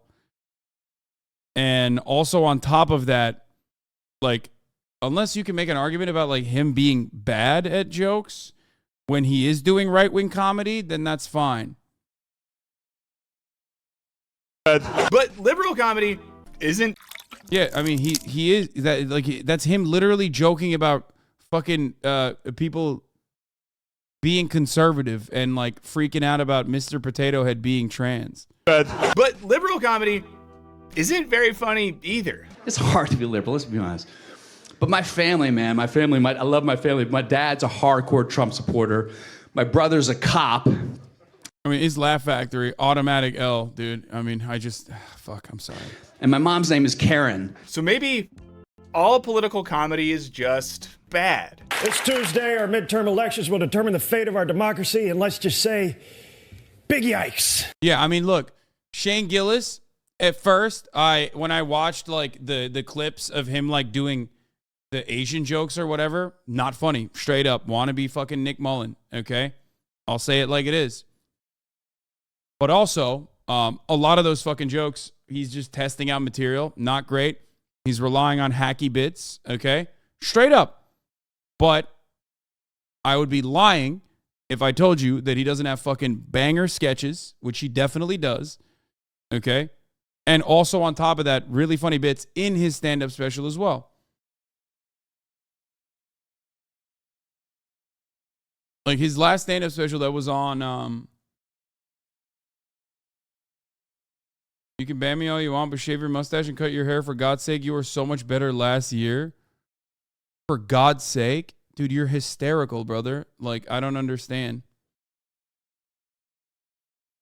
I mean, you're out of your fucking mind. Like, I'm not going to ban you, but I probably should because of your own mental health, to, like, preserve your mental health. If this is, like, making you go fucking crazy, and I'm sure this is not your first account, or maybe it is.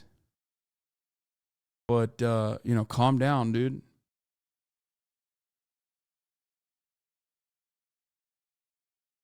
Anyway. As far as Shane Gillis goes, though, yeah, the fucking Asian jokes were so bad because they were hacky as fuck. They weren't good jokes. But ultimately he has like some decent bits about his Trump supporting dad, about Fox News. There's a lot of good stuff in there. Now, politics and comedy have long been strange bedfellows, but in recent years, things have escalated. Late night shows have gotten even more partisan, with hosts sounding more and more like pundits and activists. On the other side, Fox News has one of the most popular comedic late night shows on the air, and a generation of younger right-leaning comedians have taken to the internet to show the world that Republicans can be funny too. Damn it. It was the year that I finally came out to all my friends, and it's really hard telling people that you care about something about yourself that you know is gonna push them away. But I couldn't hold it in anymore. I had to let them know that I am a Republican. Even if sometimes they have to explain their own jokes, like the Babylon Bee did. Which brings us back to the question, does political humor generally suck? Let's find out in this Wisecrack edition, is right-wing... I think political humor does suck because politics is supposed to be extremely serious. So when you're a political comedian, your jokes suck. If you're a comedian who makes fun of politics, you can make a lot of political humor work. That's it. Comedy funny. Let's start with something that's always hilarious, definitions. According to philosopher Todd McGowan, comedy occurs when we are surprised by a conjunction of lack and excess, an excessive response to lack, or the emergence of lack occasionally. Is that why you're not funny? Yeah, exactly. No, that is why. I've always wanted to be funny. I don't think I am. I have some good funny moments, but ultimately, what the fuck? Oh, this is a banger. Oh, you know it's about to be a banger. 6 years ago, I hit a dog on the highway on Christmas Eve with my truck going 70 miles an hour. Yes, it died. Thanks for reminding me every Christmas Eve. Unlike you evil bastards, all dogs go to heaven. Merry Christmas, everyone. Oh, my God. Oh, what a banger. What a banger. For those of you who don't know, this is a classic Keemstar moment that he tweeted out. He tweeted out that he hit a dog on Christmas Eve going on the highway, on his truck, going 70 miles an hour. Where's the classic? I mean, this is something that people quote all the time. It used to be something that people used to quote all the time.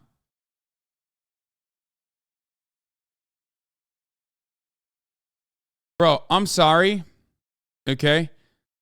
I will never listen to like a 17-month subscriber about like what takes on comedy are better.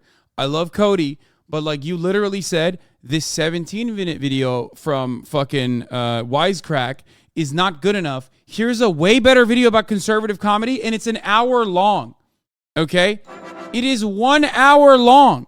You are fucking crazy, dude. Like, you're a crazy person. Here's the Keemstar tweet. I just hit a dog going 70 miles on my truck. Such a shitty Christmas Eve right now. It ran right up on the highway. I hate this year so much. Yes, it died.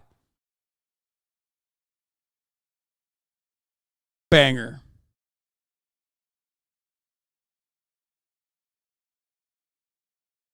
I love Cody. I'm not watching an hour-long video about it.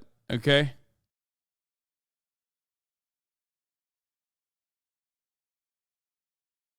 By excess reveals how every lack is excessive. I'll be back in a second. Every excess is lacking. When the coincidence of lack and excess surprises us, this is the comic event. McGowan uses the Black Knight scene from Monty Python's Holy Grail as an example. 'Tis but a scratch. A scratch? Your arm's off. No, it isn't. For McGowan, the more of his body the Black Knight loses, the surer he is of his eventual victory, and the more he taunts his opponent with his own superiority. He thus embodies lack and excess simultaneously. It is this disparate connection that provides the key to grasping the comic. If you want to hear more from McGowan, check out the interview that I did with him earlier this year. We'll drop the link in the description. Now, for philosopher Simon Critchley, humor is produced by a disjunction between the way things are and the way things are represented in the joke, between expectation and actuality. He clarifies this via the incongruity theory of comedy, something he says shows up in people like Kant, Schopenhauer, and Kierkegaard. Now, this is when humor is produced by the experience of a felt incongruity between what we know or expect to be the case and what actually takes place in the joke. Take the famous Andy Kaufman Mighty Mouse sketch. Now, we expect him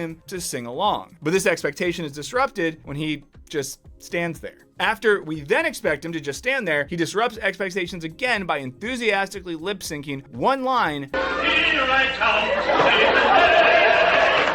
before returning to his awkward repose. But Kaufman, at least in this instance, wasn't making any political point. Now, one of the first bad boys of comedy was Lenny Bruce, whose penchant for political transgression and social critique put him in the literal slammer more than once. This is incidentally way worse than going to Twitter. I hate all of you forcing us to watch Philosophy of Comedy on Christmas. Y'all are trash. While the sound was away, I want you all to know that I've always thought he was a total what? A total what?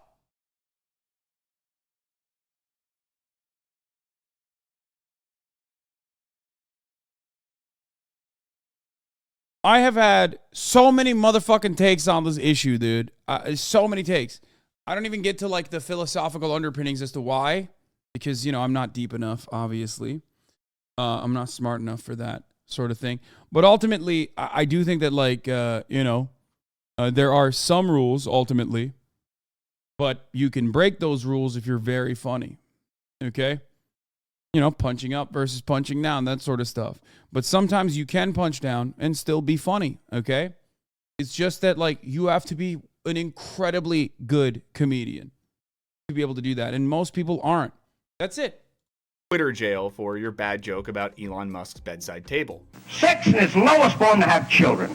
Following Bruce's lead was George Carlin, who transitioned from a suit-adorned chuckle captain to a dope-smoking, long-haired hippie. He also went to jail for transgressive jokes, once again making modern cancellation look like a breeze. So I find it kind of funny to be hassled for using them when my intention is to free us from hassling people for using them.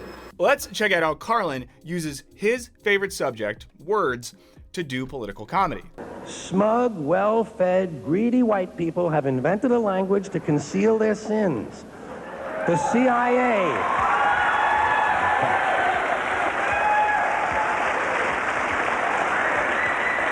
The CIA doesn't kill people anymore, they neutralize someone. Or they depopulate the area.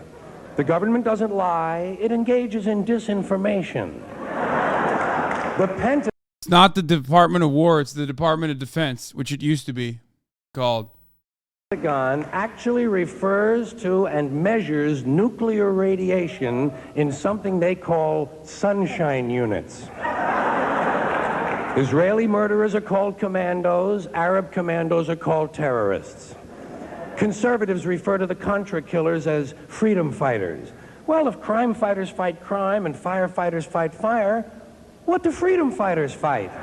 Yeah, this clip's great because what you see Carlin doing is using something really straightforward, language, and kind of luring the audience in and using it for a really political purpose. So kind of exposing something excessive contained in the space of language and doing something political. Like you can hear some uncomfortable laughter there. Okay, so were Bruce and Carlin funny? Yeah, of course they were. Now, many have turned them into examples of the... Bro, this is a fucking thing that describes comedy. Okay, guys? Of course it's explaining the joke. This entire video is about explaining the joke. It's going to keep explaining the joke. Yes. A lot of chatters are upset that he's explaining the joke because, what? You watch me, motherfucker. That's all I do. Half the time I ever show a joke on this broadcast, I have to explain it. Okay? Calm down. Comedian philosopher, unafraid to tell the truth even when it ruffles society's feathers, like cocktail lounge frequenting versions of Socrates. And Carlin is especially revered by both the right and left as a model of a comedic truth teller with no regard for PC culture. According to Critchley, these examples represent true humor, as the jokes change the situation. This might be one of the most informative videos for like a neurodivergent audience ever, because like it gives you the footprint on what to laugh, how to laugh at it and why it's okay to laugh at it. Like, this is literally, if there was ever a video that was created that was like a 17-minute format, it is for my neurodivergent audience, that my neurodivergent leftist audience, that refuses to understand what context is, what nuance is, what jokes are, and thinks that laughter is bourgeois decadence. Okay? A small taco.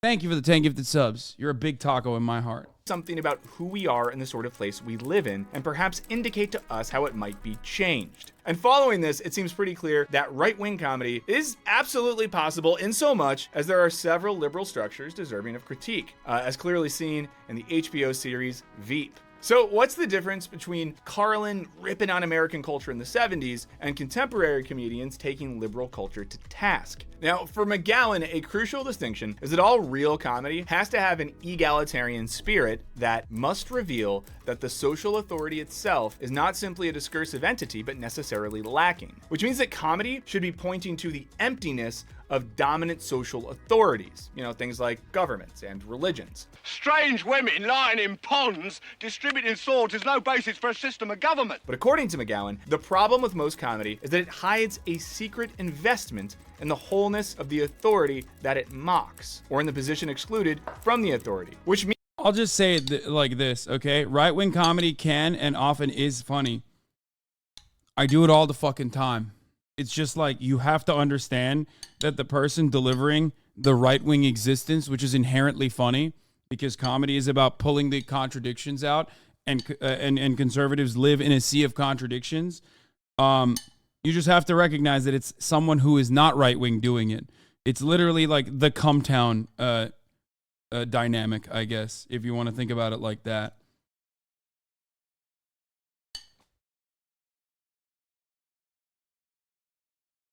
Right-wing comedy is ironically funny when done by someone on the left to mock them. Means that most comedians remain too enmeshed in dominant social structures to really criticize them. It'd be like Socrates, but if he was too invested in Athenian social structures to push his students to see its flaws. And along with their willingness to be arrested for their comedy, Bruce and Carlin both seemed to embody something of this egalitarian spirit, and that neither showed much investment in any type of social authority. Now, this is the sort of position that could allow them to be critical of both poles of American political culture. And it might seem like this makes it easy to write off right-wing comedy, which often has an explicit investment in authorities like the US government, the free market economy, and Christianity. But this is precisely what Matt Sinkowitz and Nick Marks warn against in their book, That's Not Funny, How the Right Makes Comedy Work for Them. It has a pretty cover, and I want to note, in case you're in the comments, like, they won't stop talking about Marx. Nick Marks, not Karl Marx, different guy, okay? They argue that dismissing right-wing comedy with any species of "that's not funny" means overlooking the growing influence of conservative comedians, and it encourages a fundamental misunderstanding about the nature of contemporary politics and entertainment. So to understand contemporary right-wing comedy, let's check out Fox News' answer to Jimmy Fallon, Greg Gutfeld, who hosts the show Gutfeld. And lest you think this is some off-brand right-wing talk show, know that by late 2021, Gutfeld was drawing in an average viewership of 2.12 million viewers. That is discouraging. That's the most discouraging statistic I've ever heard in my entire life. Wow. Yeah, he became, I think, the most watched talk show, late night talk show. Substantially beating out Stephen Colbert. Think about it. The only reason vegetarians eat plants is because plants can't run away, and vegetarians are too lazy to eat stuff with legs. But this year, the average turkey will cost you 17% more compared to last year. I should have bought this year's turkey last year, or next year when I fix my time machine. At my most charitable, okay, so maybe the lack of turkey available is pointing out the excess of inflation and other economic issues facing the country, thus forcing the viewer to reflect on all the proverbial turkey they too aren't consuming. Or maybe, just maybe, the joke is that eating plants is dumb and un-American. But would the pilgrims find it absurd to eat a plant-based bird? It seems like it probably falls into what Critchley describes as the comedy of recognition, which seeks to reinforce consensus and in no way seeks to criticize the established order or change the situation in which we find ourselves. This kind of comedy basically boils down to that Once Upon a Time in Hollywood meme with Leo pointing at the TV. Maybe you're thinking that analyzing a... Did you just say that was way funnier than expected? You thought vegetarians are too lazy to eat animals with legs was good?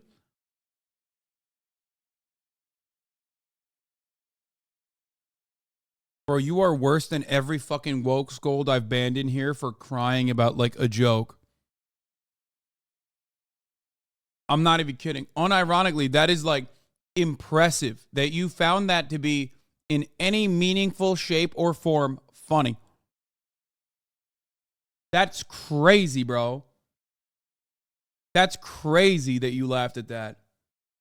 Like, I ban a lot of fucking leftists and liberals in this chat for rad-libbing it up anytime like a joke happens and I have to fucking describe it and then they get mad anyway because they didn't understand the context.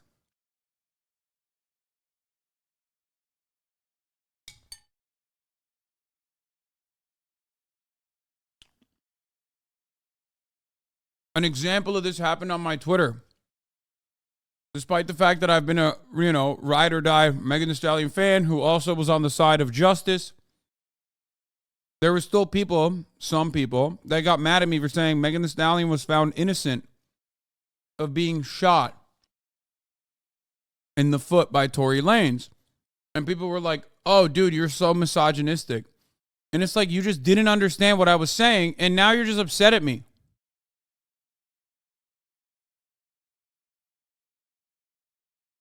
Like, what's the point of tweeting this? Lamau, cishet male leftists are never beating those allegations.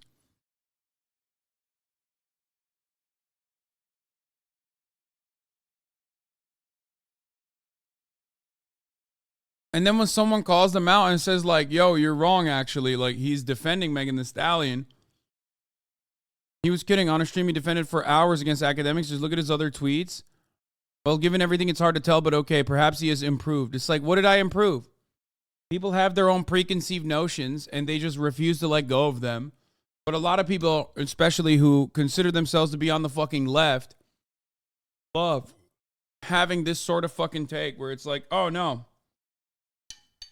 You did something, I didn't understand it, so you're at fault somehow. It's very selfish.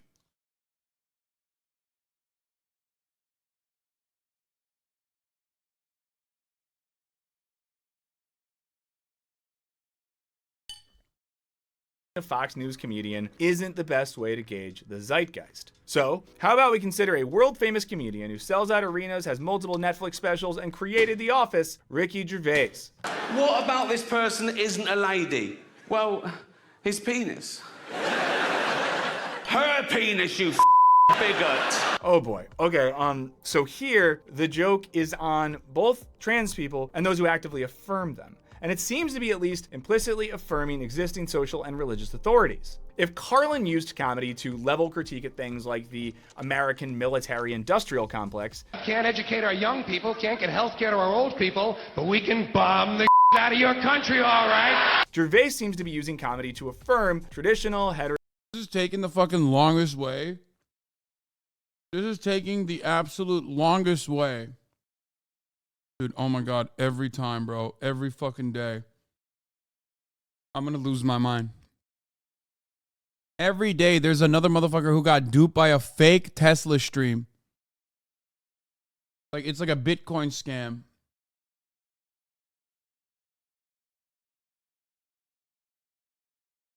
Every day, there's like a person in here with 20 months of subscribing to the HasanAbi broadcast.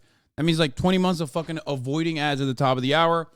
20 months of avoiding the ads in the middle of the hour. You know what I mean? The 1 minute ad break. I just ran, by the way. And he still can't fucking avoid fake news, getting fake news.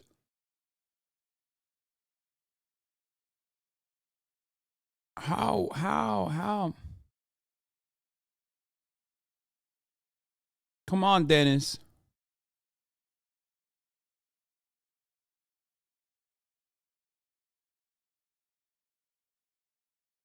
Bro, we dumb as fuck. I mean, sure. In my opinion, racism is bad. Oh, dude. No edgy political takes like that. You know what I mean? That's political. That's political. You can't be coming at me with some bold stances like that. Heteronormative culture. I know the new women. They're great, aren't they? You know the new ones we've been seeing lately. The ones with beards and cocks. They're as good as gold. I love them. One punches at power. One at the marginalized. Unless you think that we're letting liberal comedians off the hook, it's worth noting that they often fall into the exact same trap of using comedy to affirm and perpetuate their own existing social values. From now on, I identify as homosexual. In fact, we did an entire video on this topic. We'll link to it in the description. Check it out. But don't be like, why didn't you do this about liberal comedy shows? We did a whole video on it, okay? So if contemporary comedy on both ends of the political spectrum seems to fall short of these philosophical understandings of humor, are there comedians engaging in social and political commentary in a way that's actually funny? Okay, here's an example from British comedian James Acaster, in which he's seemingly riffing on Gervais and Dave Chappelle's. Bro, I swear to God, Wisecrack is just every chatter combined. You motherfuckers pointed this one to me, sent this to me so many fucking times, dude.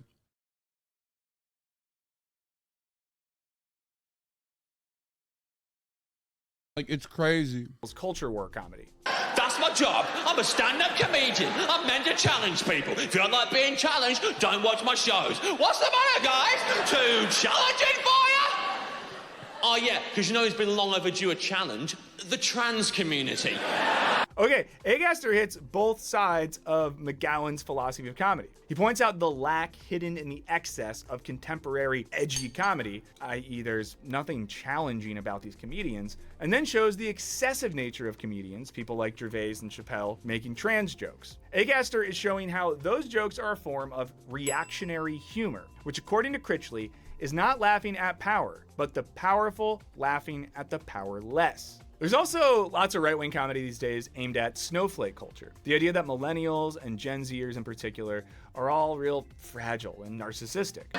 These guys grew up in a world that's child-proofed and padded. All the dumb ones lived. So is there a way to joke about this phenomenon that isn't kind of judgmental or mean? Well, let's see comedian Patty Harrison give it a go. I feel like, I just want to be a more honest person, especially in like today's climate. I feel like I don't think people have the bandwidth for fakeness anymore. Here, in talking about something that's pretty absurd, her relationship with a GOAT co-star. Well, Randy didn't have a lot of credits. She's pointing out the ridiculous excess of certain strands of online culture in which banal human emotions and behaviors are described in clinical terms. Here, that's, talking about her emotional bandwidth and her high-level narcissism.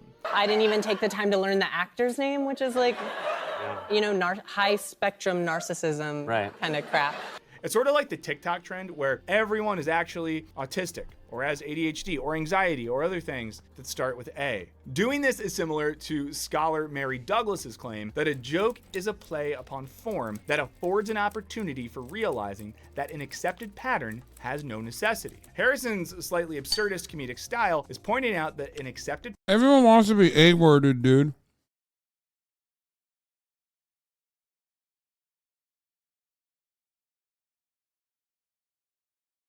That statement forever broke me. When that chatter said, is he A-worded? I was like, it's done. I will forever. That changed the course of history for me and the way I communicate, okay? You took something that could be contextually appropriate, like a medical diagnosis, okay, or even speculation, which is inappropriate, but still, like, it's not meant as a pejorative, and turned it into a pejorative. It's awesome. It's so good. You literally, like, it was so creative. It was such a creative use of language. I love it.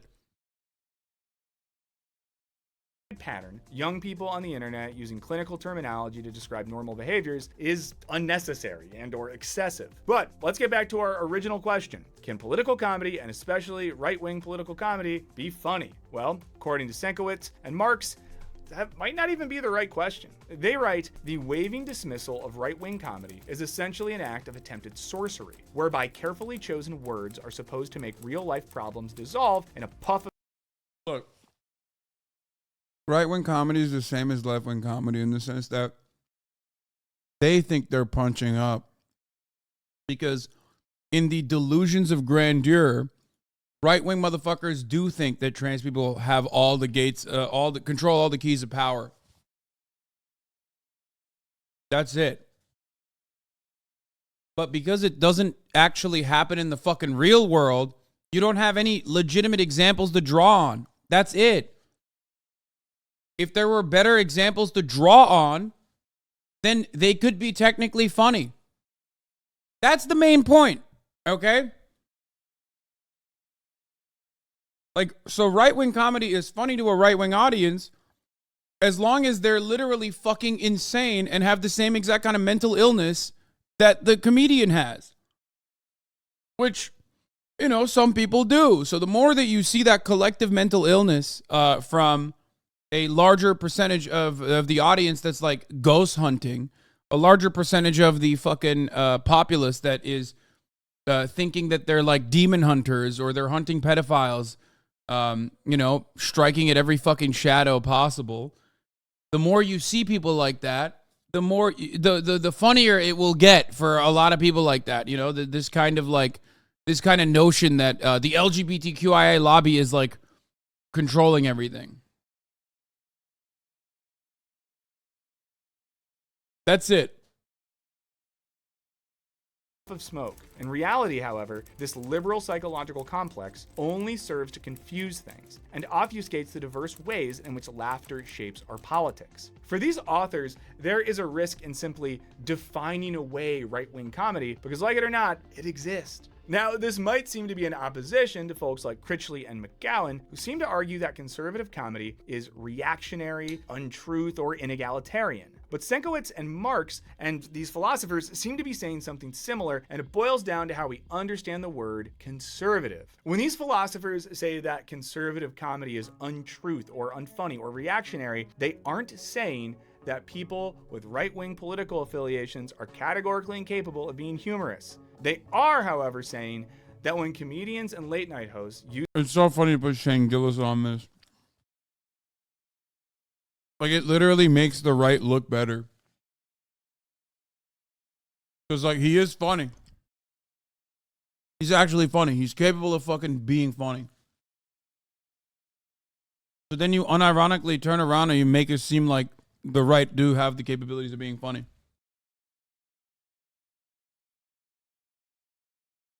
That stand-up special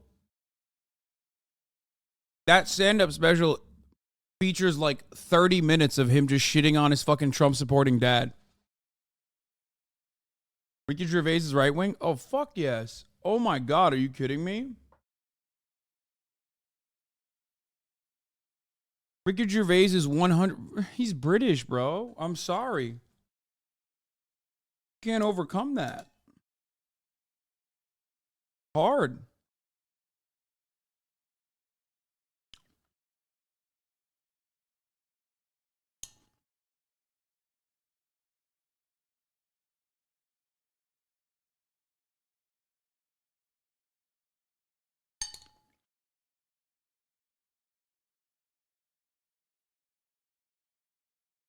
Ricky Gervais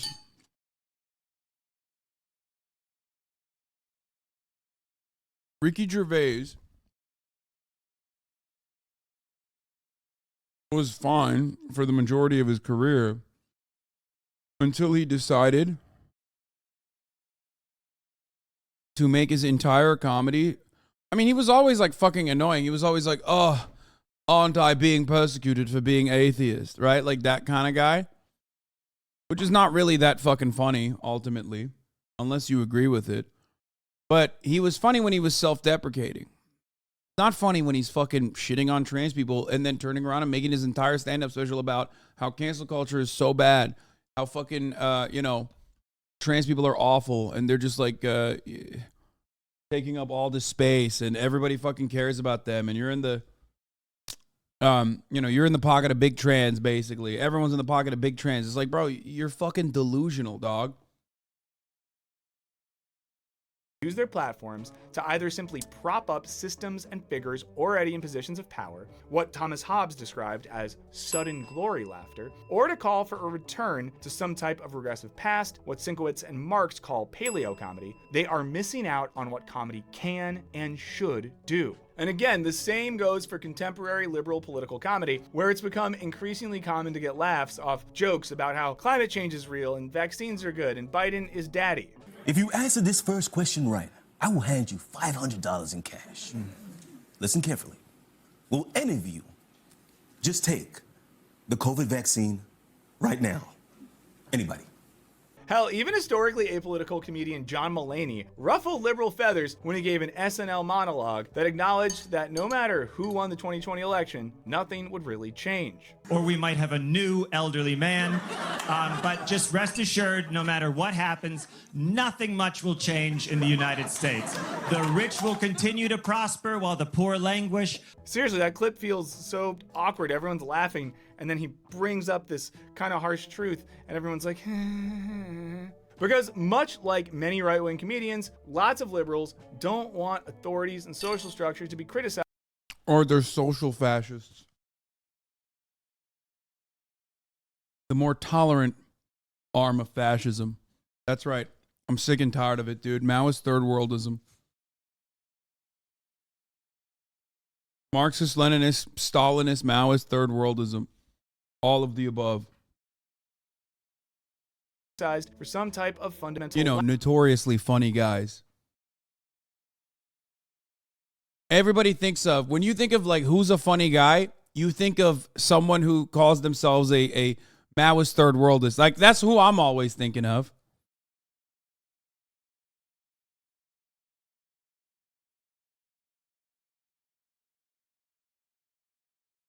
black. In the case of the Mulaney joke, that voting might be some kind of a sham. This all makes the question less about whether right-wing or left-wing comedy can be funny, and more about the difference between comedy aiming to conserve existing authority and power structures and This guy said British oil spill on my chest. Says, I accidentally said keg W in real life. Am I fucked? Yes. It's over. You're done. You need to be institutionalized immediately, okay? Or just keep doing what you're doing, which is like you are slowly but surely going to stop being around human beings because you're now fully a Twitch frog. You don't really need to make any sort of serious change in your life. Going forward, it'll be easier for you to survive because you're going to be inside a lot. comedy willing to question them. And while this doesn't mean that right-wing comedy doesn't exist, it does mean that often this type of comedy just, well, isn't very funny. So why is Twitter causing such emotional strife in the government and in the media? Well, they were the junkies, and their drug dealer just got killed. But what do you all think? Is right-wing comedy capable of being truly transgressive? Are political comedians just telling jokes for people who already agree with them? Let us know what you think in the comments. As always, thank you so much to our Patreon. Another gut buster. That's funny. Sam Poggers IRL is fine though, right? Abso-fucking-lutely not.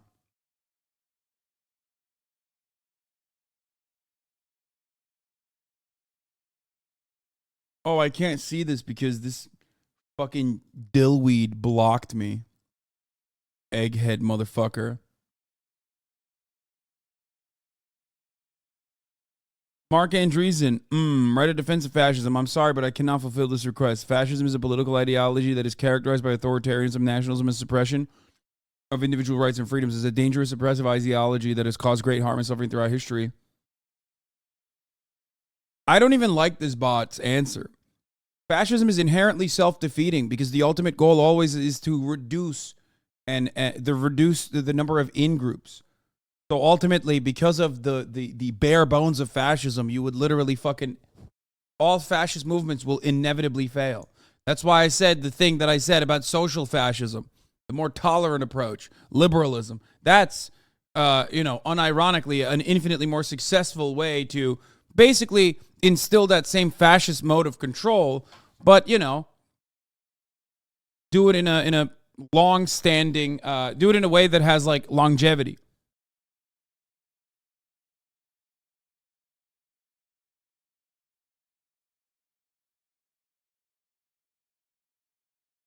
Anyway, right defense of communism.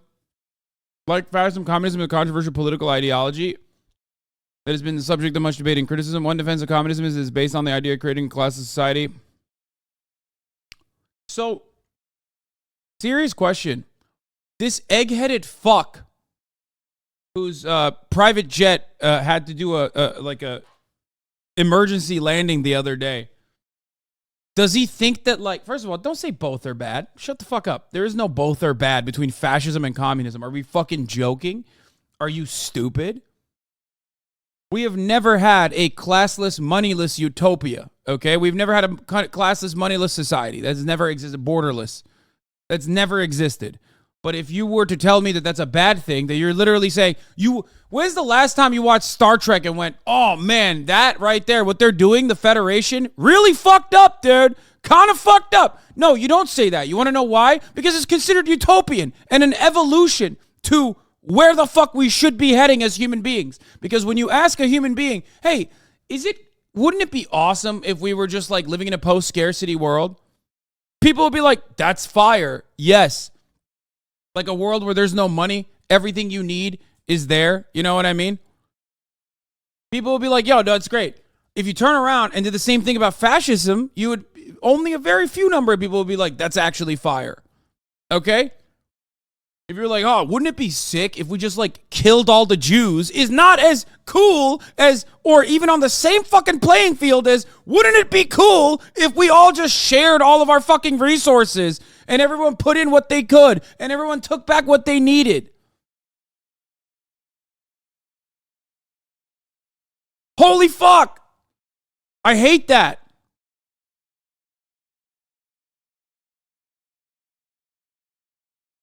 Communism is just left fascism. I can easily explain to you why if you'll actually listen, lol. No, dude, I want to put you on a fucking spaceship. Well, first, I want you to literally take a shower, okay? I want you to take a shower. Because I can't tell if you're like talking about Othcom, Stalin, actually. This is Stalin. I look up to you so much. You're my idol, man. Okay, well, then don't have fucking dumbass takes. Sorry for baiting. Okay, well then don't fucking bait me like that when I'm talking about something.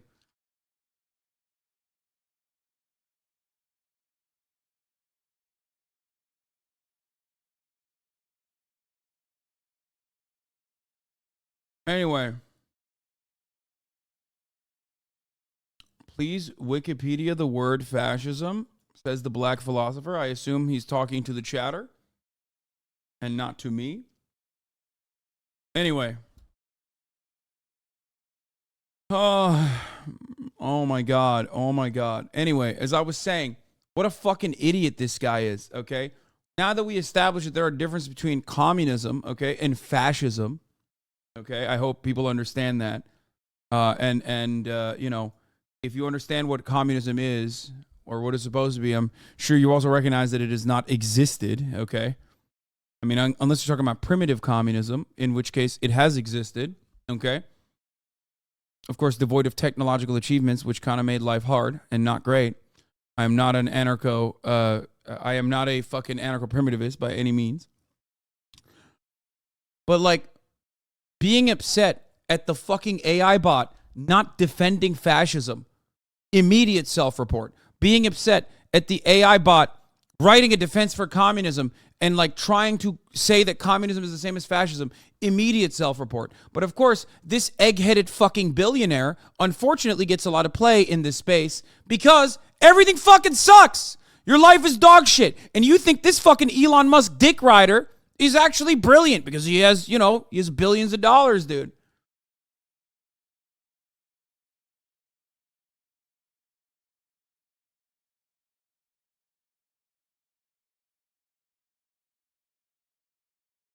Anyway, fuck me, dude. It's just like, it's so sad. It's so awful to watch. It's just awful in general. Absolute fucking dog shit.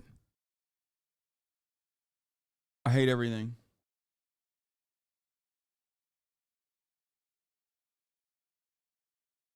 Communism has existed just like capitalism or fascism. Searching for some dictionary definition is just stupid. Dude, if the entire purpose behind communism is like finally having a socialist transitional state wither away borders, class, money, that's not like, you're just saying that like, oh, it has existed actually. You just don't understand what it is, and you are comfortable being in your idiotic fucking bubble.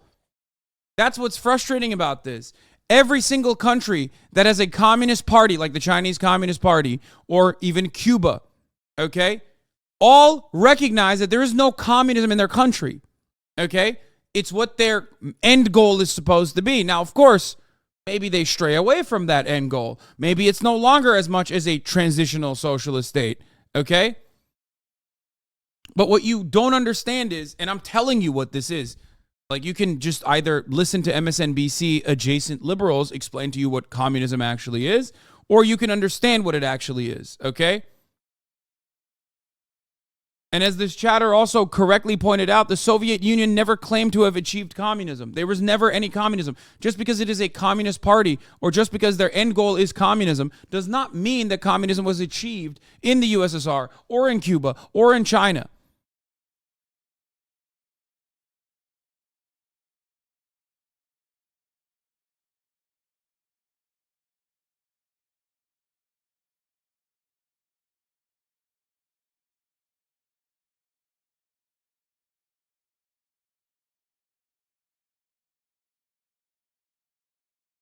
Communism is not a utopia. It's literally historical materialism. Okay, dude. Stop. I'm talking to fucking liberals, okay? Shut the fuck up. You are so fucking annoying. Okay? Oh my God, dude. In order for you to be able to establish the scientific Marxist principles there that you are describing, you have to describe to people what the contradictions are, why it is inevitable that capitalism will fail, and you have to also completely forego, like Karl Marx did, the welfare state and how it bandages the inherent contradictions and continues the fucking state operating in a liberal capitalist society. Shut the fuck up!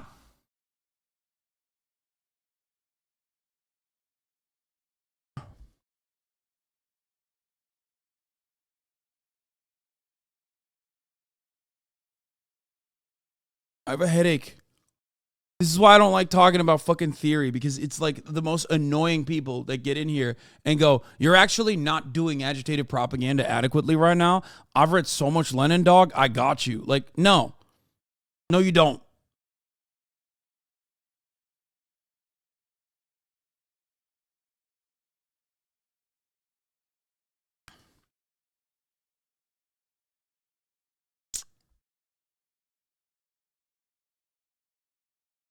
Anyway.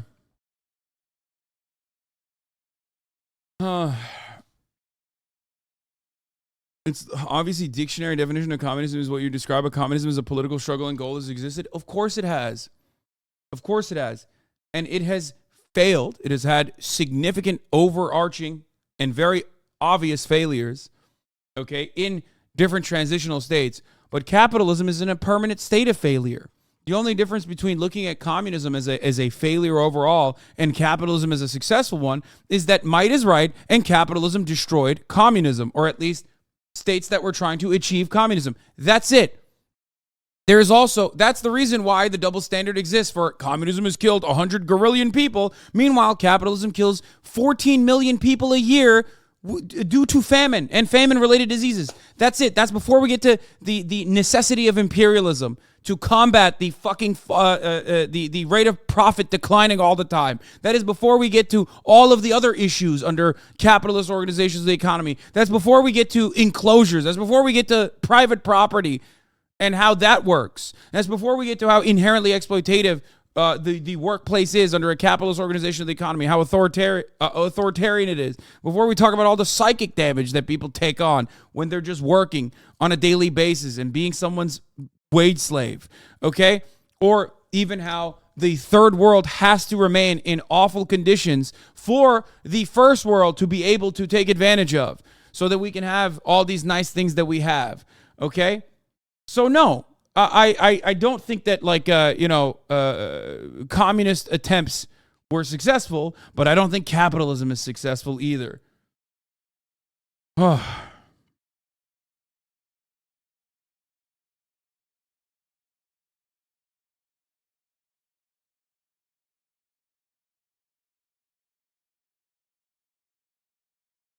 Anyway.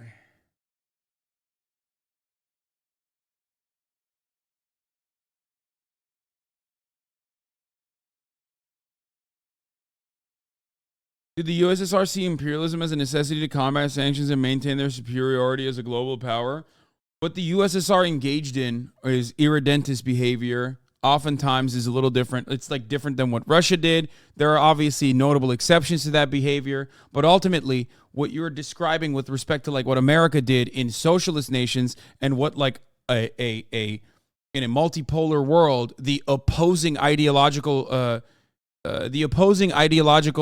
nation state did in order to defend nations and their own national autonomy and prosperity is a little bit different than just going in there and being like, yeah, no, actually, we're going to give fascists the guns and make sure that like the fucking socialist or leftist or trade unionist leadership or even trade unionists in general are fucking murdered like the United States did in pretty much the entirety of Western Europe and also, of course, continues to do in the third world all the time.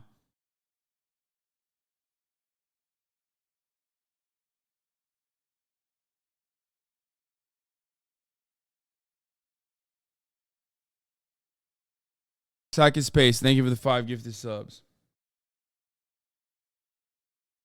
Is Santa Claus a fascist? Anyway, I can't get over this, man. I can't get over this. Like what is this argument? What is this supposed to be? Like the bot's not defending fascism? The bot's not making an equivalence to fascism and communism? Like, are you just mad that the bot doesn't have an egghead like you do? You egg-headed fuck. Absolute brain-dead billionaire moron. Is that what the fucking problem is? You know this egg-headed motherfucker would 1,000,000%. This is why all of the fucking industry leaders, all of the business leaders sided with the fucking fascists in Nazi Germany. This motherfucker would turn on a dime, dude, okay? Straight up. He'd be like, unions in my fucking place of work? Absolutely not. Kill them all. It's time for fucking fascism. That's it. When it's like, it's so obvious.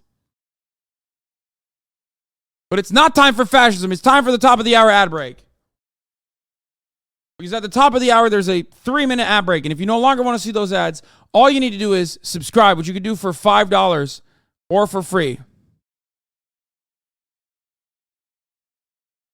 Human rights abuses, huh? And then his, of course, entire legion of dick-riding liberals, okay?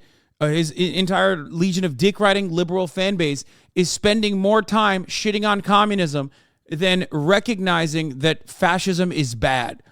It seems like a lot of people, and now apparently AI too, are genuinely unaware that the communists murdered more people than Nazis.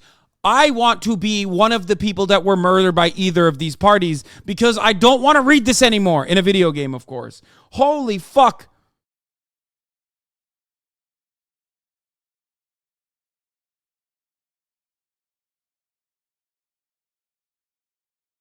It's crazy. Like, this guy, why is this an appropriate stance to have? Have you no decency? Have you no shame that you could just say this? Curious they compare communism to Nazis and not communism to capitalism. Yeah, that is really curious. Anyway, XD75, the Algerian boy in Saki Space. Thank you for the 5 tier 1 gifted subs, allowing 15 people to no longer see the ads. Here's a 3-minute ad break now.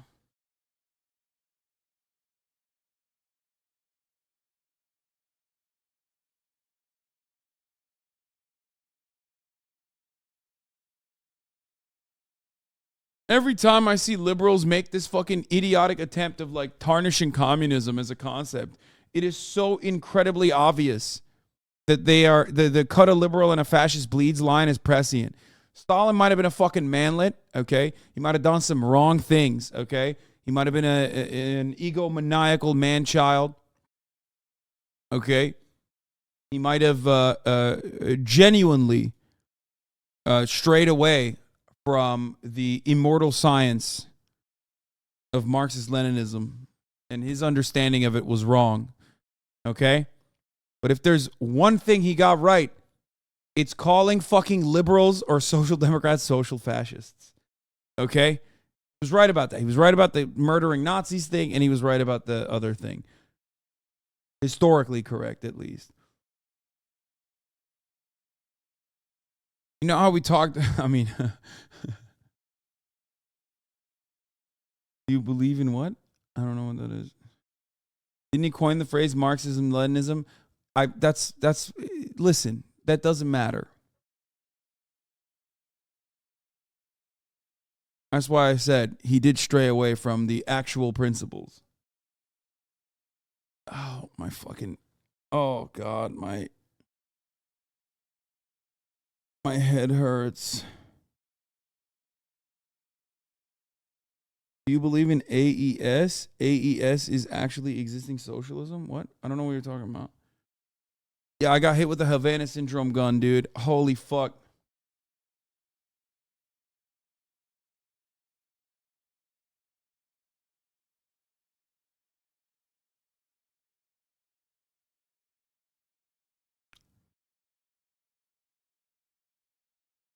North Korea and China and Vietnam supporters call it AES? What?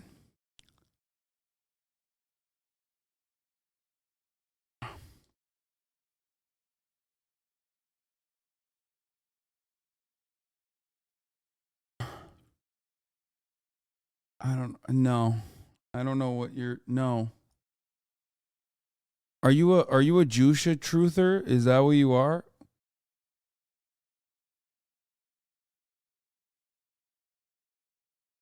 I don't get it. Anyway, let's just move on. Let's do some murder. That'll take my... Or let's do some fun shit and then we'll get the murder. Let's watch this. This the rise video of fashion on NPCs. is sponsored by Squarespace.com. Apparently got shit on by stands this. for non-player character. Originating in video games, it was a term used to label the characters Nerd.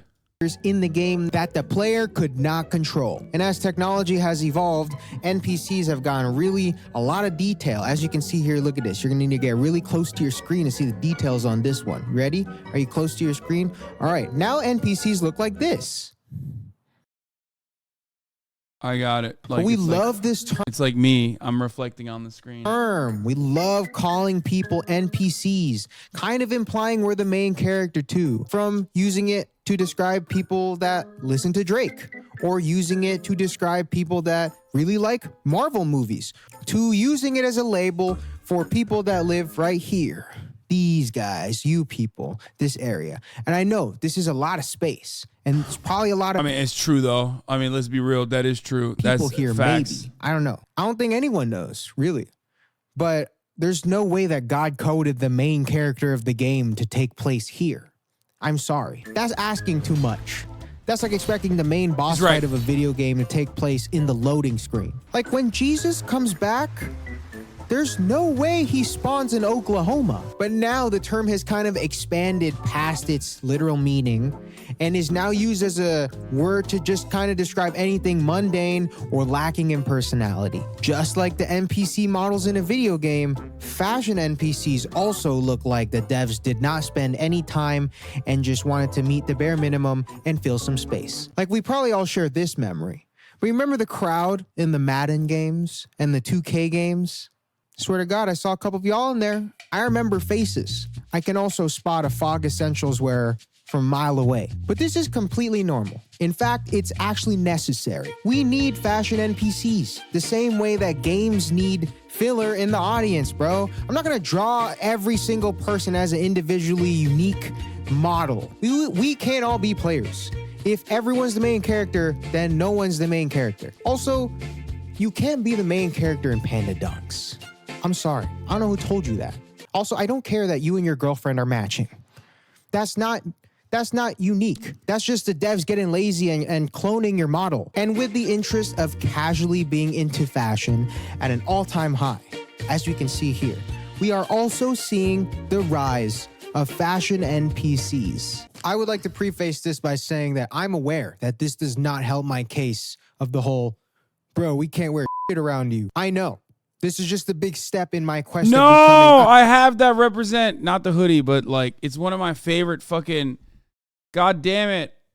I have the Rouge shorts too. Completionist. There's a million fashion hobbyists and fashion historians, but in no time I'll be the rank 1 fashion hater. All right, so what specifically makes a fashion NPC? What does that even mean? Your first thought is probably someone who doesn't have any interest in fashion in general and just kind of just wears clothes because it's illegal not to.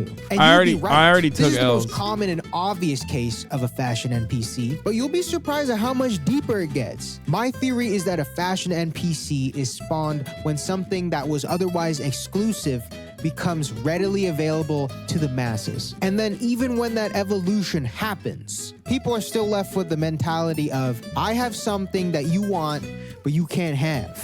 And for most, that suffices their wants and needs when it comes.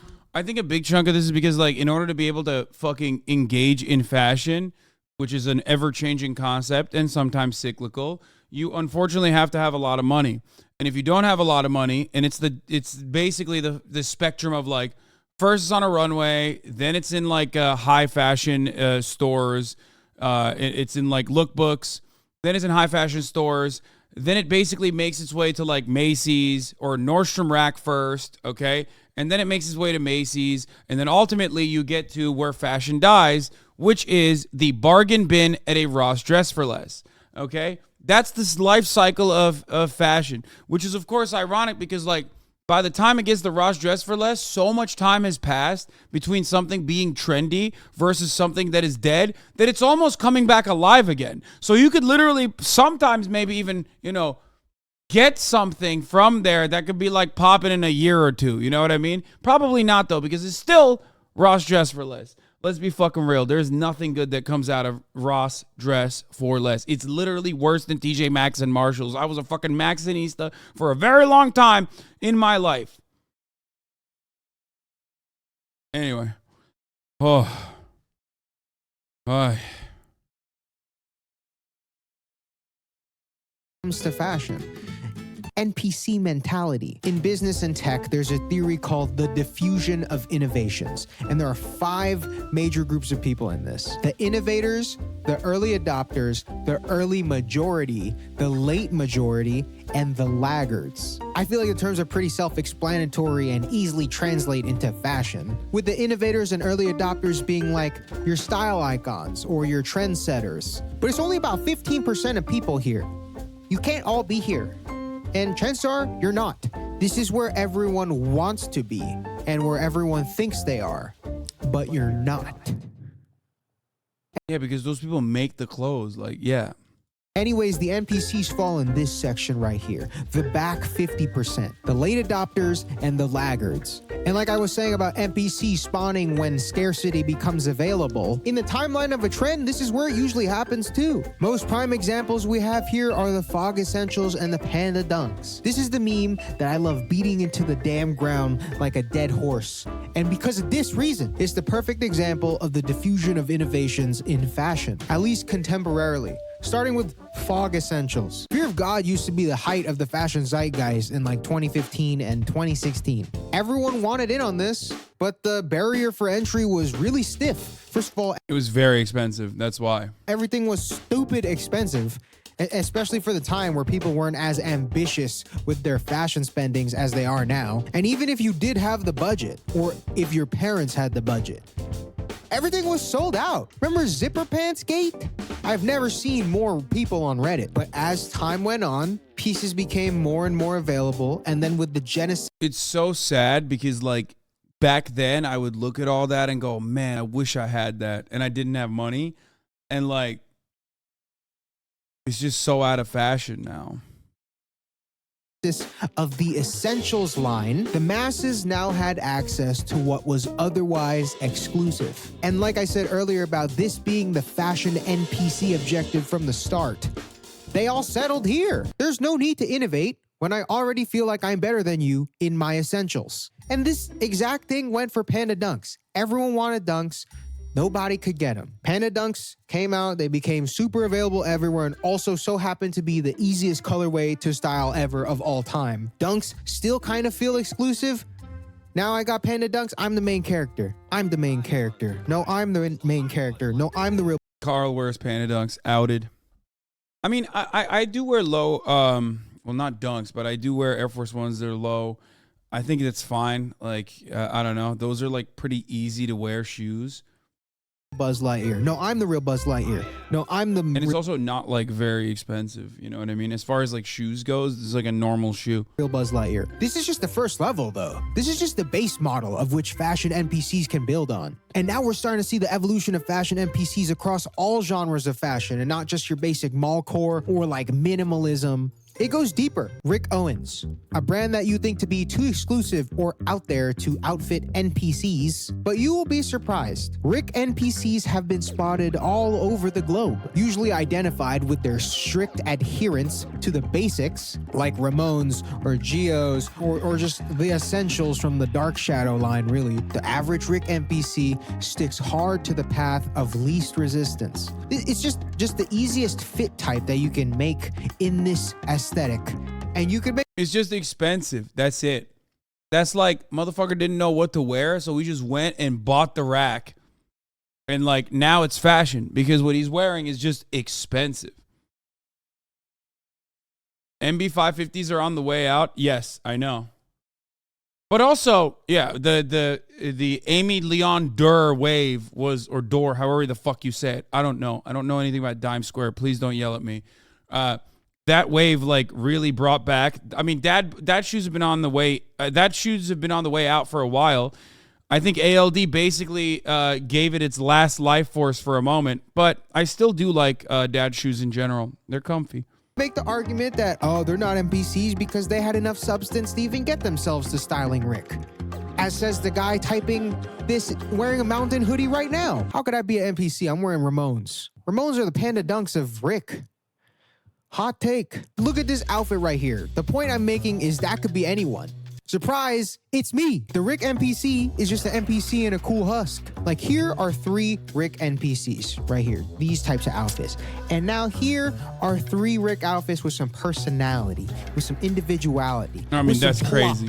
Graphics don't make the game.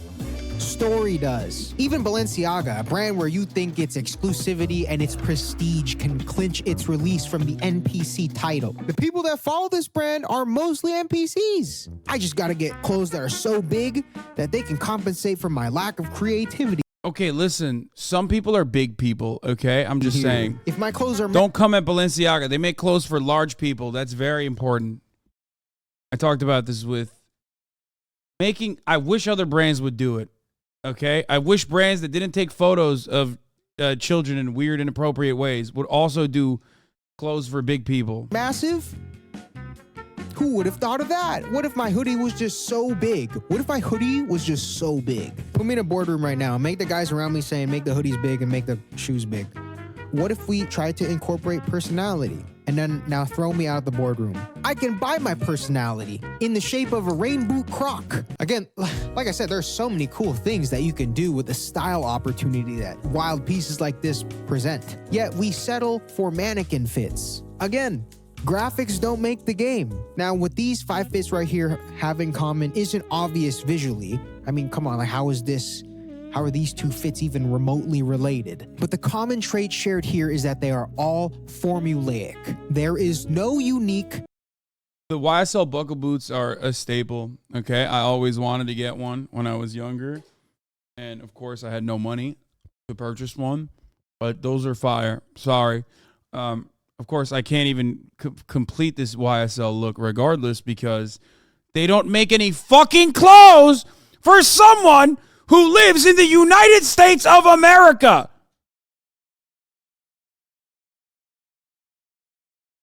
Fuck! You ain't fitting in those pants? No, I do actually fit in the pants. They're very slim though, but nothing upper body. Anyway. Fit language.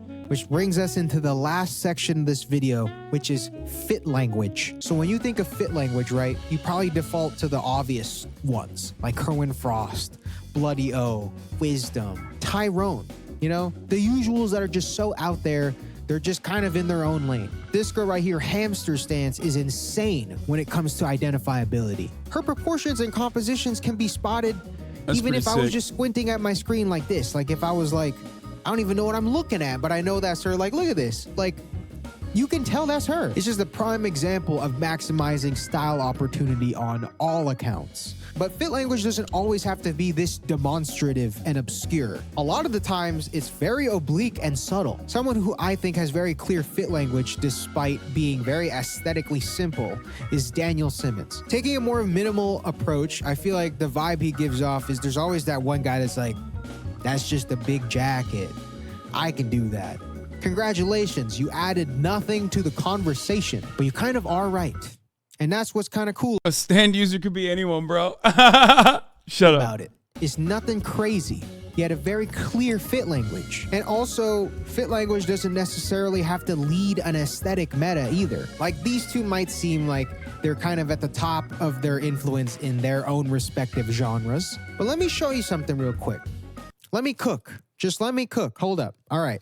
Inside you, there are two Hasans. What? One of these is known for his polarizing political opinions, massive, loyal online audience, and an avid affinity for fashion. The other one's a Twitch streamer. Dude, what? That's fucking bullshit. Hasan Minhaj, 1,000,000% has NPC fits. That's crazy. That's actually crazy. I can't believe he just literally ripped me like this. At least I fucking try, man. Hasan Minhaj, wonderful guy. Wonderful, okay? Actually wonderful guy. Really great dude, which kind of sucks because I want to shit on him sometimes because he's like, oh, come on, bro. Really? Muslim Hassan doing fucking political satire in America? Like, why couldn't we have different lanes? Fuck yourself. But he is a really nice guy, so it's hard for me to say that. But if there's one area where I could shit on him, it's like, yeah, he has a type. He has like a perfect fucking... Like, he actually has like a style that he goes for, but it's like the Panda Dunks of style. I can already see the keks. See what I mean? Massive, loyal audience. I see you, chat. But you know what the difference between these two... Stop! Stop! Enough! Enough!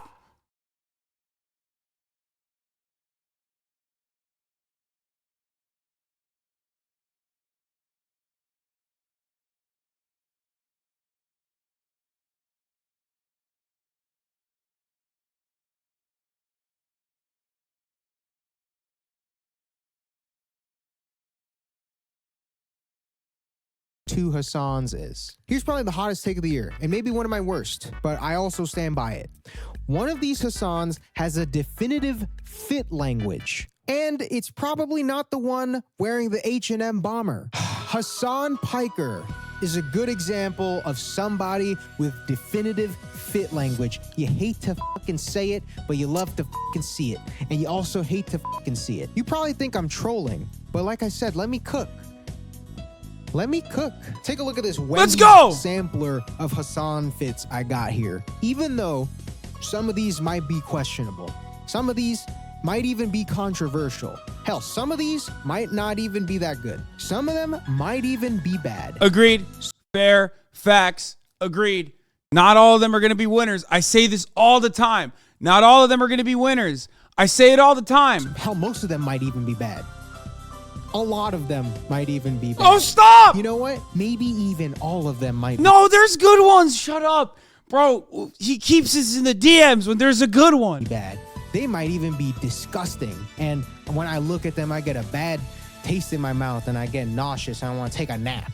But regardless of your opinion on these fits, there is a very unique and defined aesthetic that most people actively hating in Fog Essentials and Panda Dunks will never fully get a grasp of. Now, these fits right here, these guys are probably getting overtime pay being mid. We need to call for the unionization of mid. If you guys are going to be doing this full time, you might as well get benefits with paid leave. And at the end of the day, though, what you find appealing is subjective. this all comes back down to this. But it's how you incorporate those elements is what separates you from the crowd. Honestly, being a fashion NPC is fine, especially if it's not your goal to dress further than what the trends supply. But if you want to feel like the main character, you gotta give us a reason why you deserve some space in the plot. And the same thing goes for your online. Actually, though, Hassan Core might be trash, but it's definitely distinctive. No, it's not trash.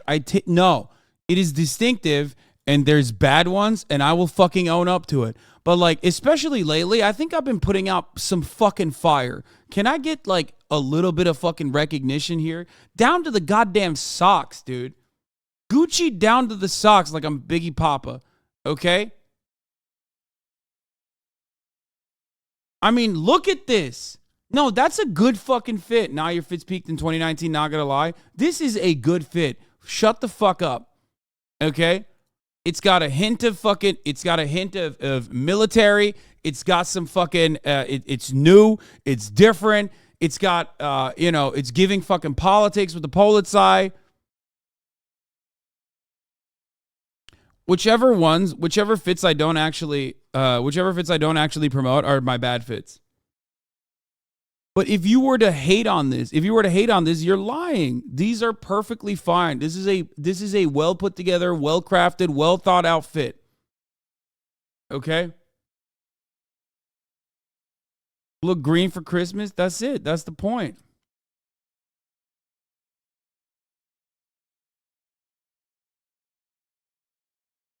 Are those the cargo pocket pants from that expensive store?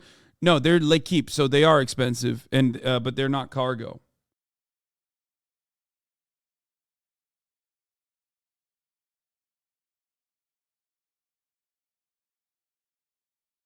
Anyway, and the pants, I mean, the shoes are Doc Martens.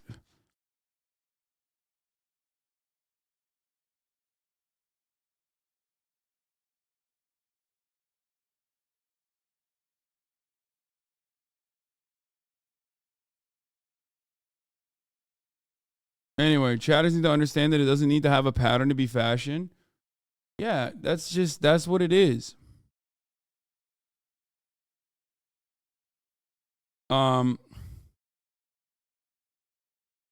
the shoes are Doc Martens. I saw this and it reminded me of you, Virgil Inspo. I mean, yeah, I would rock the shit out of this. I have rocked very similar fits to exactly this. I mean, the difference, of course, is that it's like very from a long ass time ago.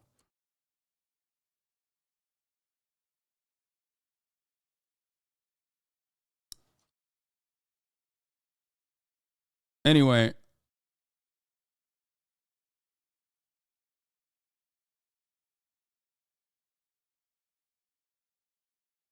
That was a good fit. I stand by this fit from yesterday. Okay, let's see here.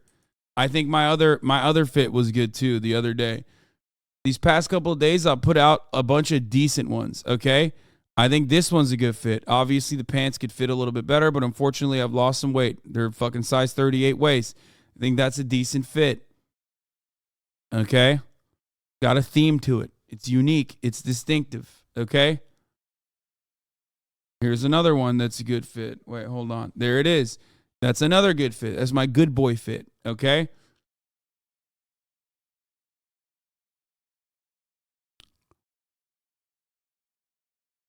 These are good fits. They're distinctive. They're good.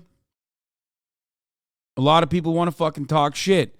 Another good one is obviously the Gucci one. That one is a little bit more obvious. Like, that one is just me relying on a fucking designer to put together a you know. Yeah, if you change the shoes on that one, yeah, I mean, I'm inside, man. I didn't actually wear those as shoes. Those are my Uggs. Anyway.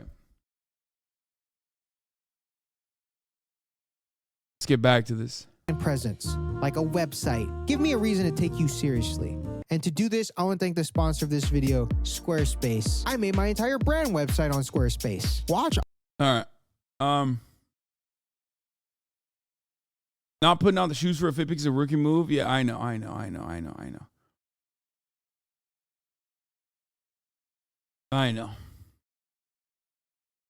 The Good Boy Fit had the Teddy Fresh pants. Yes. I watched the one on the accessories. That was a good video. He shit on me on that one too. Well, the short kings in the chat don't understand that the platform dogs when you're tall and 6'4" makes more of a fucking statement than platform dogs when you're short. Honestly, that's copium. Like, the real reason why I got it is because I got it online and it was the only one that had zippers on the side. I can't wear fucking boots that literally I have to like constantly lace up. And that was the only one that had zippers on the side, and I didn't realize that a size 13 was also going to have a massive fucking platform.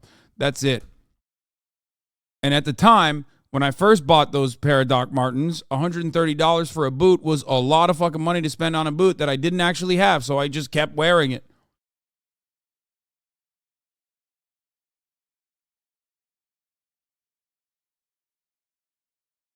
But also, I like it. The irony, of course, is that the platforms now are kind of popping. Like, I talked about this already. The product, what are they? The Maxis. Like, I have been a fan of the Prada Maxi loafers, or are they Maxi loafers? Is that what they're called? For a long time. I think they're fucking great. Oh no, the monolith ones, the black monolith brushed leather loafers. I think they're fucking sick, dude. I think they're actually fire. Okay, here, I'll show you again. Some of you guys will make fun of it. I think this is very easily a statement piece that you can basically put together with anything. It's got platforms on it, but it's so sick. I love it, dude. I fucking love these shoes.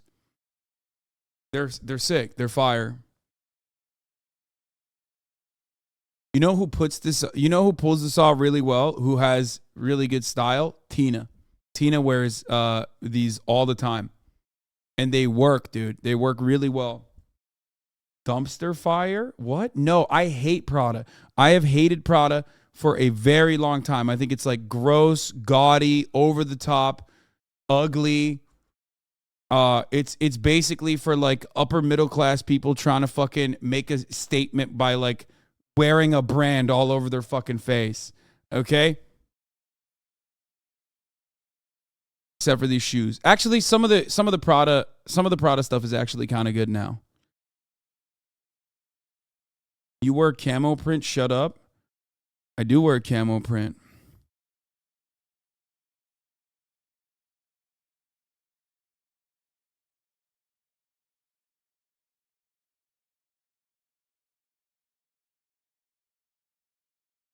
True.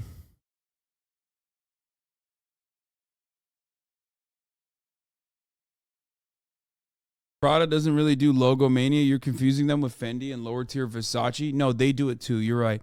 Maybe Prada doesn't do it. I don't know. I don't know why. Maybe I hate Prada for no fucking reason. Okay? Maybe.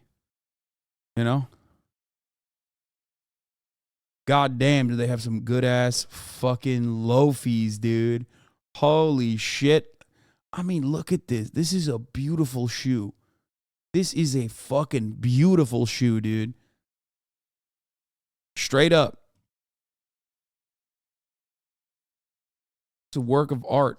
Maybe I'm wrong. Maybe we'll look back at these shoes in the same way that we look at. Maybe we'll look at these shoes in the same way that we look at like the Cole Haan. You know what I mean? Like the fucking undersole.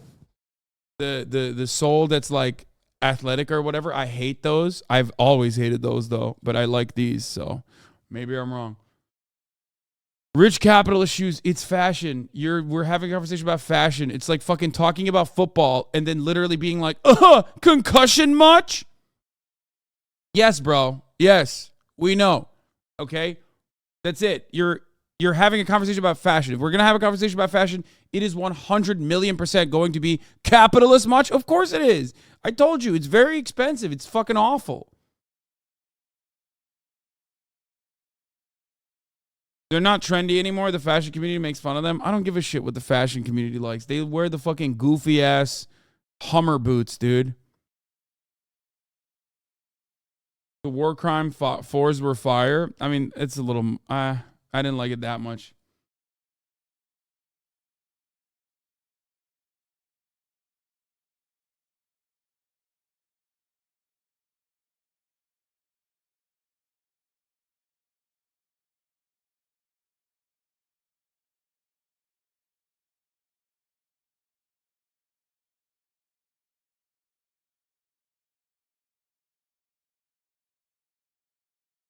You might as well start wearing those Kyries. I mean, I did get a fucking bunch of Kyries, so.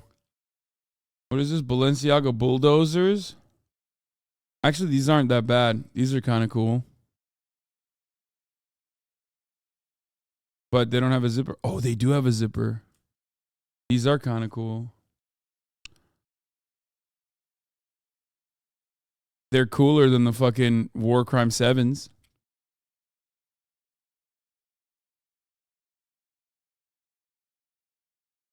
Those boots is whack.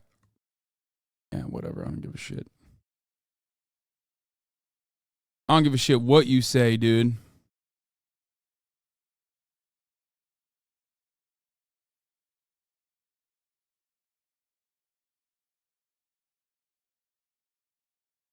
Check these out. Sia Collective. What the fuck is this?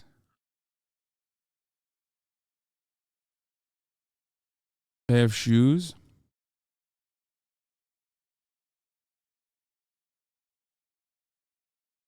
I don't like these. They're like fucking Yeezy mixed with Raph Simmons or Rick Owens. Is that the one? Your car taste and clothes are L's.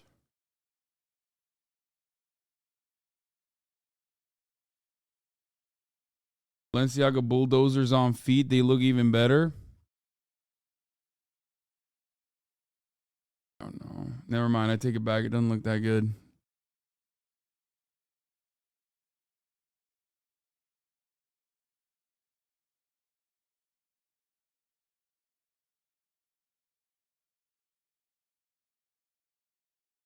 Those bucktooth ass shoes. Like, these are crazy. I don't get it. That's sick, though. That's sick. All right, we're done.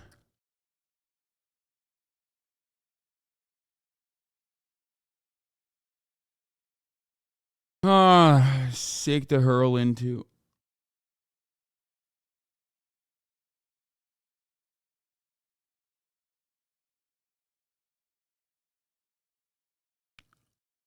We're doing murder. It's murder time. How a cop shot his wife in the head and got away with it. This is murder's back on the menu. Let's do it. We're doing it. We're fucking doing it. We're doing the damn thing. That's right, baby. We're doing the damn motherfucking thing, dude. Yeah. It's time. And then we're going to do Okay Buddy Hassan meme review.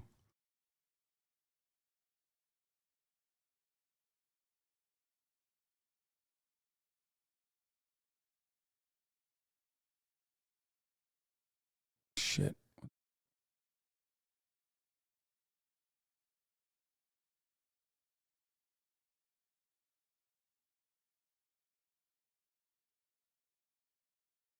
Happy holidays, everybody. Will you please wait for 5 minutes? I have to poop. Bitch, watch from your fucking phone. What do you mean? I don't understand. Pull up your fucking phone, okay, on the Twitch application and watch from your fucking phone. This is Will Sanders, and in this clip, he's speaking to Griffin, Georgia investigators about a bag. Not just any bag, but a bag that belonged to Jessica Boynton and was stuffed full of dozens of her personal items. But what makes this bag so important is the events preceding to its disappearance. Let's go back in time to about 2015. Jessica Boynton, then Jessica Lester, and Matthew Boynton began dating when they were teenagers and still in high school in Georgia. Matthew was well known, involved in sports, and the grandson of the county sheriff. Jessica's youth was much less glamorous. She was abandoned at the age of 3 and raised by her grandparents.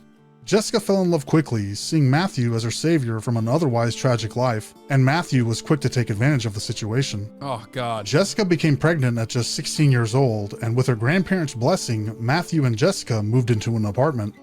Almost as soon as the ink dried on their new apartment lease, Matthew shifted from being a dream come true to a real-life nightmare. He became overbearing and controlling, cutting off her contact with her family. He would have sole access to all credit and debit cards, and would even take the keys to their truck while working in a patrol vehicle. Jessica was a prisoner in her own home, and seeking to regain some control over her life, Jessica had an affair which resulted in another pregnancy. Matt would, uncharacteristically, raise the child as his own, and they would even get married only some months later. Much more characteristically, Matthew began his own affair less than 6 months after getting married, which Matthew made no attempt at hiding. The relationship would disintegrate quickly, and Jessica would ask Matthew for a divorce. Sometime later, the couple got into an argument at a nearby Walmart and returned home. About 30 minutes later, gunshots were heard.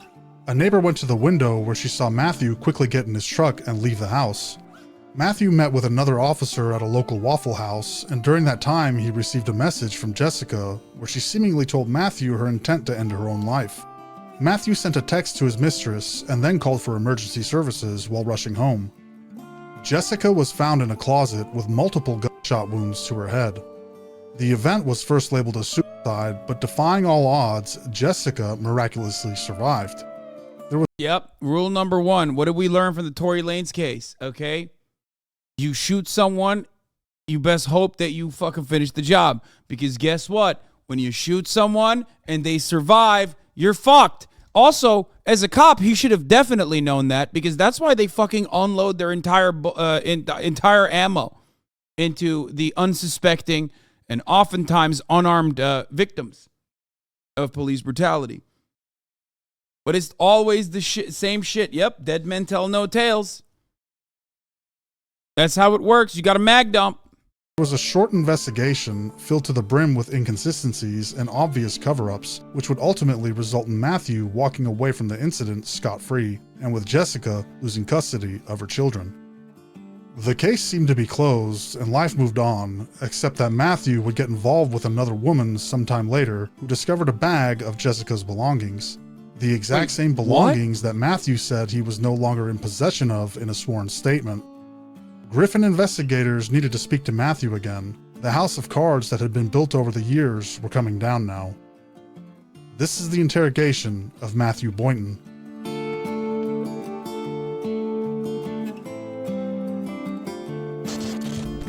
I'm a bit confused. Did he shoot his wife in the head, made it look like a suicide, and successfully got away until later when they found her clothing?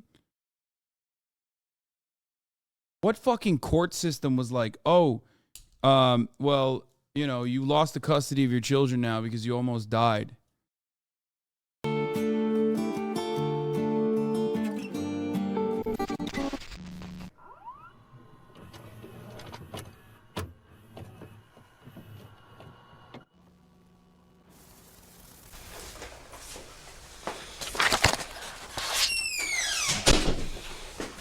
Okay, right off the bat, he's already in fucking uniform. You already know things are not going to go well, okay? And by that, I mean things are not going to go well for the slant of justice. Because when you're a thumb and you're having a conversation with other thumbs, you know that, you know, they are going to be a little bit favorable towards him, especially as it pertains to domestic violence, which is kind of a thing that cops like doing. If you don't believe me, just Google 40% cops, okay? Also, his granddad was the sheriff, so, you know, things are not gonna. There is no slant towards justice in this story, it seems. All right, Matt. Then I'm just gonna start off by letting you know that I am not conducting an internal investigation on you. Okay. So Garrity is not implied. Okay. I want you to understand that. What? Okay. All right. Garrity does not apply to this incident. Okay. Can you fully explain what that? I understand part of it, just.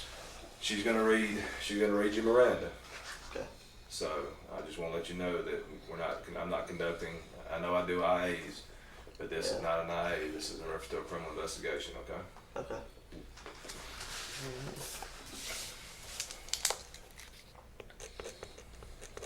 What's that in reference to? It's in reference to, you remember the statement you wrote me about Jessica saying you took items from the house? Yeah, that computer. Yeah. That's what it's gonna be in reference to. Okay. Nepotism is the practice among those with power or influence of favoring relatives or friends, especially by giving them jobs. Nepotism runs deep within the Griffin Police Department. The detective starts out immediately by letting Boynton know that this is not related to any internal affair or IA investigation. As we will see, Griffin police are fast to protect their own, and sometimes even at the cost of a thorough investigation. Remember, Boynton is the grandson of the sheriff. The ethics of this interrogation should be immediately called into question, but simultaneously should be of no. Did you say all these people look 25 at most? You think this person is 25 years old? Like, you saw that person and you were like, that's definitely a 25-year-old for sure. What the fuck? Surprise to any outsider. If you want to talk to us, just sign right there.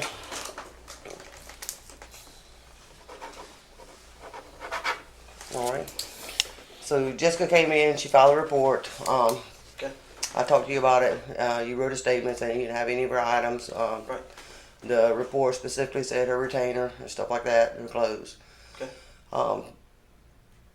Do you know anything about where her clothes or retainer might have been? Like I told her before, the only thing that we might have had would have been in that white trailer, and my stepdad has not mentioned anything else being in there. And we gave everything back that we had, because she had put some stuff in like it's like a little foot chase thing. You open it up, it's got 2 little boxes. I think we used to use it for like diapers and stuff now, but I mean, everything that she had that I knew of was gone. I got rid of everything I knew of. You got rid of a house, so. To either give back to her or her family came back and got it. You know, like she had a big kitchen table and some other stuff that her Aunt Kathy and Uncle Tim come and got. Just different. I think my stepdad actually took a whole bunch of stuff over to her grandparents' house at 2464 East Milner in Pike, which is like right by my parents' house. Okay. So when did you move to LeMay Road? That would be sometime in March. March? Through the course of that move, did you find anything that belonged to her at that point? No, because if I would have, I would have turned it over to her, because I have no need to keep her stuff. Before this interview took place, Will Sanders had already given the police the answers that they needed. Remember, Sanders turned in Jessica's belongings, which were found by Matthew's current girlfriend in his own storage area. Investigators asked Boynton about her computer and some other items. Boynton sticks to his story that he never had them. He digs his heels into his lie and goes all in. The only thing I had at that point was that computer, and me and you had talked about that and gave it back to her. Because she came over and talked to Bird. Okay. So,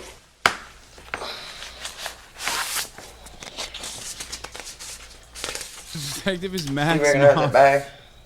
from Always Sunny in Philly. Yes, the Jesus bag that Jessica let me use to put all my gym stuff in when we used to be together. Okay. So when's the last time you saw that bag? It's been a long time. Like I said, when I used to work out at, there's 2 gyms in Thomaston. I don't remember the name of it. I used that one, and I had a gray Nike bag I used to work out in. So I interchanged my stuff like protein drink. Bro, she coughed immediately after the Max Mom reference. That's crazy. Powder shakes like pre-workout, workout shorts, pants. What the cop is engaging here is a common technique that liars do all the time called over-explaining. In order to run out the clock, this imaginary clock that somehow will, allow him to get away scot-free, is oftentimes run with unnecessary details that he can remember. Shoes, whatever. I'd put it in that bag or my Nike bag. Matthew confirms that, yes, the bag is familiar to him. He references it as something that Jessica used and may have been used as a gym bag, but he hasn't known of its whereabouts in a long time. It could have been in a storage shed, he says, obviously still unaware that his lies that he's propped up over the years have been dismantled well before this interview began. Take note that Matthew's demeanor has not wavered since the beginning. He has remained with his arms in front of him, relaxed, with his fingers intertwined. Soon we will see a drastic shift in his posture as he realizes that he's been caught not just in a lie, but a lie that will completely change his life. So when's the last time you saw that bag? I mean, it's been a while. I don't know the exact date. I don't know. I think my stepdad, he had it in the white trailer, and that's been a while. And he brought it, but I haven't been through it or anything. He put it in my storage thing in my house, which is like when you pull in the driveway. It's a little storage thing on the right. you open the door and it's got all my stuff in there. I had to clean some of it out recently. That was tossed in there, but I mean, it's in there with a bunch of my stuff, like a brown tub I used to keep in my old patrol car with gym stuff in it and work stuff. Would that be the utility room or carport room at your new house? Yeah. Yeah, that's where I keep, like, I keep stuff in that, and I keep stuff in, like, Bro, I'm sorry. Like, when is the last time this cop actually caught someone? Like, what happens when a suspect is running away from her? Like, I can't get over this. She's having a hard time literally having a normal one-on-one conversation. I can hear her breathe, dude.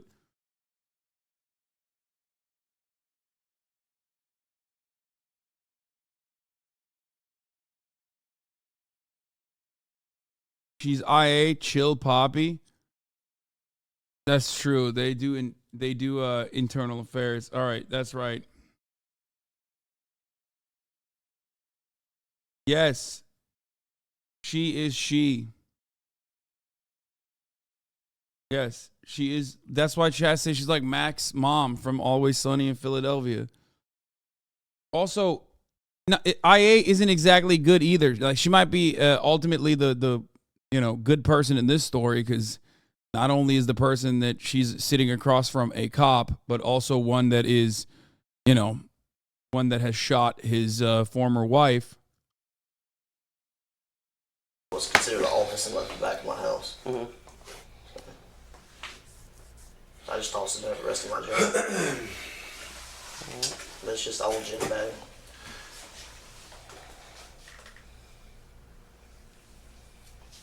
All right, Matthew.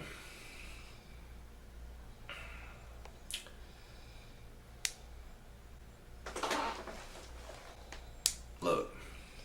Uh-oh.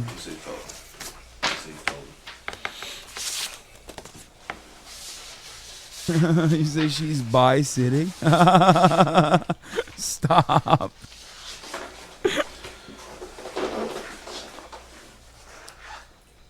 Known you a long time. Yes, sir.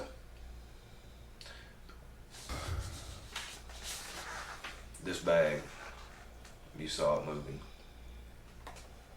when you moved from your apartment to the main road. I didn't know. And your stepdad and Wendell saw it, and another female saw it. All right. Okay. At the house, in the apartments, yes or no? When you moved from the apartment. When I moved, like I said, I had all my stuff in the white trailer. Matthew, that's not what I'm asking you. When y'all were in the process of moving, and you moved into the house that you're at now, your residence, did you or did you not see this bag? Yes, sir. It was in my storage room in the garage. All right. Now, why would I be holding a picture of this bag? I guess because Jessica brought it into you. Why would Jessica have it if you had it at your house?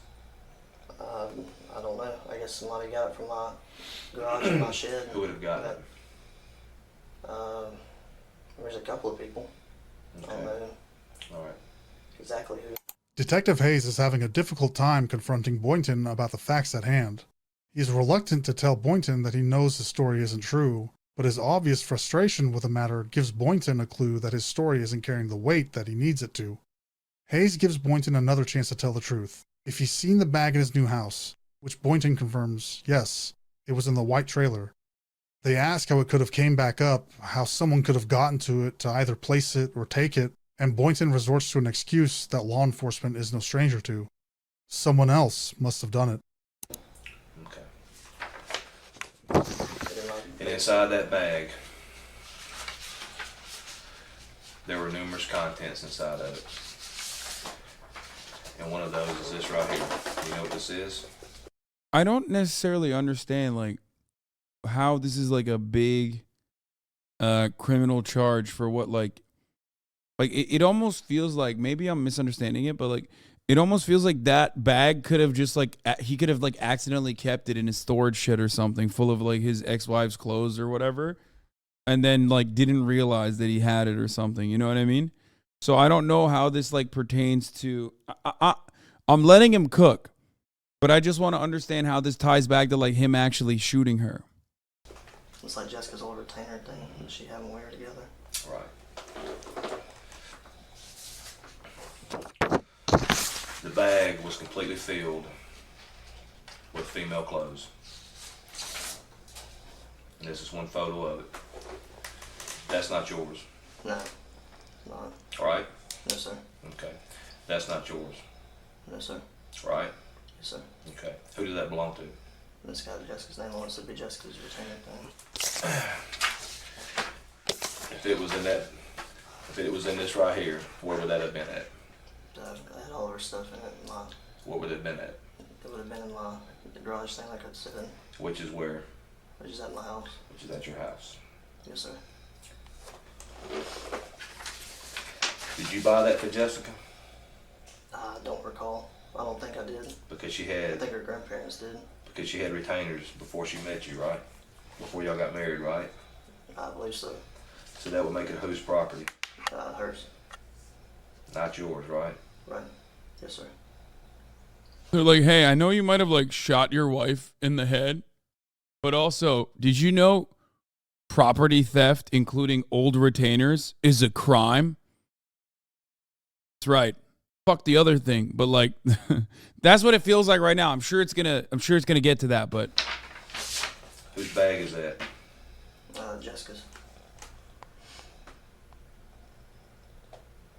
And the contents in the bag? It's got all her stuff in it. So why would you not have brought that to us when you saw the bag at moving? Sarge, I promise I've not been through that bag. The last time I used that Matthew, bag was for the I gym. didn't ask you that, Matthew. Listen to me, buddy. Whose bag is this? I understand what you're saying. It's Jessica's, and I should have brought it up here. You know, all things, and I don't know anything about your other issue, but all the things involved in reference to this case, all the going around, the statement that you wrote, where's the statement at? The statement that you wrote. The same statement. I didn't read it. I don't know what the statement said. What did it say? It's just very brief. I gave Jessica her property like I gave her a computer and everything. Right. Yes, sir. Whose is this bag? It's Jessica's.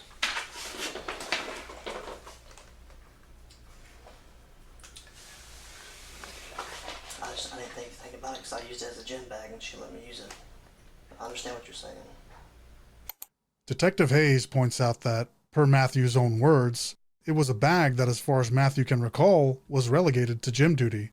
But if it was a gym bag that Matthew used, there was no way that the bag would be filled with Jessica's personal items and clothing. Boynton's demeanor shifts, from fingers intertwined in front of him, a stature of certainty and authority, to lowering his hands towards his legs. This is indicative of lowering his defenses, or more specifically in this case, his immediate defenses being overpowered. Boynton knows that he's in trouble. Big trouble. But is hoping something or someone can still keep this under wraps. Matthew, a police officer. Yes, sir. I understand. You're a police officer, Matthew. You know we are held to a higher standard than anybody else. I understand. You know, people don't expect us to make mistakes, and they don't realize we're human. I understand that. You understand that. I should have been smarter about it. What? What? Is he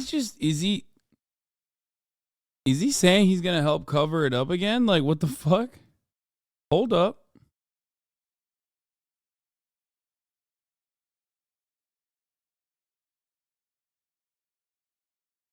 I don't get it.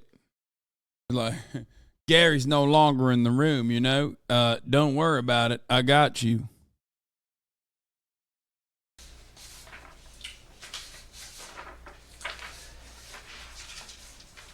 You work out a lot, don't you? You stay in shape.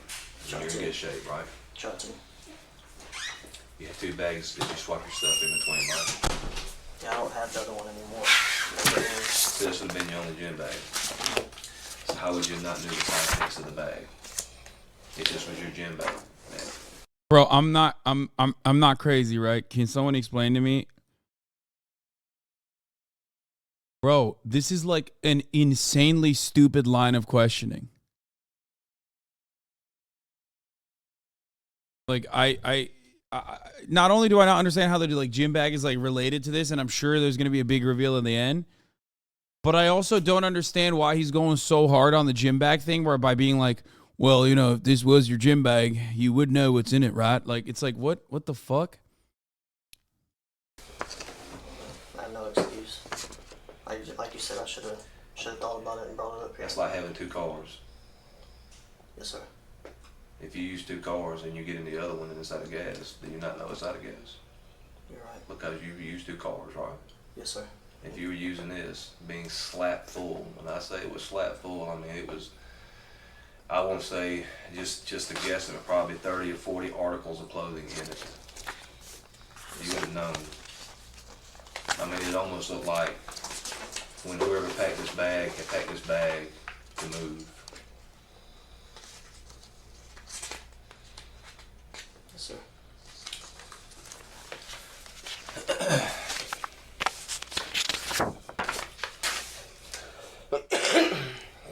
This is Matthew Boynton, January 9th, 2017. I was advised to complete a statement on a previous date by Lieutenant Yancey. Jessica Lester Boynton's property was already previously returned to her by my stepdad, Charles McDaniel Jr.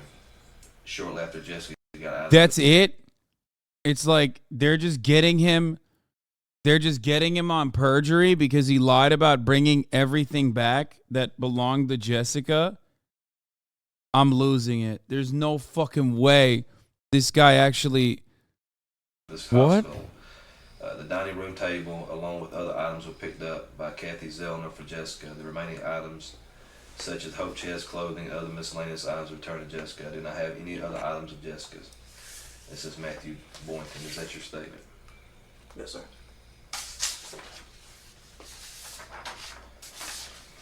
What's that, Matthew? That's Jessica's bag. Jessica's retainer.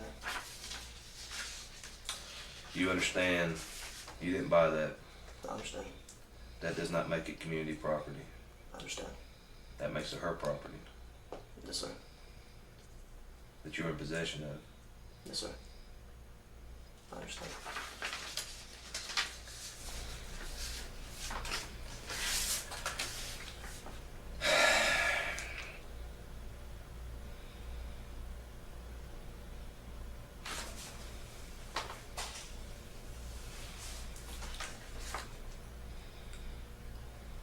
Bro, how the Bag was fuck did they let him turned get to us. away? We have possession of the bag. Yes, sir. We have evidence that says it came out of your storage room. Is that true? Yes, sir. Is there anything you'd like to say? No, sir. I said I was just done with my part script. Do you believe that statement to be accurate and true? Not now. Did you believe it then? No, sir. Detective Hayes is in a position that's even worse than before. He now has to deal with Boynton as not only a suspect, but a suspect who is a uniformed officer, who is most likely guilty of a crime, who has unwaveringly lied to the police, and who is the grandson of the sheriff. Detective Hayes knows that regardless of the outcome now, his career has most likely been jeopardized. Matthew Boynton's actions have now seemingly directly affected Detective Hayes. Boynton admits for the first time the origins of the bag, that it came from his storage room.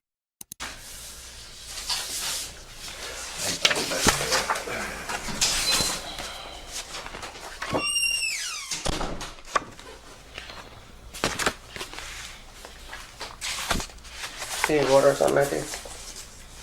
You sure? Yes, sir. I got some right here. Thank you. All right. I'll be right back.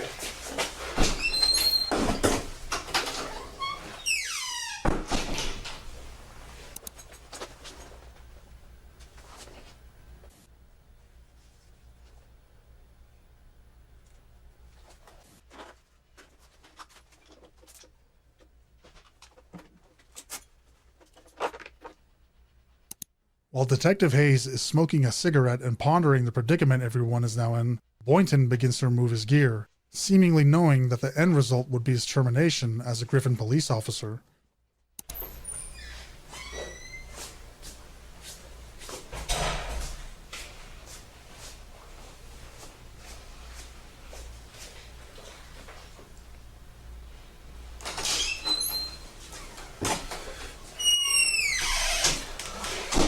Sorry, man. I had to smoke a cigarette. You're good. Matthew, man, I'm walking around outside. Why would you say you didn't have the damn bag when you had it? You know you can't give a sworn statement and lie on it. I know, Sarge. Why would you do that, Matthew? It was a bag, man. It wasn't. It's not like it was. Talk to me, man. I mean, help me understand. This is some hard-hitting police work. I feel safer. Yeah, I mean, look, there ain't no dirty bag stealers out there running in the streets, okay? Just like there ain't no top-of-the-hour ad watchers out here, okay? Because at the top of the hour is a 3-minute ad break. Now, if you no longer want to see them ads, all you need to do is subscribe for $5 or for free, okay? Chances are you've already subscribed for $5 or for free, or maybe you got gifted a sub. And therefore, now you are avoiding the top of the hour. But if you're not, you know, those are the methods to do so. All right. Here's the 3-minute ad break at the top of the hour now.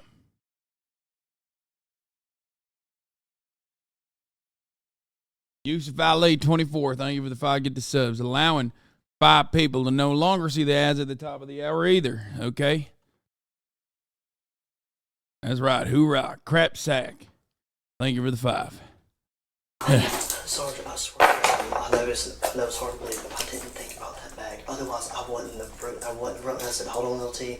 I got something. Let me go get it. I swear, I wouldn't have done that because I've got 2 kids, 3 and 1. I wouldn't jeopardize that over a bag. I'm telling you, Sarge, if I would have thought about it then, I would have said something. But you knew you had the bag. Did you not know you had the bag?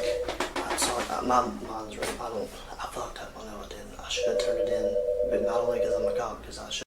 Ed the reply guy, thank you for the 5 get the subs. I should have returned it not only because I'm a cop, but because it was Jessica. Even if she let me use it, it was the right thing to do, man. I'm clear. Yes, sir. Hayes returns confused and angry, with a whirlwind of thoughts and emotions. He demands to know why Boynton would lie about something so trivial like a bag. Why would Boynton make sworn statements about something so inconsequential in the grand scheme of things? Matthew tries to claim that it's all a misunderstanding. Of course it must be a misunderstanding, because why would he lie? He has children and another on the way. It would make no sense to lie. Later interviews with Boynton's girlfriend would reveal that she had pointed out the bag several times, and that Boynton thought the entire situation was nothing more than a joke, even going so far as to make light about the shooting.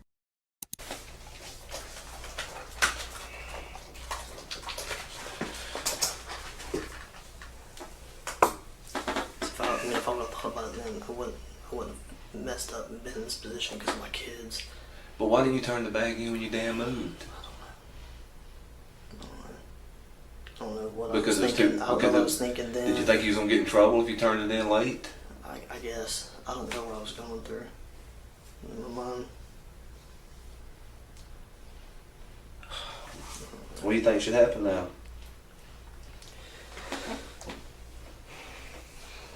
I know that's probably going to happen. No, that's not what I asked you. So what do you think should happen?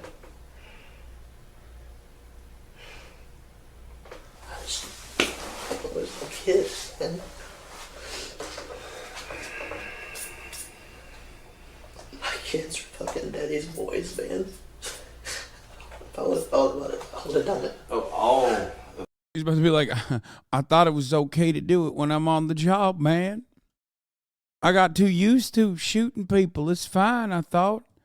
What the fuck? All the stuff that you see about you, you know if you were in possession of something that belonged to her, you know you could have brought it to me. You know I'm going to do I literally don't understand why he's like so afraid, because at this stage it just feels like he lied about returning all of his possessions when he didn't. Okay, who cares? Like, I legitimately don't understand it. Maybe you guys are seeing something that I'm not seeing, but I don't know why the fuck this cop feels so scared. the right thing. You know I have to do the right thing. I would have took care of it. I would have gotten the bag back to her.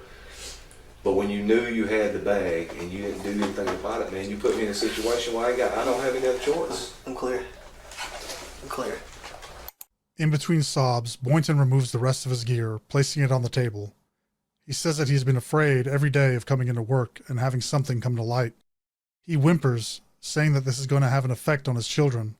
Hayes says something which is reminiscent of the nepotism that we've discussed, that if he would have came to him with the bag and the information, he could have made it all go away, or at least framed it in a way to where it would go away. If Boynton would have taken some responsibility and tried to close that chapter, maybe, just maybe, Hayes could have helped him with a way out. But he didn't, and now Hayes and the rest of the department has been forced into a corner. There's no excuse for it. Here. I know it's got that on there. It's so hard, like, I love working here. I know you do. Asked you, I was so scared to come to work every day. Why? Because every time I did, it was always 11:79 or 10:22 to 42 come up here. I mean, it's always something. I don't know, maybe I thought that if I brought it up here, I was going to get fired and whatever, man. I don't know. I'm so young and stupid. But Matthew, doing the right thing regardless, it doesn't matter. If you do the right thing, you can live with yourself. 9 times out of 10, I do. I mean, that's the way I was raised. But the one time I just happened to shoot my wife, like, what the fuck is going on? I don't get it. I don't understand. Like, he got caught. He got caught with the fucking bag. I don't know. The pack bag means it doesn't make sense that she would kill herself because she was planning to leave. I know, but there's still an out there. You know what I mean? I guess ultimately it doesn't matter because the victim is alive, right? She went through a coma, lost the custody of her children. But ultimately, that's it.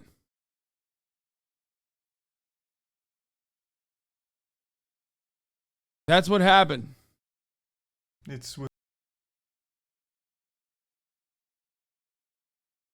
But you know that. You know that you have to do the right thing. And when you found, even if you found the bag, you should have said, hey LT, hey SAR, hey whoever, I got something, man. Stop for a minute and talk to me. I don't know what I was thinking then. I don't know if it's because I was scared. I mean, I told you, I come to work every day scared. There's no excuse. I'm not trying to make one for myself. Hey, LT, I shot my wife in the head. Anymore. It's just like, the only thing I can think about now is my kids, man. My kids, daddy's boys. The baby especially.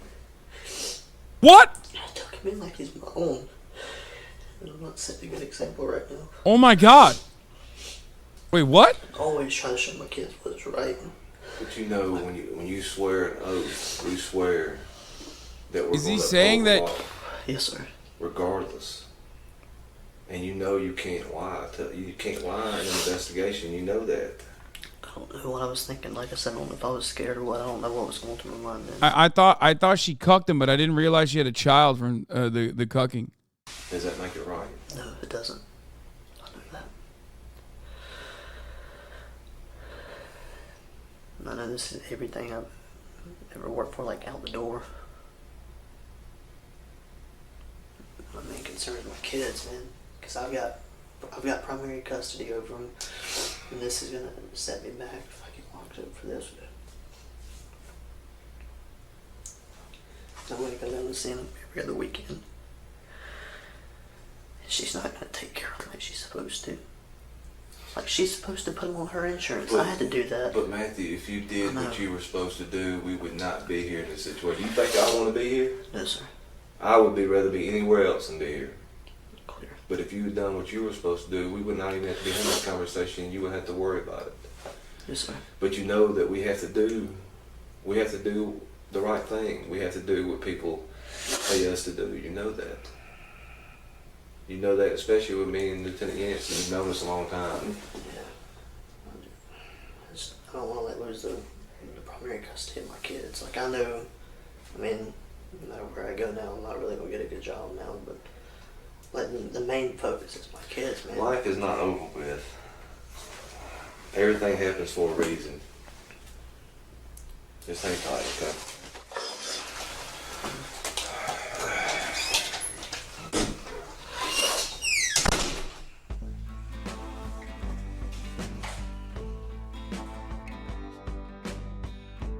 Even in Matthew's final moments as a Griffin police officer, he's given freedoms that no other suspect would. Handling his gear, checking his phone. Even though Boynton has accepted that his career with the department is effectively over, the preferential treatment he received and still receives is glaring. Matthew Boynton would walk free on the attempted murder of Jessica Boynton due to the mishandling of the case by the Griffin Police Department, and the seemingly trivial win over getting her belongings back and Matthew destroying his career would be all that Jessica would get. After Jessica's recovery, she lost custody of her children. Any evidence supporting the idea that she was a victim. I'm sorry, what the fuck happened? So after all that, he did wait. Wait.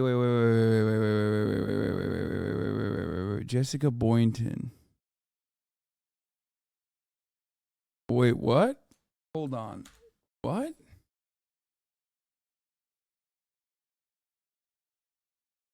There's a New Yorker article on this.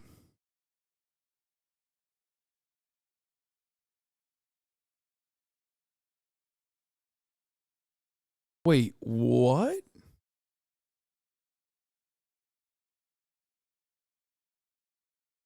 Bro, okay. I'm gonna say it.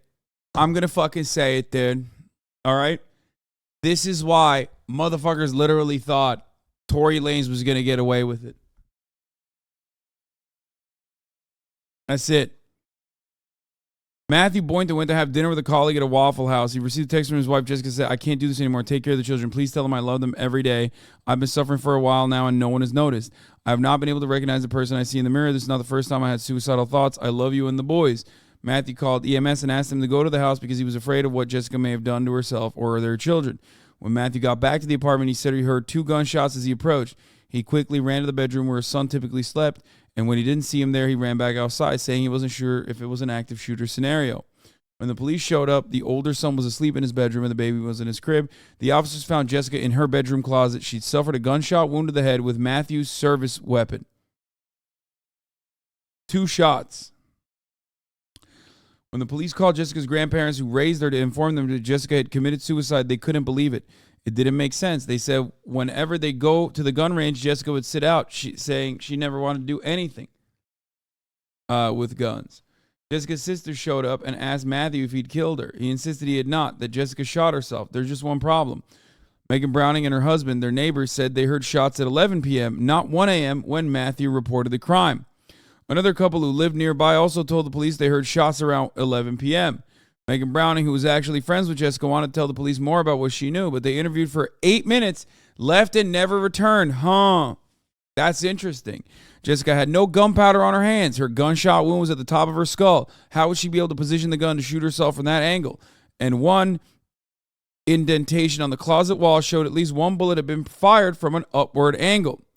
When they went through Matthew's phone, it showed that after receiving Jessica's suicidal text, he'd actually responded to a text from his mistress, Courtney, before calling the police. Matthew responded to a joke from Courtney Calloway. Haha, I'm sorry, I didn't think about that, lol, he wrote. Then he called the EMS. Can you please dispatch a unit out to my location, he said calmly, in reference to my wife. There wasn't enough evidence to prove suicide, but also not enough to prove Matthew killed her. But in a twist of fate, despite the gruesome injuries Jessica suffered, it turns out she did not die. The doctors put her in a medically induced coma and waited for her to wake up. Everyone was waiting with bated breath for Jessica to regain consciousness to confirm whether she'd attempted suicide or her husband Matthew actually shot her. A Georgia Bureau of Investigation summary of an interview with Jessica's neurosurgeon noted that he called the circumstances of her injury suspicious, but the agent who conducted the interview failed to record the conversation, saying he hadn't charged his audio recorder.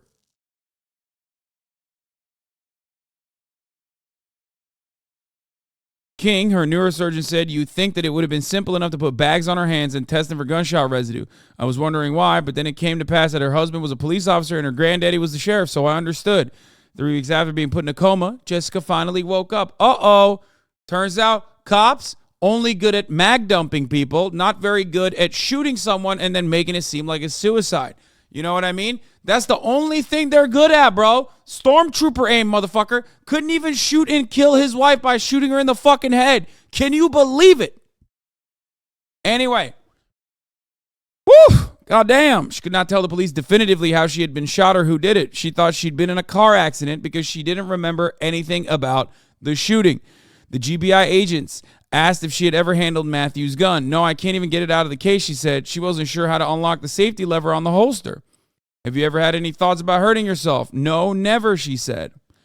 Her surgeon wrote that she was a very positive person who's embracing the opportunity that a new lease on life afforded her by her recent recovery. She has a sense of humor and a gentle personality.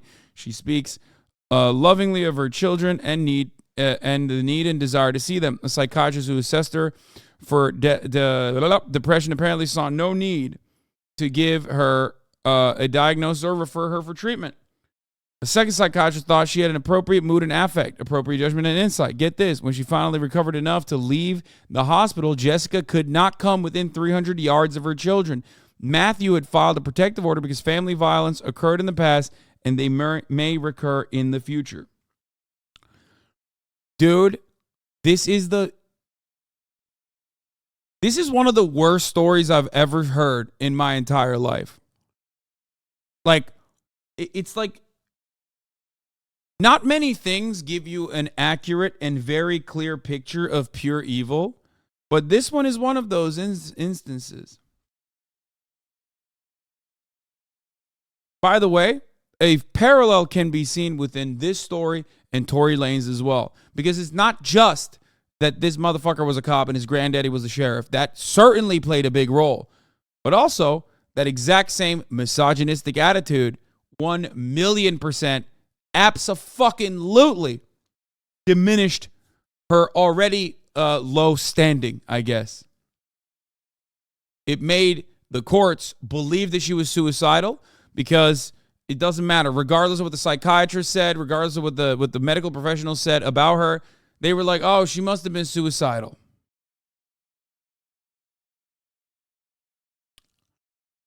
When the protective order expired, he petitioned to have it extended for another year. Holy fuck, I can't believe they doubled down on it, citing Jessica's grandparents not believing she shot herself. So he didn't think they were of sound mind to take care of the children. When Jessica's lawyers pointed out that the emergency room doctors disagree with the manner, Matthew responded by saying, I only care about the GBI report.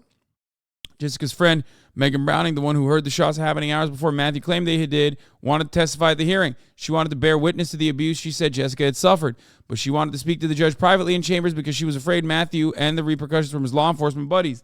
The judge refused, so no witnesses testified in the hearing.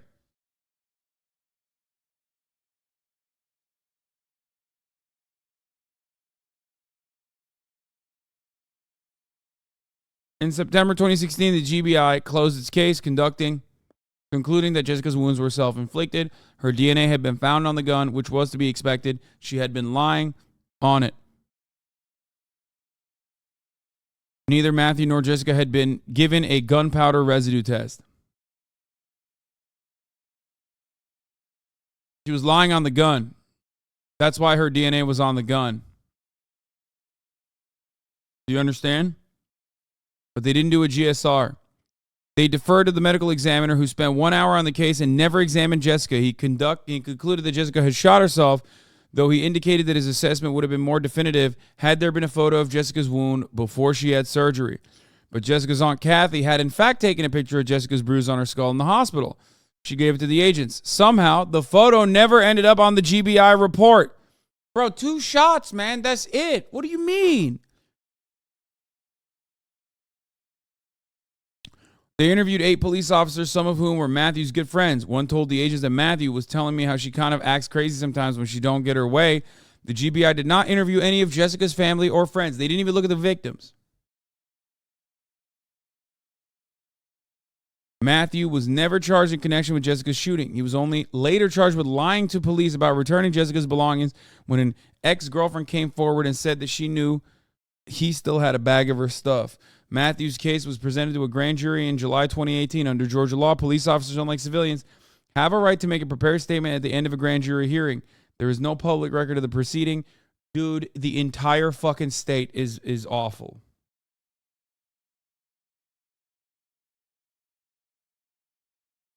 But the grand jury chose not to indict Matthew either for making false statements or for violating his oath. 4 months later, he was hired as a reserve officer in Braswell, Georgia, a community of 400 people.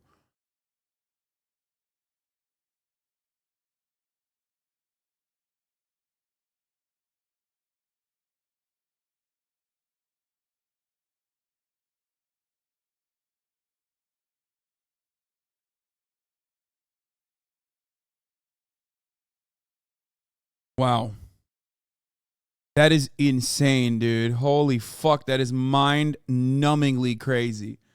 Pure evil, just all the dick in the balls, dude. Everything right there. Laid bare for you to fucking see. Oh my fucking Lord, dude. Victim was either dismissed or not allowed to be heard. Nepotism, yet again, is the most likely reason behind the truly unjust outcome that Jessica faced. It is almost guaranteed that this was a result of the close ties between Matthew's grandfather, the county. Yeah, fuck this shit. I cannot. Small town hired him to kill their wives too. Dude, this guy's still a cop, bro. I feel like there's more to this story that is like interesting, or rather than just nepotism. What's crazy about that story, okay? What's crazy about that fucking story is the fact that the fact that he saw no repercussions and motherfuckers were more upset about like the stolen items than what that stolen item, like the stolen item is nothing. He shot his fucking wife.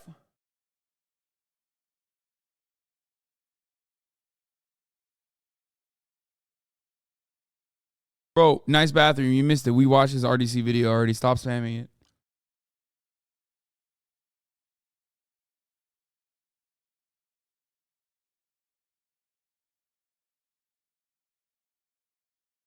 It almost feels like the cops were more upset that he just like got, you know what I mean? With a heavy heart that I bring you all some sad news about Joe Rogan. He got after all their attempts to fucking cover his ass. Like literally that conversation, I see that conversation in an entirely different light.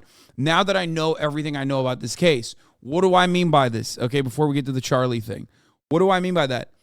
That motherfucker literally was like, why did you not give us everything, you fucking idiot? We already were covering you. We already had covered you, and now we have to fire you, you fucking dumbass. That's what that cop was saying. Literally. That cop wasn't saying like, oh man, I'm so disappointed in you for lying to the police about not giving back everything of your wife. No. He literally was just like, why didn't you dispose of the fucking bag? Or why didn't you just give it to us? We would have still defended you, you fucking dingus.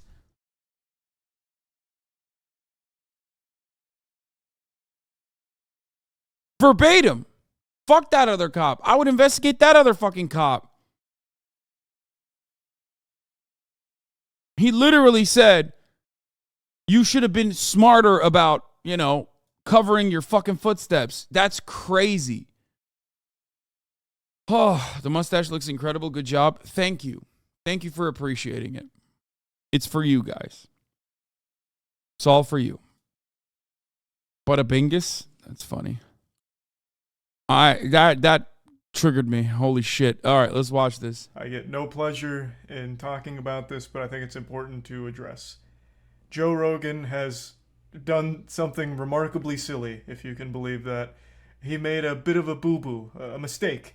A very public mistake, and one that I am personally involved in. Now I'll go ahead and be upfront and honest out the gate here, because honesty is the best policy, as my old 4th grade teacher used to say, God rest their soul. I don't really listen to Rogan much anymore. It's been quite some time since I watched or listened to a full Rogan episode, but I do still keep... Wow. Woke mind virus got to this man as well. Okay? Very clear. Very clear that woke mind virus got to Charlie. He doesn't listen to Joe Rogan. He's not one of us anymore. Okay, I'll tell you what. Keep up to a certain degree. And recently he made a bit of a blunder on his show. Now, I'm also very familiar with the memes that have floated around about Rogan for at least a couple years now about him being dead. And after this clip, I'm starting to believe in the conspiracy. Maybe Joe Rogan really did pass away a while back and he's been replaced by an AI chat GPT, because I cannot wrap my head around how he even made this mistake. So what happened is, Joe Rogan was talking about a very sad video he watched of a father-son boxing match where the father beat the shit out of his son and people cheered and it made him sick. Hearing that story, of course, does tug on the heartstrings and would probably make most people a little confused and maybe even angry. But the problem is, what Joe Rogan is describing is not the reality of what he watched. What he was talking about is the Creator Clash, which was a YouTuber boxing event, and the match in particular he's referring to is Matt Watson versus Dad. Dad is the YouTuber's online handle. So Joe Rogan watched that and believed it was a real father-son boxing match. And where I get involved is I was literally one of the commentators for this match. So you'd have to actually be watching that with the sound off and very close to passing out from overdosing on Xanax to even for 1 second believe what you were witnessing was a real father-son match. I saw a video. Dude, this one went on LSF. This video went on LSF, and it's like a goof. You know what I mean? It's just like me reacting to this went on LSF. And the entire comment section was like, Hasan's a fucking piece of shit. Like, literally, it was crazy, bro. Like, it's fun, man. We're having fun. We're having fucking fun. Joe Rogan got in, like, one of the most transparent ways possible that basically shows that, like, he doesn't have a good grasp on things happening on the internet because he thinks clickbait is real, okay? We all get got sometimes. But he could have, like, at least done a little bit more critical thinking. Like, is this really a father and a son fighting one another? Why does the son have the daddy tattoo on his chest? You know, that sort of thing. And it was insane to me. Like, it was insane to me that they were just like, Hasan is way dumber than Joe Rogan. It was like, bro, what the fuck? Like, we can't even have fun anymore. It's just like everything has to turn into like a dick riding competition. Holy fuck. Anyway. Today of a boxing match between a father and a son. It made me so sad. It made me so sad. Because there's this young kid. He looks like he's probably like 17 or 18. And the father's 42. And the father beats the shit out of him. I mean, like, dings him in the head and keeps punching him. I'm like, that's your son. That's your son. What I find extremely entertaining about this situation is he has an entire team around him, and not a single one bothered to correct him until the very end after he had already made a fool of himself. They're probably just like giggling, listening to him tell this story, just waiting for the moment to drive the knife in to let him know, like, no, you actually got that super fucked up. You got that so twisted, that's not what happened. But this isn't even a matter of Joe Rogan not doing research. This goes a step beyond this. This is a matter of Joe Rogan not even bothering to turn the sound on to the video he's talking about. Because if you unmuted it, you would hear us, the commentators, explaining like the event and the situation and what was going on. So he had to have watched this with the sound off in order to even come close to misunderstanding. This is the video Joe saw. This It's your boy, Booba Sports TV. This is what happens when your kids get out of line and you can legally put hands on them. You go in a celebrity boxing match and you show them out in front of the entire world. Father puts hands on son that was getting out of control and disrespectful. This is the results. So, bro, how the fuck did Joe Rogan even find this? Please explain how the fuck Joe Rogan even found this version of events. Understanding what was happening. And even then... Oh, Facebook. You're right. I bet it's on... Because that dummy doesn't even go on YouTube, probably. He only goes on Facebook, right? Oh, that's right. Dude, this is so good. I just... Because, like, it's hard to find that version. Rather than the original one. That's like 1 million of them, you know?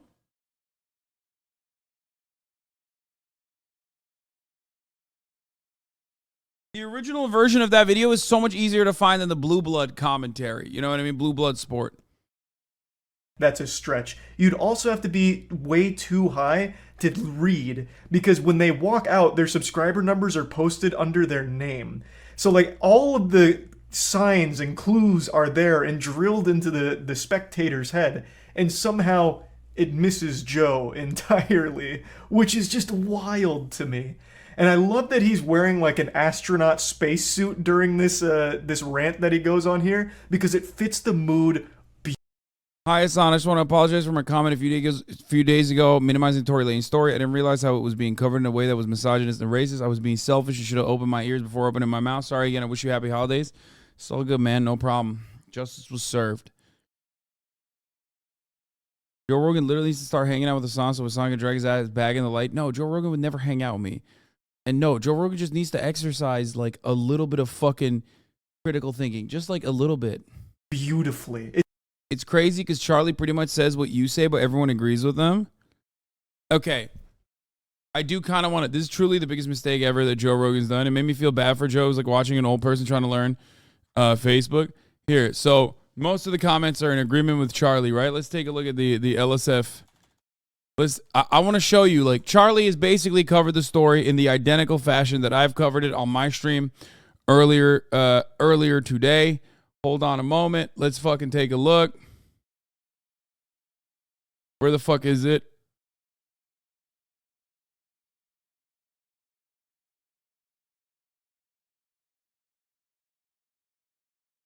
I didn't even realize it was on LSF. I didn't realize it was even my clip for the most part. But I saw the FBI Fifth Amendment clip on LSF, so I literally was like, we're going to do Okay Buddy after this Charlie video. Shut the fuck up, okay? Where the fuck is it? Did they delete it? What happened?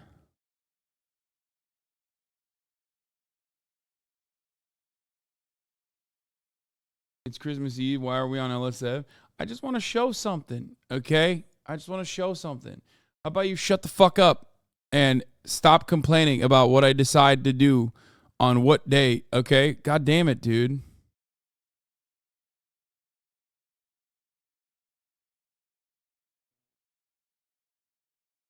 There's also some good stuff here. There's like a revenge porn discourse happening in the space currently. I didn't even realize.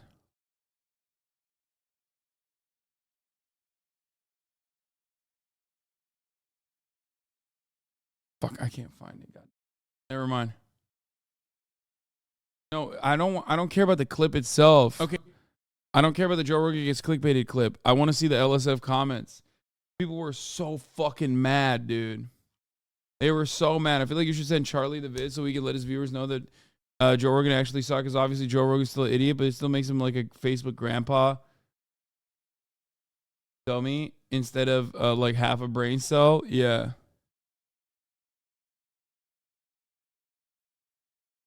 It's in my logs. No, it's not. It's not in your logs. That's not true. It's not! No, it's not. It's not in your logs. Stop saying it's in your logs.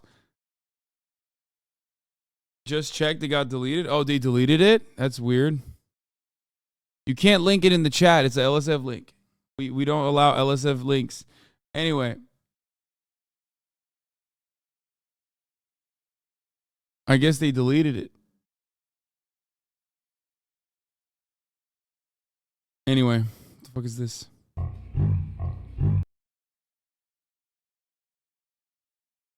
Sometimes I want to put like all cat lovers on a different planet, dude. That's it. On a spaceship to a different planet. It's just like, what are we doing? I'm looking for something, and like the thing that you're fucking sending me is like completely irrelevant. It's just a cat. It's such a wonderful compliment. Now, to be fair to Joe, in his defense, at the end of the clip, he mentions that the video title he watched misled him. And in that clip that he references, the original audio is gone and replaced with a guy lying about the whole situation. And I just still don't understand why Joe would just take all of that at face value without just watching the original clip without the voiceover. I feel like he would have done both. Like, after being made aware of the situation, he then would have watched the original. But then maybe I'm putting too much faith in his process. Like, maybe I'm giving too much credit for his researching. Maybe he just watched this YouTuber voiceover that fed him a lot of misinformation and just instantly believed it without a second thought. and we're watching you beat your son up, because I get your son probably got cocky with you, and he celebrates after he knocks his son out. It made me so sad. Because first of all, I'm like, that kid has brain damage now, 100%. Maybe it's just a little. Maybe he'll be fine. Maybe he'll get over it. But maybe you fucked him up. That can happen too. He might be depressed from now on after that. It might fuck up his pituitary gland. It happens to people. Yeah, Joe Rogan, the type of dude to watch a Darman video and take it seriously and be like, this happened in real life and the lessons that were instilled in this is brilliant. That's crazy, man. Look at him. Look at how like hard he goes for this fucking video. God, that's so good. It's so fucking funny, man. It's so good. Stop saying it like I don't care anymore. You're supposed to like touch him up. You're supposed to not even hurt him. Like slam him in the body a little bit. Like, you think he can fight? Okay, good dude. Okay, let's have a little boxing match. You don't tee off on your son's face on television. It's crazy. That is crazy, and I really love the fantasy Joe was in for however brief a time that he had just watched a clip from a television broadcast where a father beats the fuck out of their son live in front of an audience as everyone cheers. That is such an amazing, like, visual. And Joe's like, this is madness. What are we, barbarians? What happened to civilization? We're watching fathers beat their son for sport. What's next? Are we going back to the Coliseum? Blood sports? Watching people die? When will the madness end? What's next in this lunacy? It's just so wild that this actually happened. How old was the kid? Kid looks young. To me, he looks like, you know, he could be 20. He could be 19. He looks young. He's real skinny. And the father's kind of jacked. Not too jacked, but, you know, he's fit. And he could fucking punch. He knows how to box. And the son doesn't look like he has any idea what the fuck he's doing. I don't know what the thing was. Like, someone sent it to me, and they were, like, cheering that this old guy knocked his son out. I was like, you guys are crazy. That you failed. You failed as a man. Yeah, this is it. That's not exactly what was happening. It's not? What is it? They're not father-son. Oh, why does it lie? It says father knocks out son in celebrity boxing match. Gotta get somebody to click on this. Oh. This was like a YouTuber thing. This guy's a YouTuber and he's a YouTuber. I'm such a sucker. For some reason, this was oddly cute, where he's like, oh, why would they lie? Reminds me of that scene in Arthur about, would someone really do that? Go online and tell lies? Like, Joe is just like so trusting. He's like, oh stop. He made the same joke that I made. Come on, bro. It's like there's got to be a case study on this shit, okay? Guy who everybody likes on the internet having the exact same take as like guy who has polarizing fucking thoughts, covering the story in the exact same fucking way, like literally the exact same fucking way, and then watching the reactions unfold. I got betrayed. The title misled me. Man, I'm such a sucker. Like, at least he owned up to it. Like, I appreciate that he didn't try and fight and get defensive about it. Now, I went to the video here, and it's only 30 seconds, and it's actually none of the audio from the actual event. It's another man. Yeah, it is. It's flirting versus sexual assault. It's unspoken riz versus sexual assault, okay? That's what it is, dude. It's crazy. And who's just spreading misinformation, saying this was a father-son grudge match. And I guess for some reason, Joe Rogan took all of that at face value. I just find it hard to believe that he only watched that 30-second clip and just believed it. Because Joe Rogan questions fucking everything. So he's just going to a random channel in like 360p because it's been fucking ripped and re-uploaded 1,000 times, so it's in shit quality. And for some reason, Joe Rogan just believed a completely random stranger online telling lies. I'm just still not fully convinced that he just received this random email and just watches everything that gets sent to him. This is a 20,000 view video. Are you telling me Joe Rogan sits there late at night and just goes through his entire email list of every single video sent to him, no matter how small, and just believing every single thing he sees? I don't know. That just doesn't strike me as realistic. But then after this situation, I guess it could be. Who knows? But since we're talking about Joe Rogan, I always like to take an opportunity to bring up his incredible nipples. Those are absolutely legendary. So I'm going to play you a stream clip where we go deep on Joe Rogan's nipples, because I think every time he's mentioned in conversation, it's important that we highlight just how beautiful those puppies are. We all know you love Joe Rogan's long nips. I don't know how many times I need to talk about how great his nipples are. He has the best nipples in the game. Legitimately, no one has a better set of udders than Joe Rogan. And since you brought it up, now I've got to pull up the picture, because I already I don't want to watch the rest of this. This is gonna make me sad. But no, he didn't copy it. Joe Rogan's nipples are insane. He like Charlie also is fascinated with the same shit that I'm fascinated with. What, you want to watch the rest of it? It's like, how many times have I talked about Joe Rogan's nipples on this fucking broadcast? Fuck you. Here. 2 tiny little fingers. I know, this happens every time I bring up Joe Rogan's nipples. It always blows my mind that more people haven't seen these. They're so cool. It casts its own shadow. I've talked about that before too. Joe Rogan's nipples are kind of like the thing Carl Sagan made where he could prove the world was round using like 2 pillars. He talked about that experiment where they like erected 2 pillars and judging by the shadow they were able to deduce that the world was round. You could do that same experiment on Joe Rogan's nipples. They're like little sundials. Yeah. Like I said, he's got the best pair in the game. Like, not even close. I have never seen nipples that look like Joe's. I didn't even think they could. They're like 2 tiny little tater tots. They're so suckable. Well, tiny's the wrong word. They're anything but tiny. You could attach a car battery to them. Oh my god, you say you couldn't not comment on those diglets? Oh my god. Referring to Joseph Rogan's nipples as diglets, dude. What the fuck, bro? What the absolute fuck does that? Oh my god, that's so good.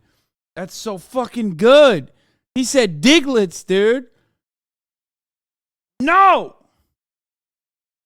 D-Machine, thank you for the 5 gifted subs. Holy fuck, dude. I mean, they are suckable, okay? They are endlessly suckable. I've told you before, I would suck the TRT right out of those titties, dude, like a fucking calf. Num, num, num, num, num. Why is your website in a different language? Because for some reason, when I Googled his nipples, it defaulted to whatever language this is. I don't know why. But it's my tweet that it went to, which is cool. Why do they protrude so much? Has he talked about his condition of his nipples?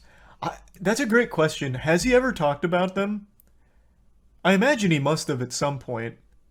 Like, at least somewhat addressed it. Like, hey, here's what's up with my nipples. I see nothing wrong with them. I think they're glorious. But I don't think you're going to see many of these out there in the world.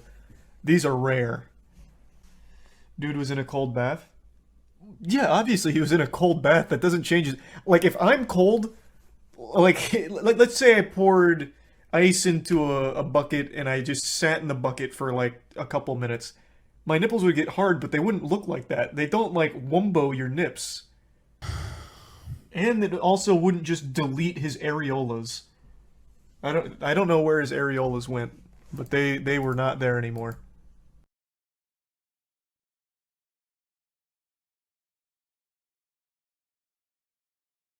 I have a headache, possibly from thinking about Joe Rogan's nipples. All right, this was crazy. Wake Wilder, apparently, who's a streamer, applied for partner. Okay, and they said he can't get a partnership because his content is reactionary, but like not the actual word reactionary, like as a political term, but just like he does a lot of react content.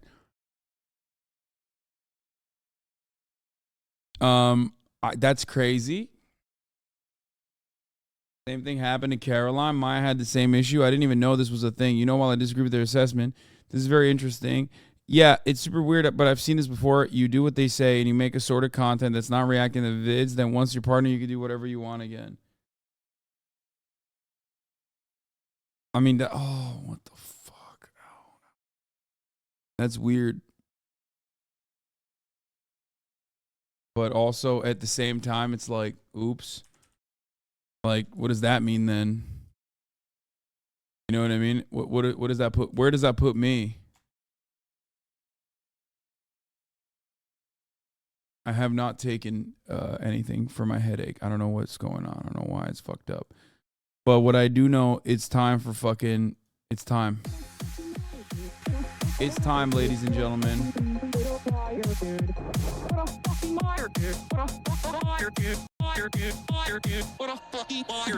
I'm an incel myself, so Do you know what the incel is? Involuntary celibate. It's like a community of people on the internet who can't get laid, and some of them go out and like kill people, like Elliot Roger. I'm not saying. I'm cringing right now. I'll explain it later.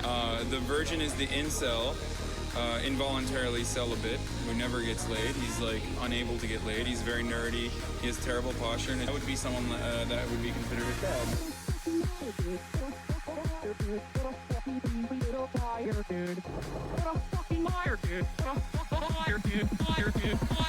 Holy shit, dude.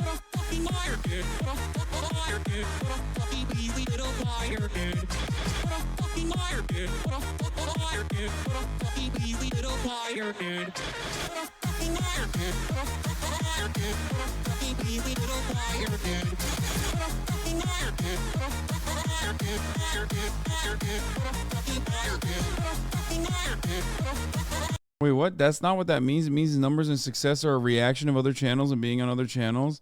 Same thing happened to Maya, not actual reaction content. Wait, really? Are you sure? That sounds fucking insane. That's literally how every single Twitch streamer has grown. By being on other people's channels. Sorry.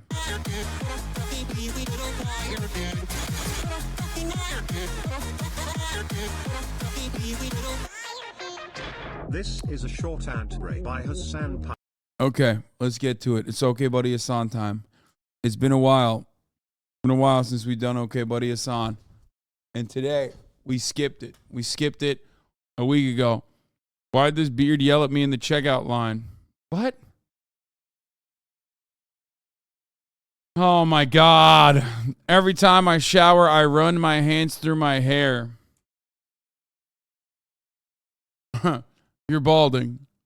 Trust me, I've been there. It happens to me too. Okay? Not to that degree. Faircat84, D Machine, thank you for the 5. Faircat84, thank you for the 5. General Lee, we can't hold back the Yankees. Seen that already. Jay Schlatt.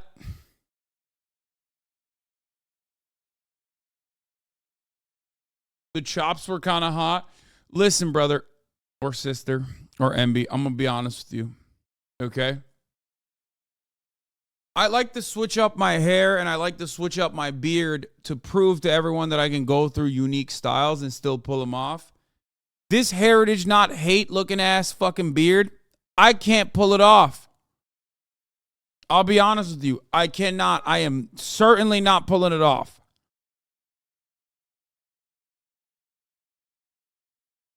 I know my limitations. You like my Elden character, Hassel? Oh my God. I just talked to Jesus. He said, "What up, Jesus?" Why would Jesus have this mustache? That part doesn't make any sense. Booted up the stream and the first thing I see.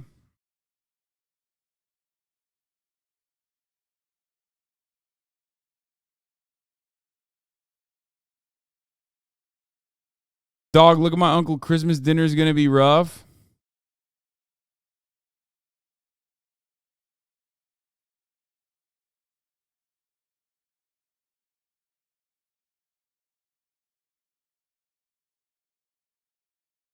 Yeah, that's a good one. Fair. Chat learning to shave. Not a stepdad, but the dad who stepped up. Yeah, was it? Is that what it felt like, chat? He weird. Thank you for the 5 get the subs. I am weird. The Himbo Lorian.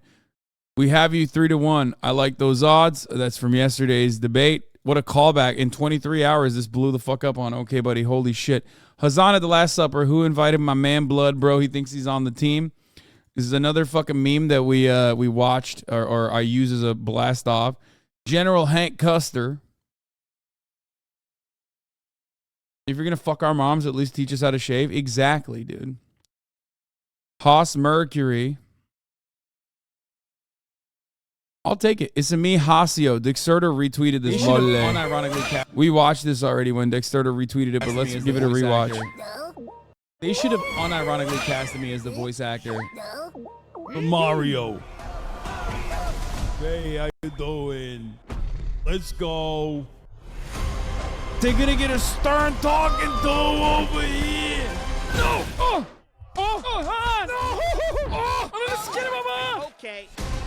I'm the sugar daddy. It's all good. Ah! Oh! Ah! Blam! Ah!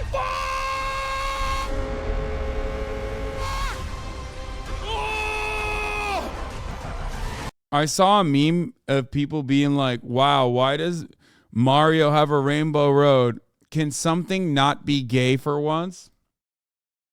And it basically describes conservatives in general. Like, that's just like, oh, Mario's been impacted by LGBT culture.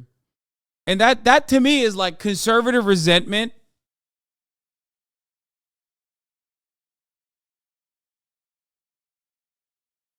No, it wasn't a meme. Yeah, no, there was like a conservative fucking unironically saying that. Like, they're trying to queer our children because Mario has a rainbow road.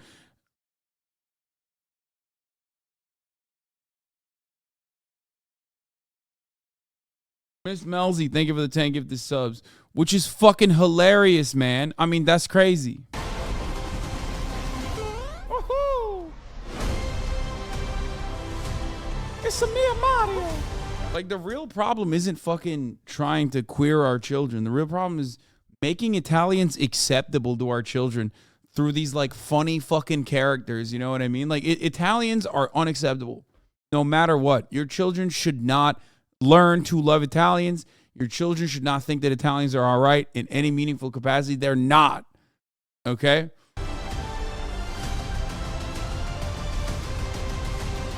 Mario with a Glock. It's real New York hours. Blammo. Blammo. Blammo. Blammo. I said it. That's another fire production. Since he wants the hippopotamus for Christmas. Dude, okay, don't just draw it, okay? I do want one, though. That would be fire. Composition was too good not to. Merry Christmas, Hossie. Thank you for letting me, getting me through this rough-ass year and keeping me company. I'm genuinely a better person. Thanks to you. Appreciate all you do. Hope you like the sketch. Take care. Thank you. That is wonderful. The stash is back, y'all. Why are you crying? King Ghidorah, why the fuck are you crying? I don't understand. December Art Challenge Part 2. Links continued since last OK Buddy stream. We've looked at a lot of these. Day 14. Blue sweater with a flower necklace was a nice look. Day 15. They're watching the audacity of billionaires pitching a tantrum on Twitter, or the Dan's Game category of the NIM Awards. Day 16. I like the Teddy Fresh shirt. Day 16. Bonus. Better Piker has arrived. That's Marat. Day 17, Banana Peels. Day 18, Brothers featuring Fiona. Man, this is great. This is a great recap of this month because it kind of shows like how much fucking jam-packed content I serve you. Like, that's just this month. Day 18, Piker Brothers featuring Fiona. Day 19, the Satire shirt and hoodie looks cool. Day 20, he's wearing Will Neff merch. Day 21, ready to go to Sykkuno stream after. You know, I've been serving it to you. Day 22, he trimmed his hair. Looks great. That's cute. Day 23, that was a wild debate. That was yesterday. And then day 24, the stash is back. Look at that. That's from an hour ago. Every day, baby. Serving it to you. These drawings are great. I love your art style. I love how well you got the mannerisms down and everything. Edited my first fan cam. It's Big Boy Christmas. I'm a big boss, baby. I'm a big boy. Yeah, I'm a big boy. Big boy. Hey, baby gorgeous. It's Lisa Barlow. Little Lord Jesus. Stop! What Whitney No! does with the gift I No! give to her. If I give you a Chanel necklace and you choke on it, that's your problem, not mine. Oh, Wendy's, I love your Christmas treats. Is that it? Yeah. Dude, are you fucking joking? No, I'm downvoting it, actually. Don't ever get me with the Lisa Barlow ever again. I don't want to see her. I don't want to see any of that shit, dude, okay? I don't want to see it. I'd rather watch the fucking ads at the top of the hour than watch another Lisa Barlow ad, okay? Except, guess what? If I run the top of the hour ad break right now, you might get a Lisa Barlow ad. And you don't want to see those ads. So what do? You fucking subscribe. There's nothing I can do about Twitter. I blocked every account.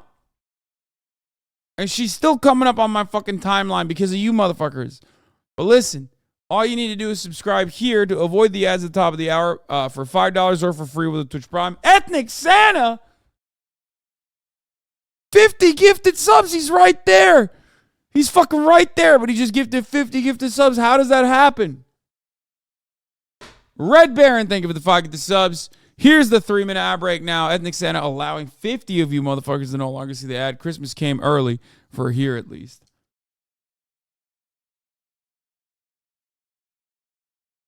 Lisa Barlow? Nah, Lisa, hell no. Das Auto Pussy. Oh my God, that's an old joke. Miss Melzy, thank you for the 10 gifted subs. Bezella 123, thank you for the 10 gifted subs as well. All right, an untapped talent, sound. God, oh my God. Oh my God, oh my God, oh my God, no.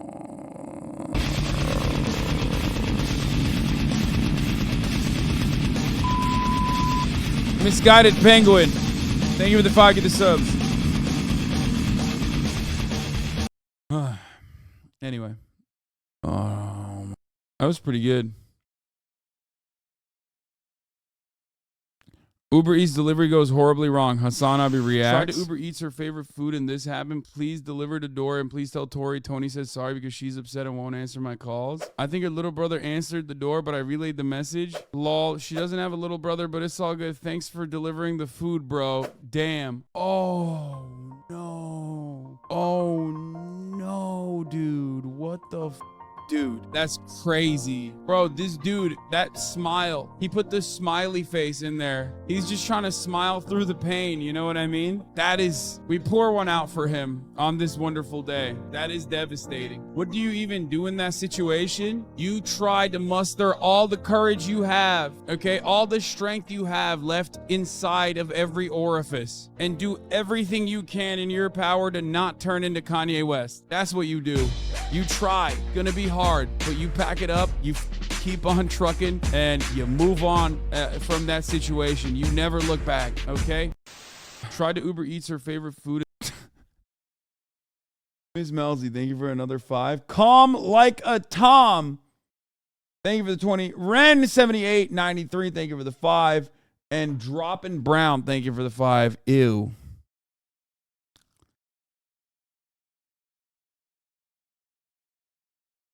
New emotes, awesome and wide awesome happy. What? That's terrible. Look, it's the next Fear and guest. Look, up in the sky, it's a bird. It's a plane. It's Lisa Barlow. Stop! Look, up in the sky, it's a bird. I'm not upvoting Lisa Barlow memes. Imagine the outbreak if a woman posed this much with an award. Y'all are so dumb. If I won the fucking World Cup, you bet your fucking ass, dude. I'd be fucking that thing, okay? I don't give a shit. DDD 1000. Thank you for the 5. Get the subs.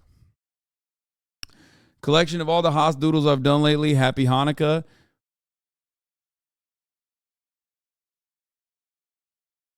I saw every single one of you who called Hasan's hands ugly in chat, and your sins will not be forgiven. Wait, really? You guys think my hands are ugly? King Ghidorah, these are fire. You're so talented. Not enough clout to debate Sag. When he asked you to debate Fresh and Fit, there's no clout left for this move. Christmas gift to myself. Hope chat likes it. That's crazy. You got a what? You did not get that as a tattoo, did you? That's crazy. Okay. Bald streamer gets a haircut. And your hair is actually not bad. What do you mean? The top, I don't want to take too much off because this is what goes into the ponytail. Mm-hmm. And then also it's slightly thinner up here than it is down here. I'm not saying. What do you mean? I'm not saying you're going bald. It's just part of life, you know? Mm-hmm. You have plenty of hair.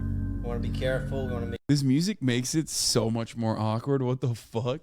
sure that you're getting the right vitamins in there. Uh-huh.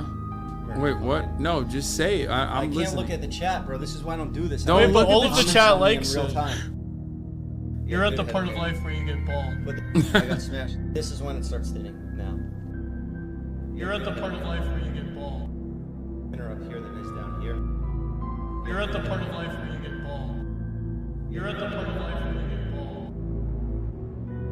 You're at the part of life where you get bald.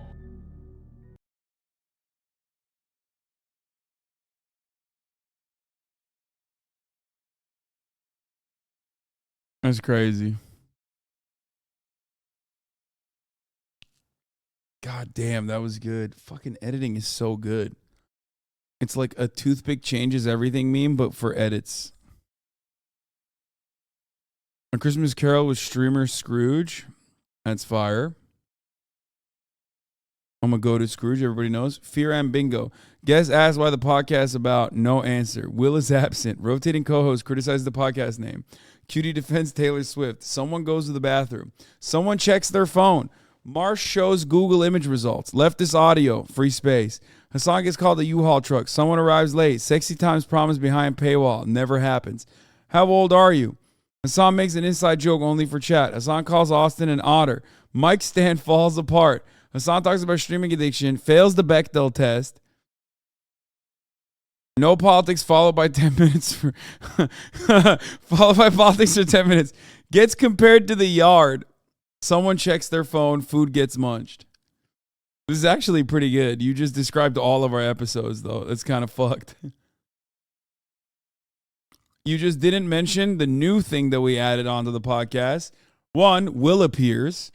And everybody makes a joke about how Will is actually the guest on the podcast, including the guest making that joke.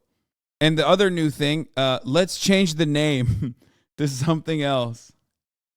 Or yes, talking about Ludwig. We talk about Ludwig every episode. We got to stop talking about Ludwig. When's Ethan coming on? Yeah, Cutie embarrasses herself and Ludwig gets roasted is actually a fun one too. Okay, looking dapper, presenting awards. This is an old one, but a gold one. Thank you for that. The only advice we truly need. How to avoid ads. I mean, I just ran the top of the hour ad break, but this, fuck. It would have been 10:10. I went to the art gallery today and it was fun. Y'all are so weird. Our favorite Nepo baby. I love this one. I love this meme. You know, some people thought this was real. My trainer was like, oh, I saw you got mentioned in the Nepo baby article. I was like, no, man. That's a meme. Oh, fuck. I should have never mentioned I'm working on getting Ethan on. Now, that's all you motherfuckers are going to ask. Literally nonstop. When's Ethan coming on? So when's Ethan coming on? Oh my God, 31 chatters rated this ad segue 10 out of 10. Best one today, Hossie. That's best one. That's lifetime. Let's go. That's a secret segue, baby. I'll take it. I'll take it. I'll take it. I'll act like my last segue was that one.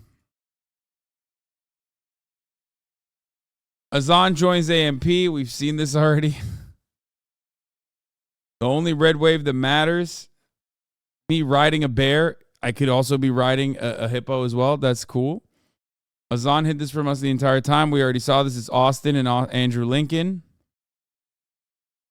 Big house on the H3H3 card. Poster illustrated by Day Off LTD on Insta. Where am I? Is that me?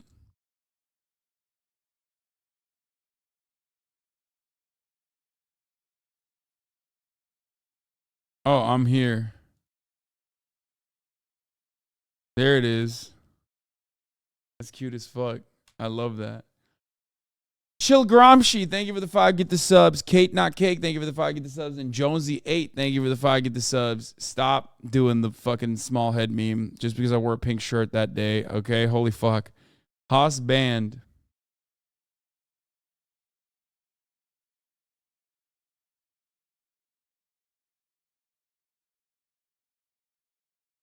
I guess I can download it.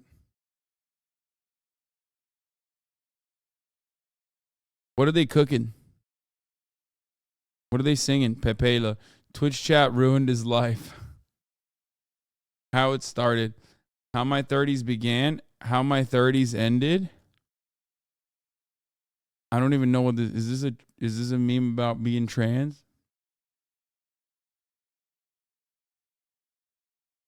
More ads, my lord. Dude, I gotta get a haircut, bro. I look too much like a fucking cult leader. Holy shit. Is this allowed?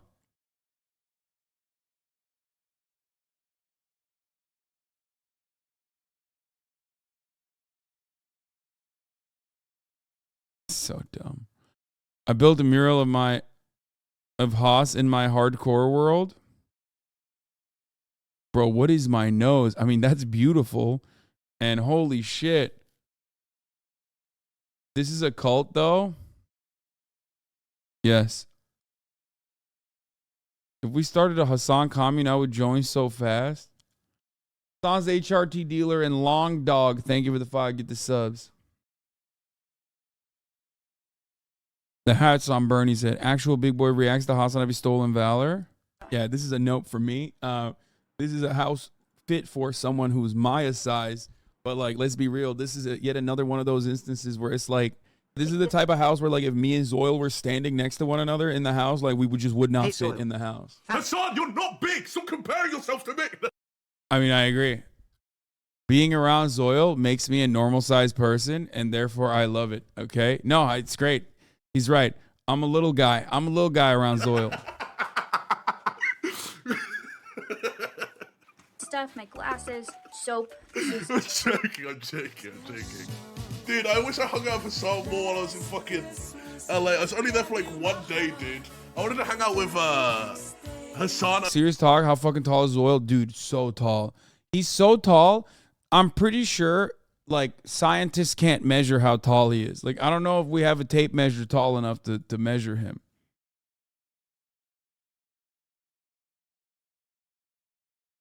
He's like 11'10" or something. I don't know what it is. And Ludwig's so bad, man. Chat, they're actually so fun. You guys can say whatever you want about their content. Those two are so fun. I don't care, dude. Ludwig is. Dude, that's so weird that like me and Lud have this two cringe dudes. Like, I don't get it. What is it? Like I get me, but like why the fuck do people say that about Ludwig? I actually don't get it. Is it bad PR? But like why the fuck does Ludwig have bad PR? He's literally a PR guru almost. They hate that you're both likable. Normie appeal, cringe. I actually don't get it. So nice, man. I love London. He is so nice, dude. Oh, is it new theory? Zoil 8 celery body. He is so nice. Those guys are so fun. Nah, we know them better than you. Hasan isn't? Question mark. Like, let's see what happened here. Okay, what's this guy's? Let's see. This guy said Hasan isn't. Okay. Denji ILTC. Wait, what the fuck? That guy's account is gone. Did I write it wrong? Or is it Denji? No, capital D isn't the. Let's see. Probably one.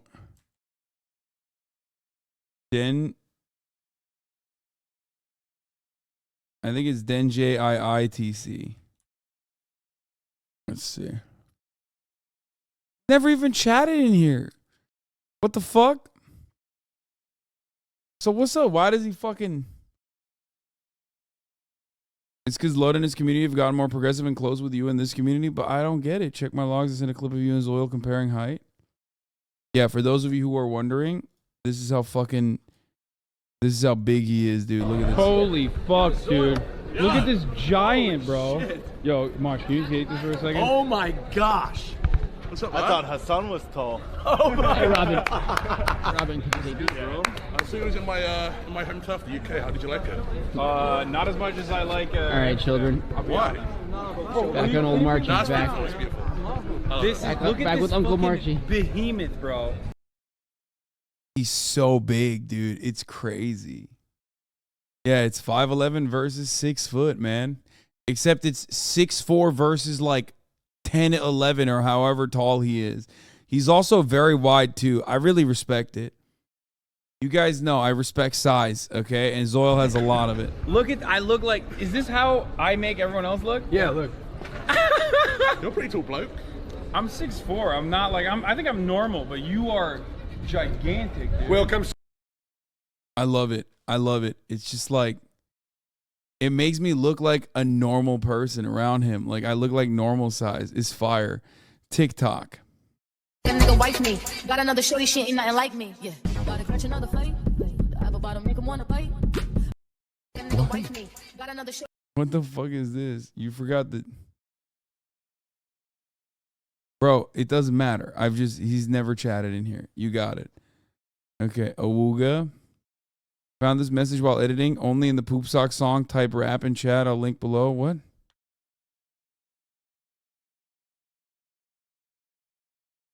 So the Poop Sock also has a gnome in it. Nice. The 2023 H3H3 Soundbites Tournament Final Battle. Battle for the second Soundbite Tournament hegemony.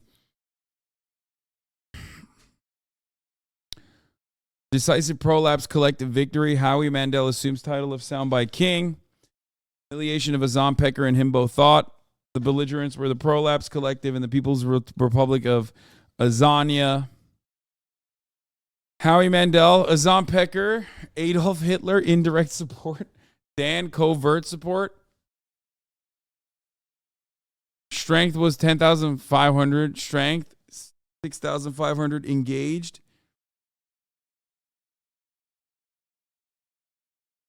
Unknown but heavy General Neil. Unknown but heavy casualties and losses.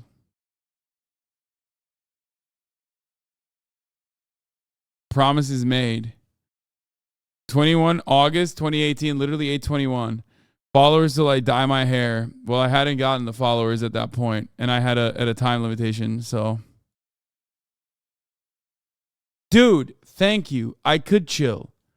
You're right. Me and this bear would be so fucking chill together. Thank you. I love this. I love this. I made Azan in SF6. What the fuck is SF6? Street Fighter?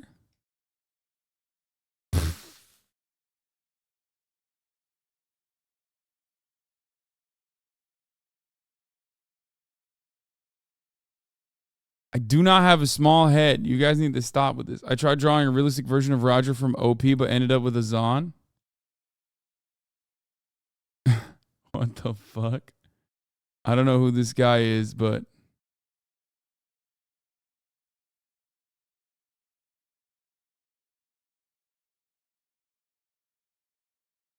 don't spoil it.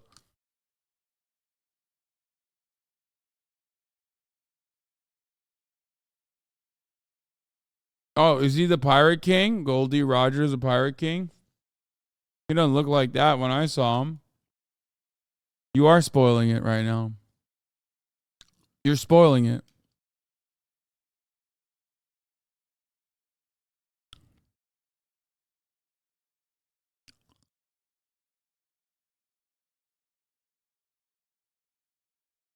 Okay, stop. Stop saying things. Stop saying things. You're being weird. Stop saying things. You're being weird. Stop. Who's the fuck about a manga series that's 1,000 chapters? Me, motherfucker. I'm watching it. Life of a chatter. XQC chat. Hasan chat. Which way will he go? That's the problem with children nowadays. The power creep in the new Donald Trump TCG is already insane. Presidential bussy. Yeah, this is going to break the deck, dude. Anyone who has it. Hank Pegger with a chill bear and a couple baby hippos.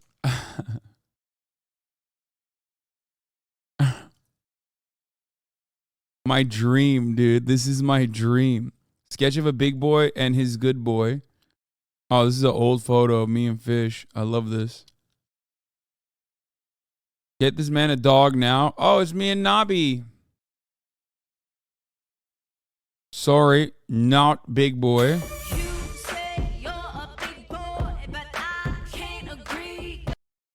Dude, this literally fucking proves that I am. Eating chicken wings like he's on Hot Ones. See how much of a big boy you are? I'm number 5. Not the cartilage. I don't eat the cartilage. But who the fuck eats it like number 1? That doesn't even exist, I don't think. Bro, you're not eating a chicken wing at that point. You're just taking a bite. Like who bites a chicken wing one time and just drops it? Like what is happening in your world if you fucking are eating one bite out of a chicken wing? I've never seen someone just go, I'm taking a bite and then I'm good. Like that's Brandon Rodtinez. Thank you for the tank of the subs. Muscular Pains. Thank you for the 5. That's bullshit. Okay. What a fucking liar, dude. What a fucking Weasley little liar, dude. What a fucking Weasley little liar, dude. Holy shit, dude. What? That's not real. What the fuck? You literally put a classic meme on there.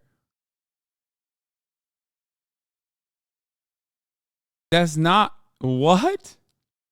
This is fucking slander.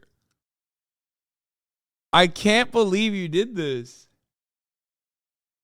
No, this video is real. This is from a video. This is a screenshot from a video. This is not what that's crazy. To spread this level of misinformation is insane. I am literally going to sue you for defamation. This is straight up a classic meme, dude.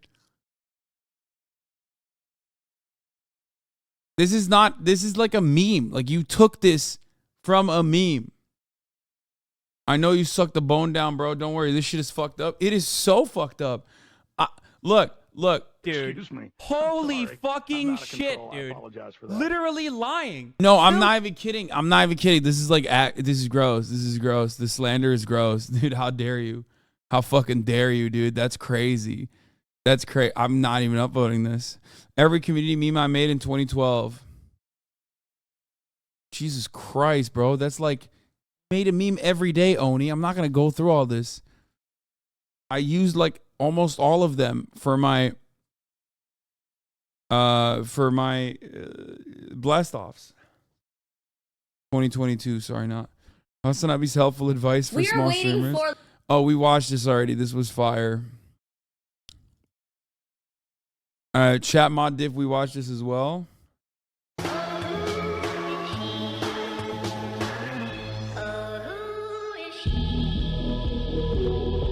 Why are Zoolander memes popping right now? They kind of came out of nowhere. You know what I mean?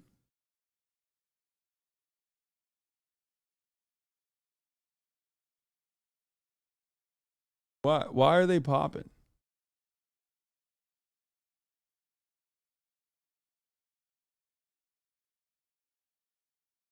Since when? You know what I mean?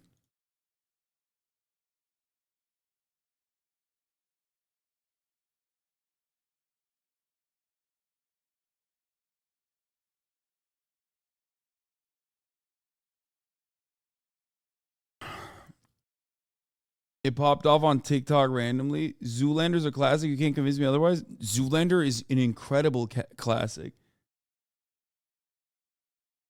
Zoolander is a banger, dude. What do you mean?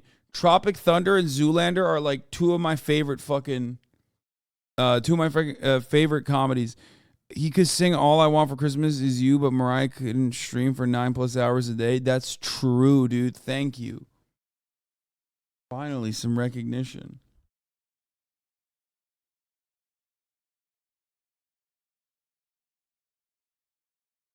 2000s with the Ben Stiller era, yes. Damn, these ads are getting pretty tempted. Hasina is 4 miles away. Himbo Fitness? Nah, Him Baby Fitness. It's actually kind of chaotic, but also very good art in general. Holy shit. Still kind of fucked up and chaotic to look at, though. Weird.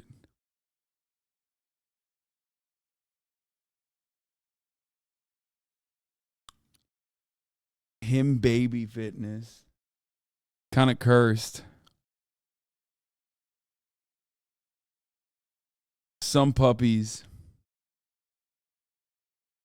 Why is it like this? Oh, it's because I had zoomed out a lot.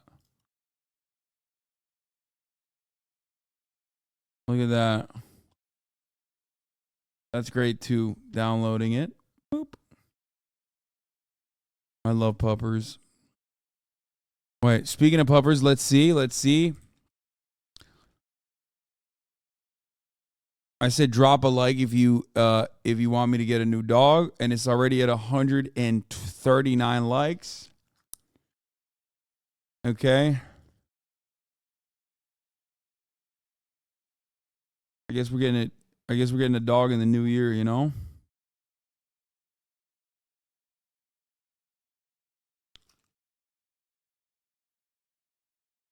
Those of you who didn't see earlier today, this is Fiona and her growth throughout the years, and my hairstyle changed throughout the years.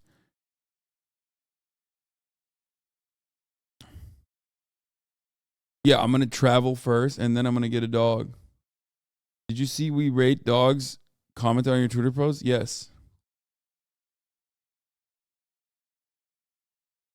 Can chat name it with a poll? Fuck no. What? Abso-fucking-lutely not, dude. What? Is Fiona only 3 years old? No, Fiona's like 5 years old, actually.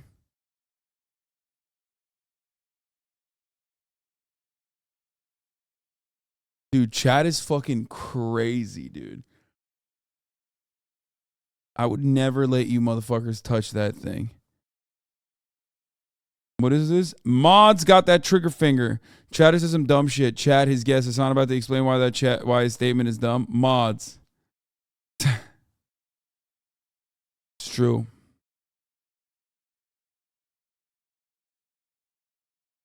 This is why Ludwig gets better content than you, H. That's how Ludwig named Coots. Okay, that one's actually not bad.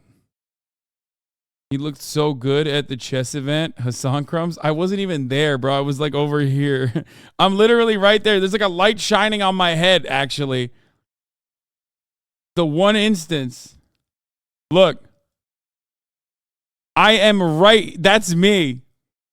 There's like a little bit of a light shining on me. This meme is so made only funnier by the you know. Hasan's dog, if chat picks the name, come here, Blammo 911 Cussy Jr. Yeah, I know. Breaking news, Andy's Lawrence Lab releases first image of science achieving cold fusion. Thank you. That's it. That's how I would do it. The Age of One Piece episode 1. This is a part of the broadcast where I tell you a little bit about my personal news, and I'll tell you two things. One, I watched Chainsaw Man last night. It's very good. Two, and I cannot believe I'm just gonna admit this before we blast off because I don't want any of the fucking freaks to hear about it. I watched the first 2 episodes of One Piece last night.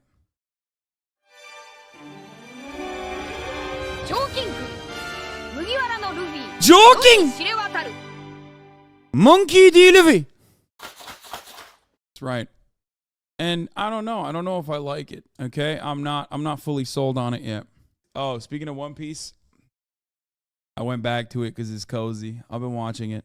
That's the only time I will openly admit that. If you ever ask me in the future, I will say I'm lying. I will say you're lying and I'm not watching One Piece. I was watching One Piece and I fell asleep. Where are you in One Piece? I'm like episode 7 or 8, man. Chill. Stop saying use 9 anime. Guys, I'm using a fucking television and an Apple TV. I'm 31 fucking years old. I have a Crunchyroll account. I'm not trying to change the way that I consume content. I don't need that right now. Bro, I just asked where the fucking website is where they tell you how I can avoid the fucking filler episodes. You can't do that. Do you think you can watch One Piece on Crunchyroll or on Netflix? You can't do that. I'll fucking kill you.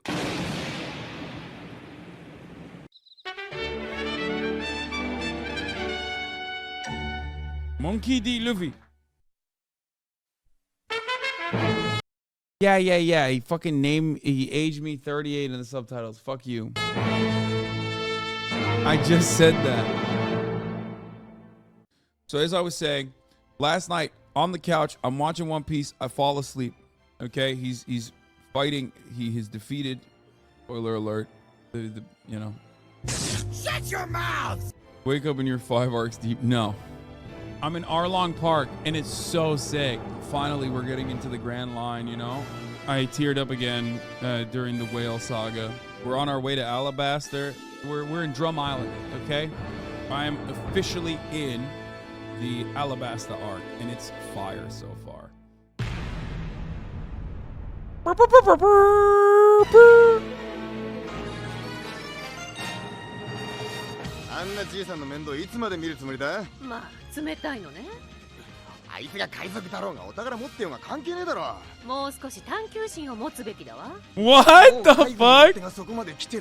あら、怖いよ。てめえには言ってねえんだよ。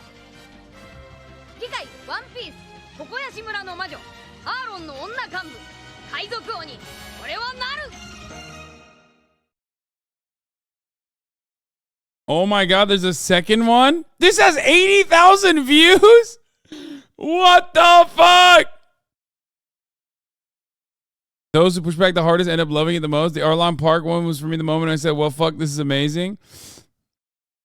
As a One Piece fan and HasanAbi, this made me very happy. Please keep this up. 3-minute video had me in stitches. Great editing. Okay, well, I went there. You got to stand around a lot, which I don't like. When's the last time you had fun, Hasan? Oh, that's not. I was watching One Piece after the birthday.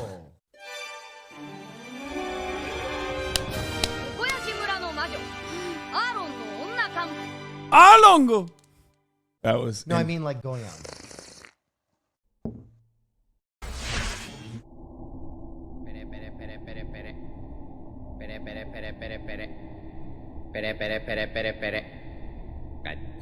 One Piece is real. I'm in Arlong Park and it's so sick. It's so sick. Like, I'm excited to watch it. I'm just going to keep it $150. That is incredible. Okay. There's emotional. It's funny though that they didn't add like the smoke I have for Myaraban, which I didn't like. And I also didn't like the Clown Pirate too. I thought that the Clown Pirate's weak. And I didn't like Myaraban as an arc either. I did not like that. Yeah, Boogie I don't like. It's traumatic. It's tumultuous. The villains in it are incredible, okay? Arlong Park was great. Wonderful. Incredible. Very emotional. There are times when I actually teared up a little bit. That's not a joke. That straight up is not a joke. I fucking teared up. There's a lot of moments where One Piece makes you tear up. It's kind of weird. I don't know.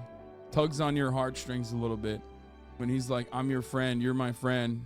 Nami, despite the fact that Nami has like big ass boobs, is like a super fucking strong female character that gets like flirted with a lot. Sure, but like she's absolutely her own unique person. She's not just like sexy, that's it. Her backstory's great. She has unique interests. She's not a one-dimensional female character. She is like a fully fleshed out. I do wish she had more powers, I guess. I really do. Like, I'll just say this about Nami. I think at least up until this point, she just always is like, oh my God, I'm going to defend my friends. And then it's like, oh, just hold up. I got the 3-piece. Like, let me just fucking, you know, sprinkle a little bit of tornado on you. Oh no. And then on the other side, you have Nico Robin. And it's like, Nico Robin is OP. Like, straight up, just better in every way, okay? Smarter, sexier, has the sickest power, probably. Like, such a unique power. Interested in architecture. Literally just like the GOAT, okay? At first, you're like, oh, Nami, great. And then you're like, oh my God, Nico Robin is straight up the greatest. Holy fuck, stop spoiling. Don't spoil anything. Okay? Our character. All right, not architecture, archaeology. Sorry.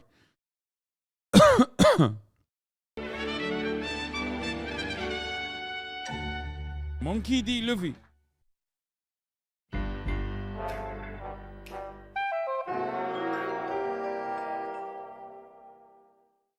Usopp is growing on me, but I still don't like him that much. He's just too much cringe. He's too much cringe. You can't have Usopp, which was the weakest fucking arc so far. The Miaraban arc is so weak, bro. It's so fucking weak. It was literally painful and it was slow. Usopp, on the other hand, literally is sandwiched between two of the goats, Zoro and Sanji. Like, it's not even his fault, really. It's true.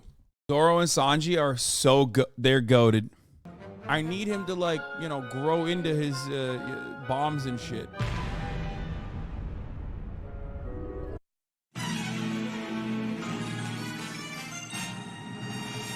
おいこら今度こそでけえ獲物を取ってこいよおめえこそしょぼいトカゲなんか持ってくんじゃねえぞうるせえぞお前ら今男と男の決闘が始まったんだなんだ酒が爆発したぞあの樽は私たちが渡したやつよどうなってるの次回ワンピースルフィ怒る聖なる決闘に Oh no!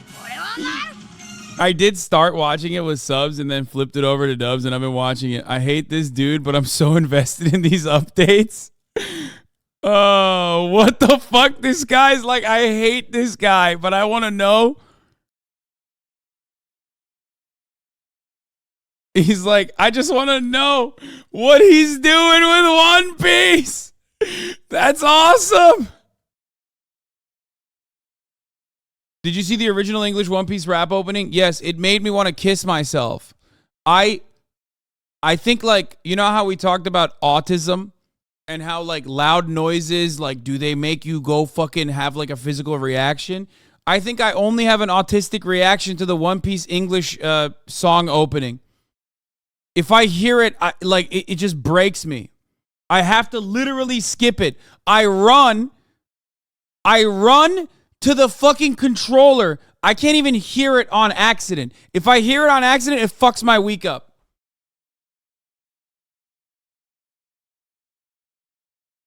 It is the worst thing I've ever heard. I do have a negative, like, what is it called? Like an auditory response or something. Like, I start going, ah! Like, I'm not even kidding. It's low-key a banger. Yeah, it's low-key a banger. It makes me want to bang my fucking head into a wall until I lose consciousness. That's what it makes me want to do. It is literally, why did they do that?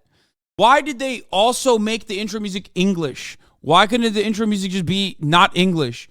It is so fucking bad. It goes hard on mute. No, it's so bad. It gives me such a bad response. Like, I literally, like, physically cringe when I hear it. It's so bad that when I see it, it still makes me cringe. Because that's how 4Kids operated. It was 4Kids, Hasan. Yeah, it's fucking stupid.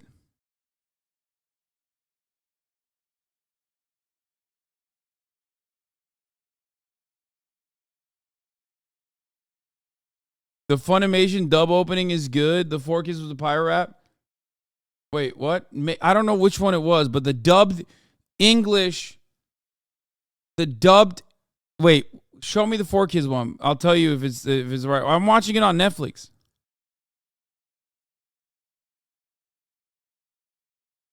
It's like, like that one. Wait, let's watch. Is it this one?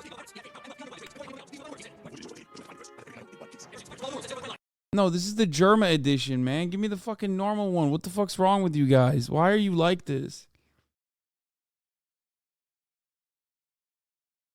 There once was a man named Gold Roger who was king of the pirates. He had fame, power, and wealth beyond your wildest dreams. Before they hung him from the gallows, these were the final words he said. My fortune is yours for the taking, but you'll have to find it first. I left everything I own. I don't think it's this one. Piece. Ever since, pirates from all over the world set sail for the Grand Line, searching for One Piece, the treasure that would make their dreams come true. Yo! Don't give it up, Luffy! No, I have heard this. This is awful, but I'm not even talking about that. I'm talking about the other one. There once was a man named Peace. No. I don't like that either. But the one I'm talking about is actually the other one, the English one that's like, it's the woman singing. I hate it. I hate it so much.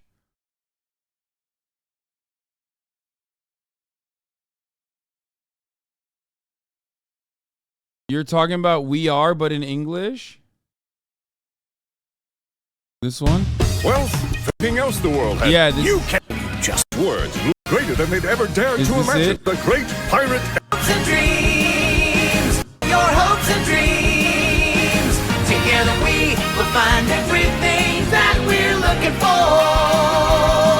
One Piece. Be your guide, raise the sails. I mean, I hate this too, but there's a different one. Through it all, through all. Wasn't there a woman singing too? I don't know. I fucking skipped all of these. I don't want to watch. I can't. Like, I hate these intros. I straight up hate these intros so much. It's got harmony. It's got lovely chord progression. Come on, man. No. It's the last one, but you didn't get final. And line, there's no doubt. The pirate whose eye is on it, he'll sing. I'll be king of the pirates. I'm gonna be king. His name is Luffy. That's Monkey D. Luffy. King of the pirates.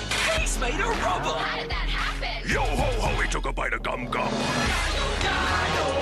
His name's Olo, he's just like that. I can't. Oh, this is the one I think. This is... man. These things shall not. Yeah, I can't. This one is the worst. I think this is the one. I think this is the one. Hold on. It might be this one. Yeah! This one! I hate this! I don't care what they say because I'm dreaming of you. You are the treasure I found. So bright, so bold, but so elusive. It's hard to look away, even though it's blinding me.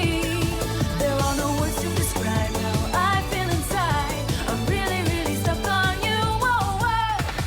I have to follow my dreams, however crazy they seem. And I won't stop till I get there. You will see. You're all I need to have. Bro, she's not even like singing in key. Like, she's singing off key. And it sounds like, it sounds like she's, bro, this one was the singer, Lisa Barlow. Bro, she's singing off key, and it sounds like she's singing from a toilet, dude.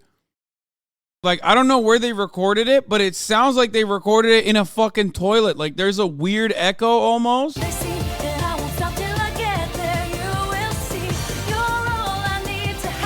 Oh my God. I literally got up and started getting sturdy. I've never seen someone be so unenthusiastic about like a song that they're singing.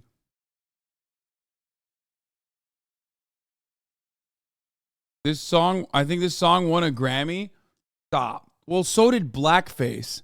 So we know that the Grammys are a corrupt institution anyway. You know what I mean?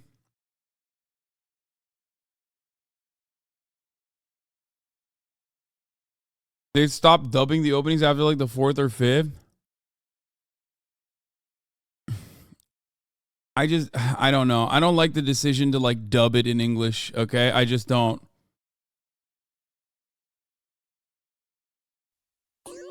An awesome treasure hidden, incredible adventure. Have the courage to sail and believe, and we will see a glimpse of the sun-run dreams. Things have changed now, for together we found we look through the. Stop. Okay, we're done. I can't do this. I can't. We're done. It's like ruining. It's ruining the vibes. It's ruining the vibes. It's ruining the vibes. It's ruining the vibes. I hope the kids liked it at least. Fuck those kids, okay? If you don't tear up when Nami gets asked for Luffy for help, something's wrong with you. Arlong Park, when Luffy puts a straw hat on Nami, is definitely a tearjerker. I love that you're editing these in One Piece format. They're so entertaining to watch. I love the dedication of this channel. Personally, I thought I would never like Usopp, but after watching, I'm not even a big Hassan fan, but I adore you, editor. The little details show how much you love One Piece, and that's so great and heartwarming. Why are there so many motherfuckers who are One Piece fans who just like hate me? There's like a lot of One Piece fans that apparently just don't like me, but they love that I love One Piece now. Cool, I guess. Anyway, this is great. HasanAbi saying bananas compilation. That is fucking bananas. It's bananas to assume that you don't like Indian food. Bro, you're fucking bananas if you think I'm gonna sit here. He just goes, anime is right wing. One Piece is literally pretty as left wing as it gets, I think, anime wise. How the fuck are you gonna be a One Piece fan and be like a right winger? That's so weird.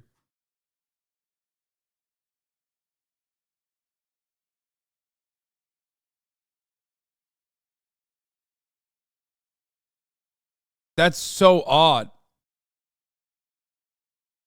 Pirates in general, I mean, except for the ones that betrayed their abolitionist roots, like Blackbeard, fuck that guy. Okay? But like pirates in general are oftentimes very, you know, they're anarchists, they're like kind of commie. But then also One Piece in general is like a pretty fucking left-wing. Like, dude, the Navy is a corrupt institution, rotten to its core. They straight up say the cops are the bad guys. They literally say the cops are a gang. Sometimes they work with the bad criminal pirates and they're the bad guys.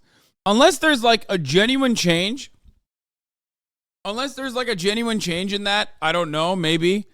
So far, it's like pretty fucking anti-cop.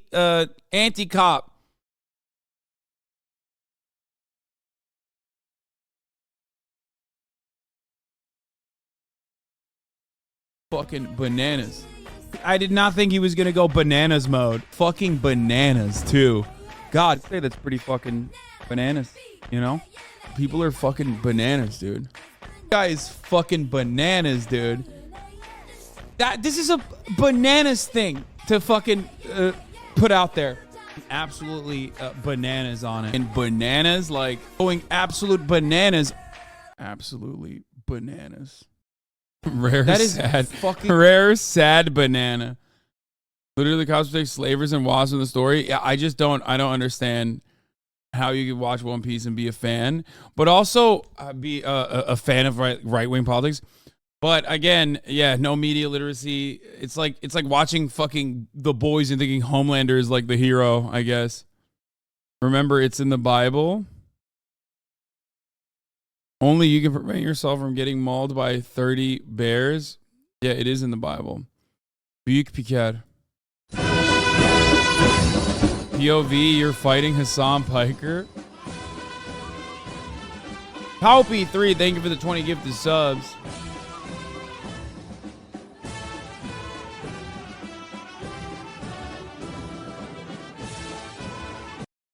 Yeah, no, this guy's actually one of the divine in the Skypiea arc. What was it? The divine captain? The divine guard captain? That's the exact same guy. Now that we're on One Piece. What was it? What was the guy's name?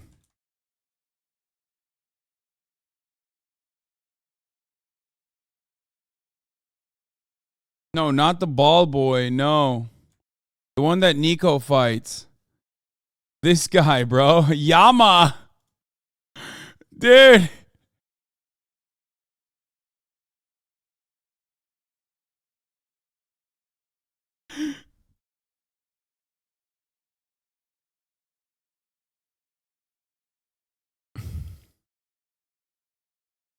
Oh, man.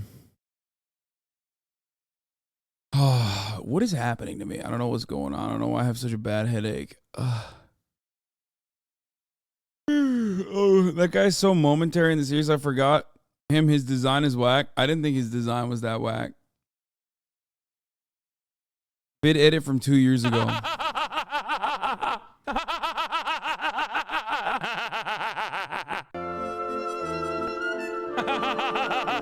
Fuck you. Oh, mercy.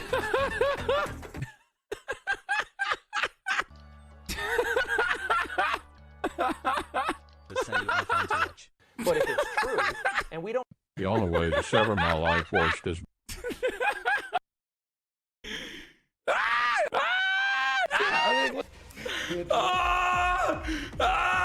I feel like I used to laugh.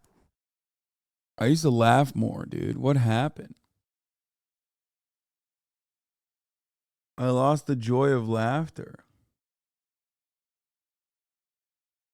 I put it.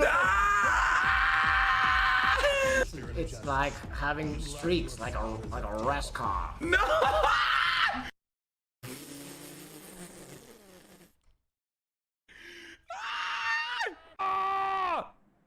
What the fuck? Then give it a little gargle. Arjan, thank you for cultivating such a welcoming and entertaining community. It is really like no other on Twitch. I think we all really appreciate it. Have a nice day, chat and poo poo. And it needs to be less gay. It needs to be more tactical. The Trump camp's 2 business days.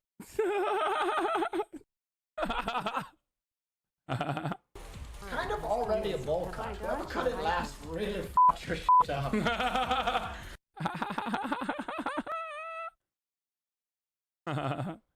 Avarinki? It's true. So stupid. Dovinky?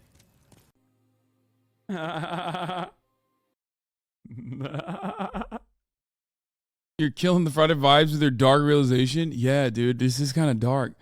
I don't laugh this much anymore. What the fuck?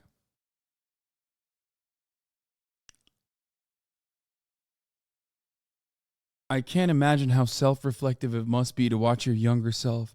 I have no record of it, only memories. Bro really said he doesn't have a phone camera. Also, this is not like, I'm not like 12 here, okay? This is from like 2 years ago, man.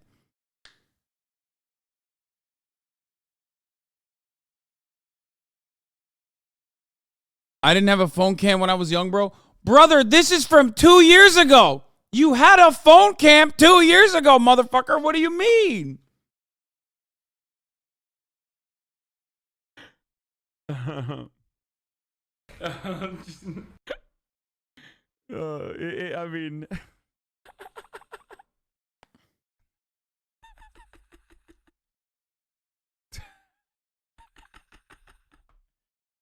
I can't watch the rest. It's too long.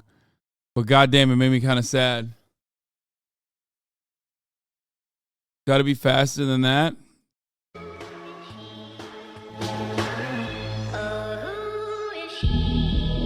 Your wife's boyfriend already having used it in order to avoid the 3-minute ad break. When they say they stole the election, they stole your happiness. You're so kind to spend Christmas Eve with us. It's what COVID did to us, bro. I mean,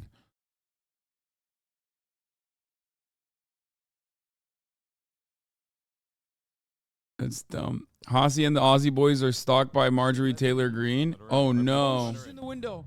Oh no! Shot! No! Don't do it! Don't do it! Don't do it!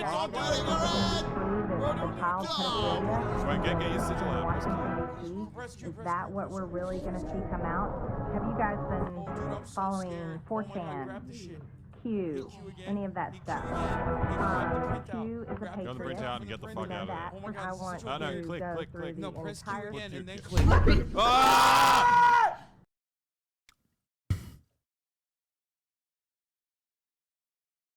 That's a classic okay buddy meme. It's just dumb as fuck.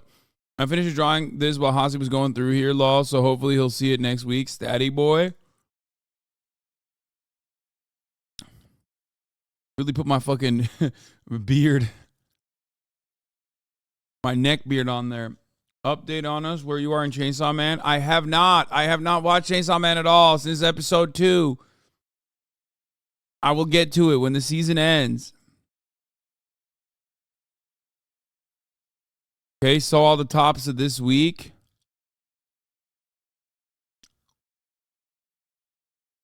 This month. Overrated? No, I don't think it's overrated. I think you're bullshitting me. And top of this month, too. Bro, the boy looked through all the fucking memes, dude. We went through all the memes. There's no more memes left. That's pretty crazy when you think about it.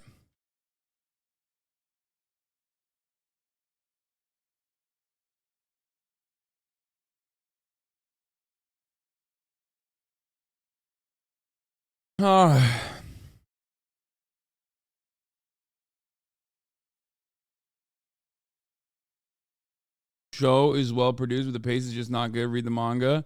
Wait, really? I thought the first 2 episodes had incredible pace. The reason why I stopped it though was because like I just didn't want to fucking wait. You know what I mean? I didn't want to just like sit there, wait for fucking what do you call it? Wait for 3 minutes. Or sorry, what am I saying? Not 3 minutes. Oh my god, my head is literally. I think I'm gonna end it here. Fuck. I'm not alright. Do Valo, please? Nah, not on stream. Even if I play Valorant. I mean, I might, but I don't have anyone to play with. I don't think anyone's playing right now. All of my nerd-ass friends who normally play fucking video games, not a single one of them is around. They all went home. Kind of by myself out here. Very few people are out here.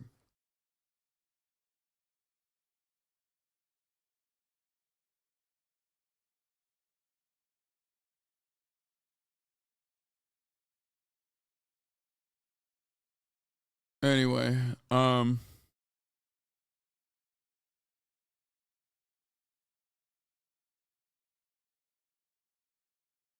is this? Love the cop listening to a completely straight. Rey Mysterio called the police. Love the cop listening with a completely straight face as Rey explains the situation with a mask on. I think we're good. We've been really good this last month. I tried to hit my husband. He pushed him. He touched me. Yes. He touched me. Yes. I said, you know what? Yes. We have done nothing. He's a danger. So dumb. What the fuck is this? Is this some code? I'm horrible, Evaldo. Yeah, no thanks, guys. All right, I'm done.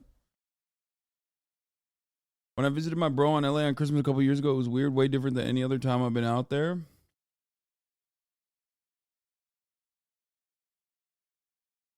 Oh. All right, will you be live tomorrow? Yes. Yes, of course I will be live tomorrow. I'm live every day, man. Always. I'll be live tomorrow. And let's see, depending on who's like around, I might actually end up depending on who's around, I might actually end up doing a stream with whoever's here. Possibly. I don't know. I want to though. And I hope you guys are all good boys and girls and good MBs in the chat, and you end up getting all the best Christmas gifts. Santa is real, if you want it to be. All the Santa deniers, you're going to be really, really confused when you wake up tomorrow morning, or you probably have, depending on where you are in the world, where you woke up this morning and you're like, oh my God, there's gifts under the Christmas tree. You know what I mean? All the Santa deniers, dude. I asked Joy, my cousin, who's like 8, if she believes in Santa, and she was a little conflicted, okay? Suspicious.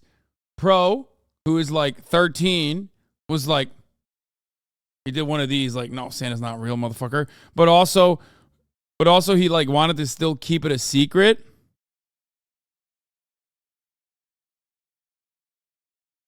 I wonder if Ostenox makes a recap of 2022 like he did in 2021. I feel like he's done now. He's not making that anymore. Ostenox used to make more community memes. Anyway, and then I started making him fucking make my TikToks, and he was like, bro, it just broke his brain.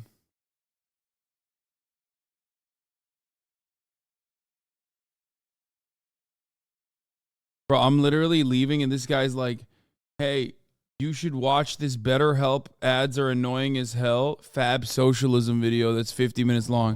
What if I was like, all right, I know I have a headache, but fuck it. Let's just watch this BetterHelp video. Like, Come on, man. I'm tired.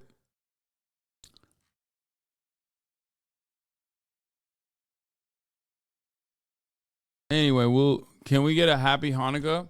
Happy Hanukkah, Merry Christmas. Okay. You know, that's it. Happy holidays. I will see you all tomorrow. Same time, same place, baby. You already know what it is, okay? I'm gonna wake up. I'm gonna see Santa has consumed all my cookies in my house. I don't have a Christmas tree, nor do I have a chimney, but I know Santa's gonna be there, dude. I know. I'm a Santa truther, so yeah, he's gonna be there. He's gonna give me some gifts. Anyway, but the greatest gift of all is sharing the holiday season with chat, as always. All right? Bye, everybody. I will see you tomorrow. Peace.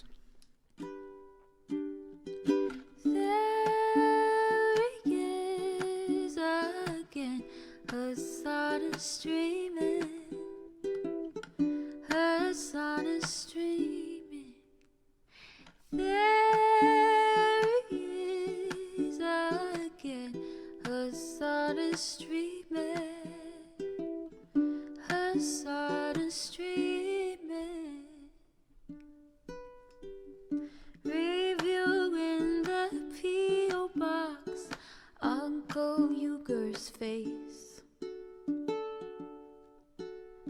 Sudden discord at your prop, great names take embrace. Tiny Bernie Sanders, LGBTQ Air Force. The whole left at your fingertips, Anne at your door. The H3 crowded debate, the Young Turks online show. 3 full fucking years of this, plenty more to go. 90-day fiance talks of champagne bourgeoisie. A Trump rally live reaction on mass riot at DC. There he is again, Hasan is streaming. Hasan is streaming.